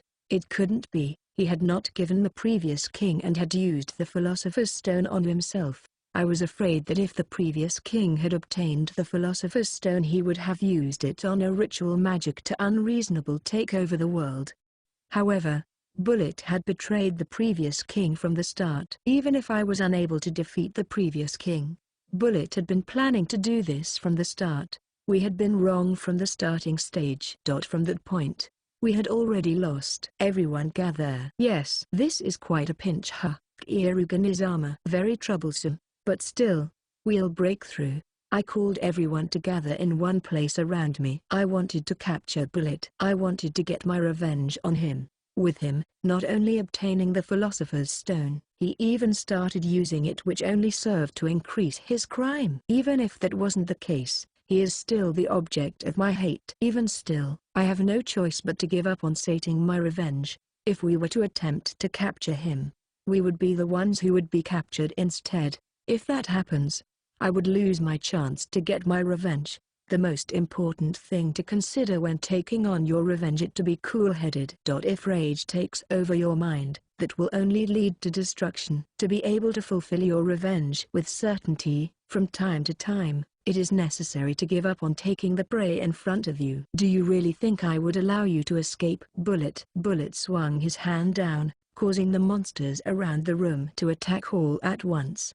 Chapter 19 Part 3 Fighting them head-on will make us lose. Which is why, yeah, we will run away. Keare. From the neck of my clothes, a fox pup popped his head out and opened his mouth wide. During our chat, I had ordered Keare to prepare the flames of purification till its highest point. Letting Bullet carry on our little chat was all for this moment. All of you are really stinky, Nano. Go die, Nano. Keare breathed out the flames of purification. The flames of purification that Keare had breathed out could not be compared to before. The flames flew out like a laser, burning the mutants and building on its wake, leaving no traces of it. Since it's Bullet that we're facing against, there was a chance that he had sprinkled a few bits of the dark power that he could have picked up from the wreckage of the previous king. Which why, I had prepared Keare and hid her inside of my clothes. Who could have thought that rather than some few bits, he had something that were ways above the one that the previous king had. She really came in handy. On the side that Bullet was facing against, the encirclement around us had collapsed. Freya. Keare. I understand. 7th level frost magical technique. Cositis. It's a technique that was 2 levels beyond the said human limit. It is a level that only the chosen brave heroes could use. A level from the age of the gods, spanning roughly 100 meters. Freezingly cold winds destructively blew at our surroundings. With Freya as the center, there was a small safe haven. I'm quite sure that if we were to just leave this spot even by just a little bit, we would surely be frozen to ice. Against those who have been defiled by the dark power, it's quite an effective move to freeze them to disable them, since they possess a strong regenerative powers. Let's go. Keare. We ran on the path that Keare had broken through and had been secured by Freya. Also, the surviving members of the VIPs from the third-party kingdom escaped along with us. They will be used to testify on what had happened here for us on the after today. Peeking a bit, the Prince of Inrita Kingdom, Keare, was mixed in among them. I was wary against him, since he might suddenly start slicing at Helen. Reading my thoughts, the prince opened his mouth first. Freya being close to him was not a coincidence at all. He must have noticed that the place around her was the only safe spot here. Follow us. If you do, we'll protect you guys as long as you don't bother us. Keare. Well, that quite ensuring. My trusted subordinates seem to have their hands full in attempting to get over this situation. Keare. We then retreated. As we retreated, I thought on what I need to do to kill that bastard. To the bastard who wields such unreasonable power. I could think of only one answer. Like how Bullet had used the Philosopher's Stone to strengthen himself, I only need to do the same and become the same as him. No, there's no way I can do that. Since the only way to obtain another Philosopher's Stone on this world is to rip out Eve's heart. Eve is special. There's no way I could use her then throw her away. After we safely escape this place, we need to immediately start a strategy meeting. If it's Helen, she may come up with a few plans to get over this. Epilogue Part 1. Freya sprints through the opening that Glenn cut open. It's our loss. It's a complete defeat with no other way to look at it. I thought I had read his hand perfectly and counted his moves, but in the end, it was I who was dancing on the palm of his hand all along. I can't even imagine that by the time the Philosopher's Stone was taken, everything up to now was a plan that was all planned out.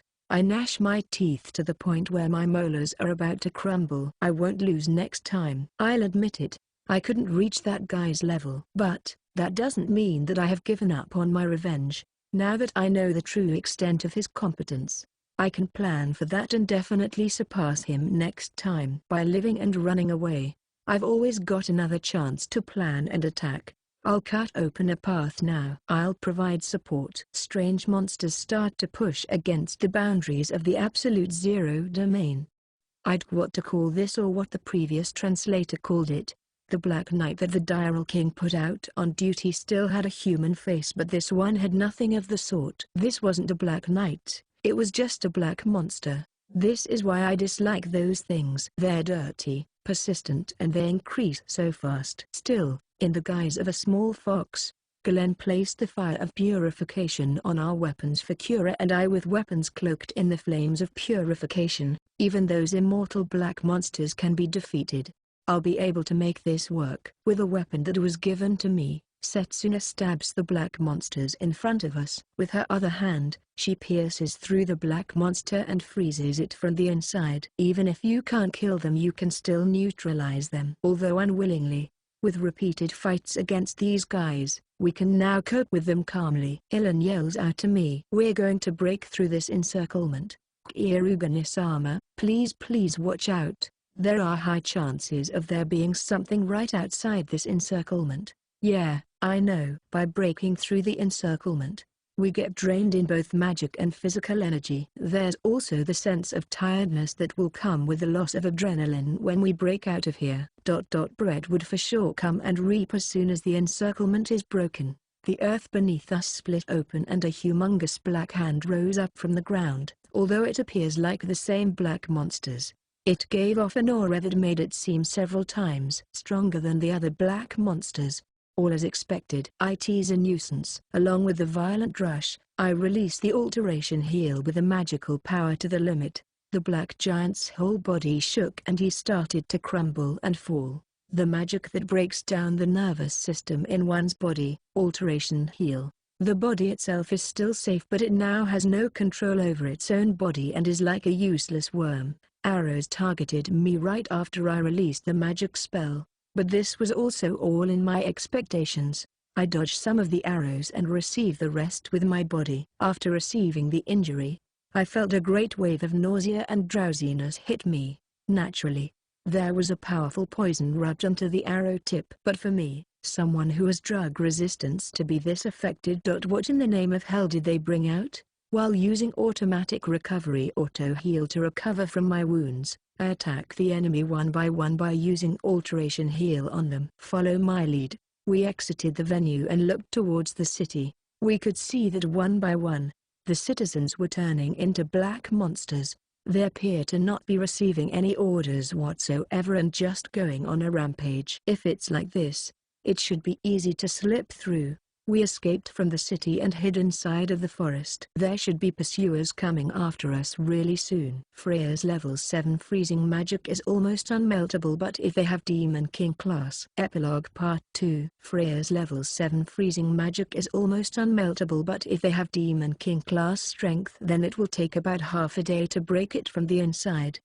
I can't even be sure if Brett is actually frozen inside completely. And it's impossible that that guy made an organization that's too weak to move on its own without their leader. With that man's thinking, he should have at least had 2 methods to trace and give instructions. So what's it going to be? Hero of healing. How are we going to get back? The path back should most likely also be blocked. The man who accompanied us, Prince Castu of Enritta Kingdom, questions me. It's definitely blocked. Brett will erase all existing people in this country, or he will change them into monsters and send them as puppets into other countries. The thing that Brett wants to avoid is others knowing that the people have no awareness of what he had done only until right before they get changed. Humans turning into immortal monsters with the power to even injure the heroes. This kind of thing can only be thought of as terrifying. But the thing that I am scared of is that unlike the Black Knights that the Diral King was using, the people of the Grandspark Empire were scared when they became black monsters. In short, they were not aware that they had become monsters already. There is even a chance that many people in Diral Kingdom are already turned into these monsters without even realizing it, and are left to transform fully into a monster. It is even possible that these monsters have infiltrated to other countries too. By doing this, he can destroy any force from the inside. It's a repulsive power to think of. This is indeed very bad. That man called himself the Great Demon King, but in reality the situation is much worse. If it was only that he was very powerful, it would be possible to find a way to beat him, but with this situation, that's right. His goal, ultimately, is to create a utopia where he and his ideal boys talk about love forever. But there are so many patterns in the process that you can't read it. Even if you could at one point, he'll change his plan quickly. The first step for the process of reading his hand is to try and figure out what he has to do first to get to his goal. For countries, the survival and prosperity of the country is the most important. To make sure that they achieve this, there are certain situations and conditions that they can never back down or advance on. By knowing those conditions or situations, it is possible to bind the other's hand to a certain extent. But in this situation, I'm not sure what our next move should be. If you do it normally, they will take the advantage. And when you think of the difference in military strength, it's impossible to think that it would be easy to win. Kieruganisama, even if you can't read their hand, you can still guide them. Although there are dangers attached to this plan, that's true.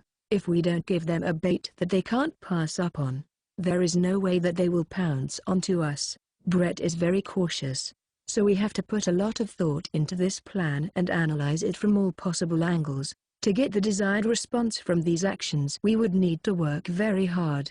That is why it is necessary to create a situation where it is impossible to lose unless a miracle occurs. But I also think like this: if you do not take a high enough risk, it is impossible to attain victory. Please wait a moment, Kieru-sama and Ellen-sama, this kind of thought should be left till later. For now the priority is to figure out how we are going to get back.